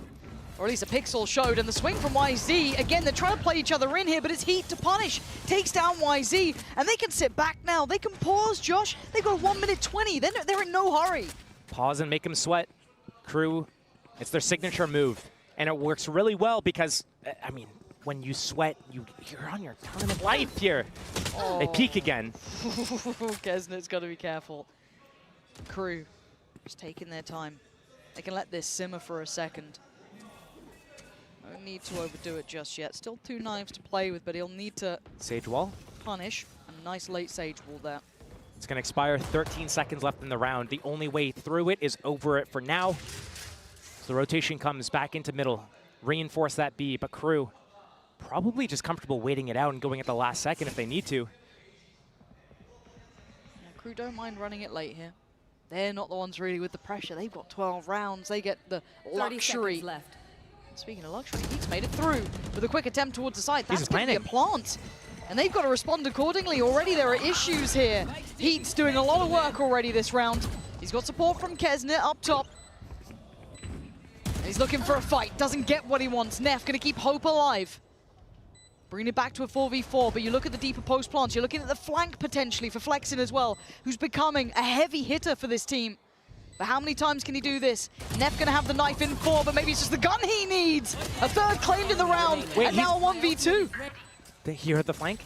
He should have done. Yeah. Heat, can he keep this? Can he be the one to secure it? Oh my God! On a Heat to this round, forward secure it and keep them standing, but Flexing again! Time is close. Wait. I don't know if I saw the circle. I'm not sure. I don't think he has it. I think it's too late. It is! CRU making it through at the very end there. Billy are going to be devastated with this one. You thought with the map, or you thought with everything, they might have had enough to come through this, to have a close game. But Icebox, they were blown out of the water. It wasn't even close in that second round, in that second map, but CRU looking really solid on their attack side. Kesnit being able to get some impact with that off as well. So still some life in them as they'll advance. What a game though. And again, I think this just highlights that brutality of champions, how teams have to be able to rise to the occasion when it matters. Billy are always dangerous. We've learned that the hard way. We've seen how well they can play. We've seen their individuals. But in that crunch moment, the time where it counted, when it mattered most, KRU rose to the top. They found their footing. They played it right, Josh. I think from map 1, that's what we were saying. They were playing it right. I think if we see them do this again in their next match, we could see a KRU that does go through. But right now, just getting to that next level, that next stage, that is something that they needed to do, obviously. And they've shown really good things in terms of the teamwork is there. They know the protocols, the macros. I like their attack side, the pacing, making the other team sweat. So really good job to them here. Props, of course. And obviously a team effort. So many flawless rounds too in the series. Yeah, we're seeing them look good. A scary team to come across, especially when you're trying to just stay alive. But again, the quality of teams here is just getting better and better. It feels like every single head-to-head, every single time we see it, you know, down to the vetoes, a couple of win cons here and there. And I think the main part is kind of calling back to map 1. The fact that even with Bilibili putting up a very respectable scoreline in that first half, the big question being, was it ever going to be enough? Was that enough rounds? The answer very quickly came from KRU that it wasn't enough. It wasn't enough, and had that first map gone a little bit different, maybe if it went into the favor of Bilibili, even if it was like a 13-11 or overtime, could Sunset gone in the way of Bilibili? I'm not super sure, but KRU is looking like they are in control and they have an identity that's carved out for themselves. And that's the big question going forward. Is that identity enough to play against the big boys now? Their first struggle, the first time to try and stay alive, they made it past that test. They secured the first step at somewhat safety. But something you want to hear and I want to hear is the Verizon post-match interview. Down Shy. Attackers win. Hello everyone and welcome to the Verizon post-match interview. I'm standing here with Shy after his win and of course with Dan to help out with translation. Of course, 네, 크루 비자의 샤이 선수 만나보도록 하겠습니다. 승리 축하드립니다. 오늘의 승리로 내일을 만들어내게 된 크루 비자입니다. 아무래도 두 팀의 에임 대결도 대단했고 샤이 선수 이렇게까지 좀 행복해 보이는 모습을 본 적이 없는 것 같은데 오늘 경기 어땠는지부터 물어보도록 할게요. Congratulations, Shy. You look so animated. I've never seen you that excited. We had some heavy hitters on both teams. You know, there was aim battles happening as well. But Crew Visa won. You guys live to see another day. So thoughts on today's matchup? Hoy te veías muy animado, te veías celebrando. Eran dos equipos que tenían muy buenos jugadores, mucho aim, peleas de ambos lados. Pero ¿cómo es que te sientes ya que puedes vivir otro día y de este enfrentamiento? Siento que esta victoria era lo que necesitábamos. Necesitábamos como agarrar ese momento en el stage y siento que ahora, gracias a esta victoria, vamos a poder ir con más confianza, sobre todo como en el hecho de confiar en cada uno de nosotros, de que de verdad podemos ganar y pasar de grupo. Así que nada, feliz con la victoria y eso. I think this is the win that we needed, the win on stage and the win to think that we can believe that we can actually make it out of the groups. So it feels good to get this win and start this momentum. 확실히 오늘의 승리가 정말 크루 비자가 필요했는데 아무래도 이렇게 승리를 거두게 되면서 정말 그룹 스테이지를 통과할 수 있겠구나 하는 자신감을 얻어가는 그런 뜻깊은 승리였다고 얘기를 합니다. 말씀해주신 대로 이제 다음 경기가 푸나틱인데 이기면 조별에서 플레이오프로 진출할 수 있게 되거든요. 마지막으로 샤이 선수가 개인적으로 푸나틱을 만났던 건 코펜하겐 때인데 그때도 레비아탄 선수이기도 했거든요. 푸나틱이 그때 샤이 선수를 탈락시켰는데 이번에 좀 어떤 각오로 푸나틱을 만나고 싶은지도 여쭤보도록 할게요. Now, speaking of making out of groups, you guys are facing Fnatic next. You personally, the last time you faced Fnatic was when you were on Leviathan, and that was back in Copenhagen. Fnatic eliminated you guys, so, ready for revenge? What's your mindset heading into Fnatic matchup? Hablando de salir de los grupos, la siguiente partida va a ser en contra de Fnatic y la última vez que tú te enfrentaste a Fnatic estabas en Leviatán y fue la partida de eliminación en Copenhague, así que estás listo para la venganza. Sí, o sea, siempre lo dije desde que clasificamos a Champions que los dos equipos que quería enfrentarme era DRX y Fnatic y curiosamente me tocaban en el grupo, así que estoy feliz porque el hecho de enfrentarme contra los mejores me impulsa a llevar a mis límites y sobre todo quiero esa revancha que me quedó como esa espinilla desde Copenhague y nada, estamos listos y si de verdad quieren ganar tienen que demostrarlo. Yeah, since the beginning and since we made it to Champions, I said that the two teams that I wanted to play against was DRX and Fnatic, and it's really funny because we ended up playing them in the same group. So now it feels really good to play against them, and this is a matchup that I've been looking forward to, and revenge that, you know, since Copenhagen I've been having that kind of left that now I'm able to complete.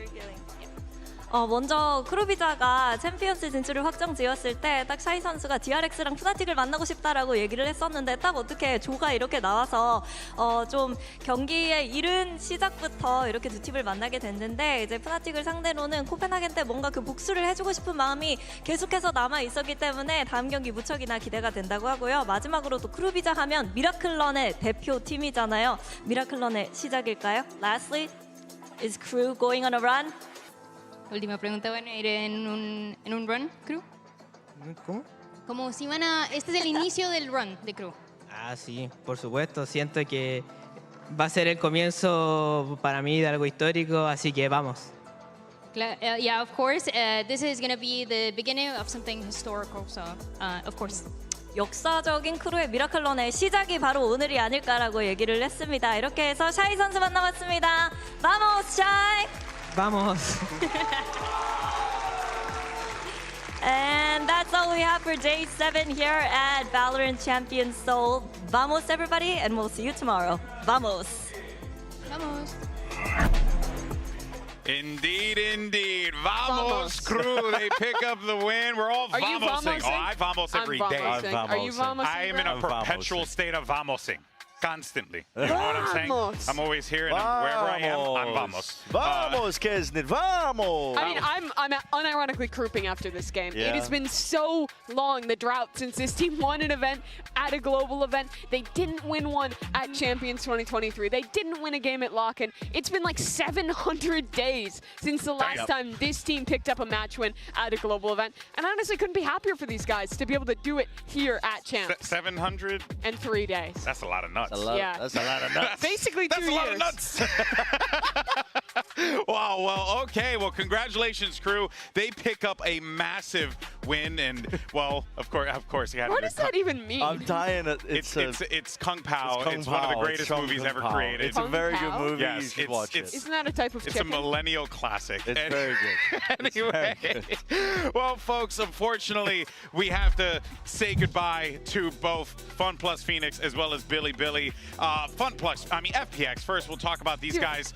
I feel so bad for them Yeah. because at Masters Madrid, they play the 2 finalists and lose, and here they're seeded into the group of death, and they play again against 2 top teams. Yeah. Heretics, a close loss, and then Sentinels, another loss here. It's brutal. These guys are legitimately good, but they've yet to get a win at a global event. Yeah, it's going to hurt now in the here and now, especially today with them being freshly eliminated from this tournament. But I think that there's going to be a bit of, bittersweetness to it as they can look on and see the rest of their region potentially doing good and potentially going deep into this tournament as well, carrying the torch for them, which I think is going to be one of the only things that they've got really to look forward to. But Trace are looking nasty. Same with VDG, there's always potential there. That team's going to turn up. They really did impress me. So I think it's bittersweet, and obviously it hurts for now. But I mean, the potential that we've seen from these teams, it's there.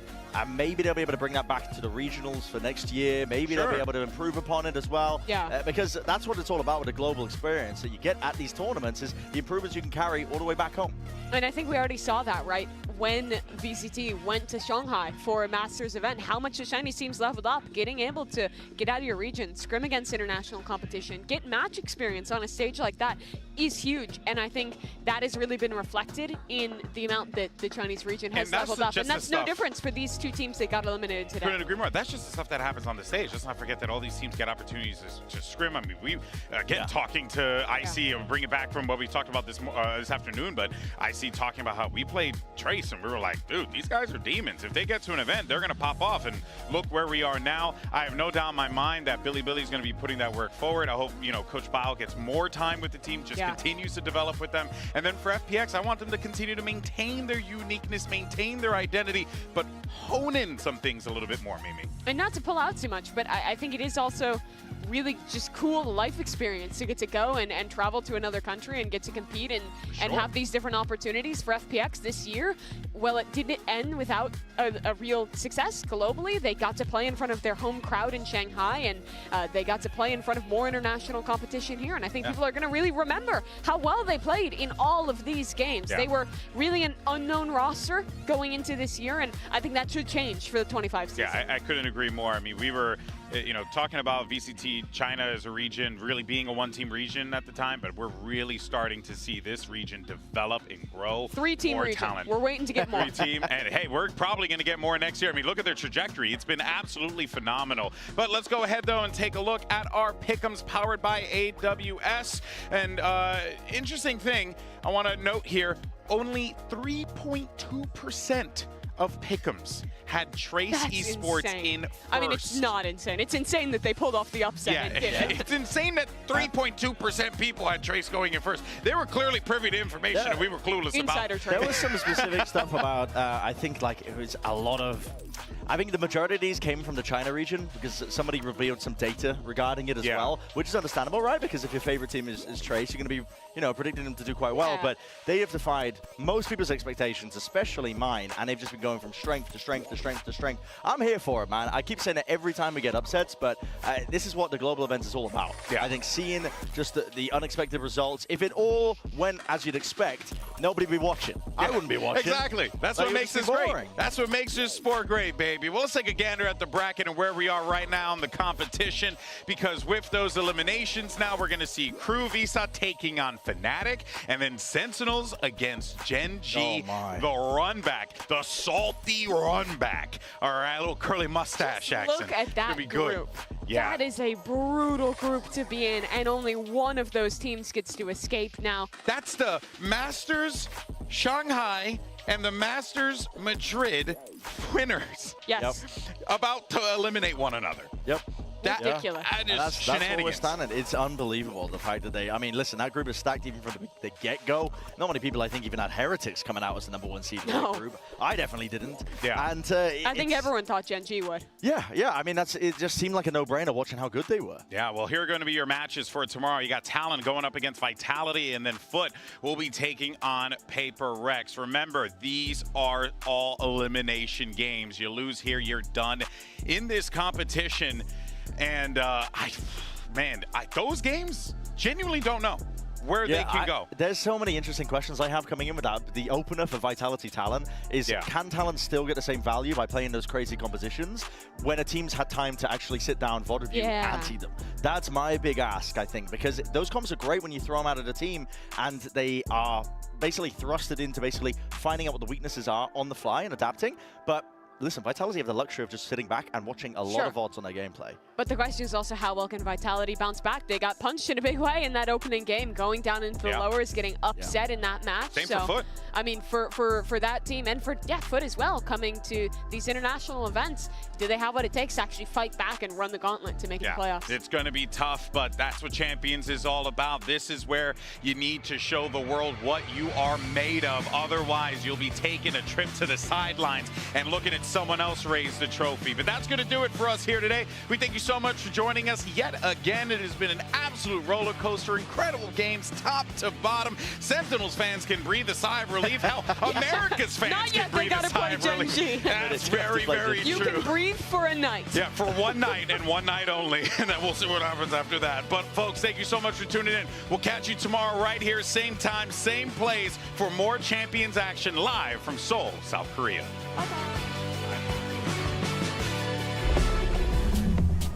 It's our first elimination match of the day of the event. You got Sentinels and FPX. Let's take a look at the series layout. You got Bind, Lotus, and if necessary, we'll be taking a trip over to Abyss. This is so bold. What a punish. So reckless. Life with 3 on the round, and Berlin cleans it up. 2 in tandem, just pushing their way forward, trying to mow over Sentinels, and it's Autumn who cleans things up. Seconds left alone, he's trying to tuck down 22 HP. Is someone over the top? He's got it behind him! Second with the 3K in the round for Sentinels. The threat has been realized. Lysor falls, 3v3, Op still in the hands of Autumn, but Berlin not around for long. John on the tap. The shot's not going to connect. Zels is still playing up, and Hookah finally dealt with. Finally dropped! But it's a Moroccan miracle. John gets 4 on the round. Sentinels roar their way through a dominant second half to take Bind. 13-8. Tens has his ult if he wants to rotate over very quickly, or John can just mow him over. There it is, the ult invested, and he arrives to see Zelsis holding the line on C. Forward, Zelsis holding the line, only able to find one though. As Tens on the spam, connecting onto the second with John QT over his shoulder. A 2v2. Can John do it on his own? He's gotten it down to 1. The spam, pre-connecting, and it will be the Red Bull clutch for John QT. Sen City stays alive as they take down FPX. What a comeback from Sen. We have to expect this to be a scrappy slugfest between two teams with their backs against the wall. But if there's one thing for certain, these teams are going to give everything that they have, because this, Mimi, is an elimination game. Put up or shut up right now. Kesnit to send him back though. You can't roll these guys. Oh my god, what is going on between these two? Crew wanted all this chaos. They had the Guardians, the Stingers, the bits and pieces, and they're being rewarded. Oh dear, K-Knight, you clutched before. You can't do it now. That Stinger deadly. But there's more players here. It's not just him. There's 2 more, 3 more, almost 4. All of Billy now make it to the site in the 1v2. K-Knight does have the right fall, but the 1v1 shy.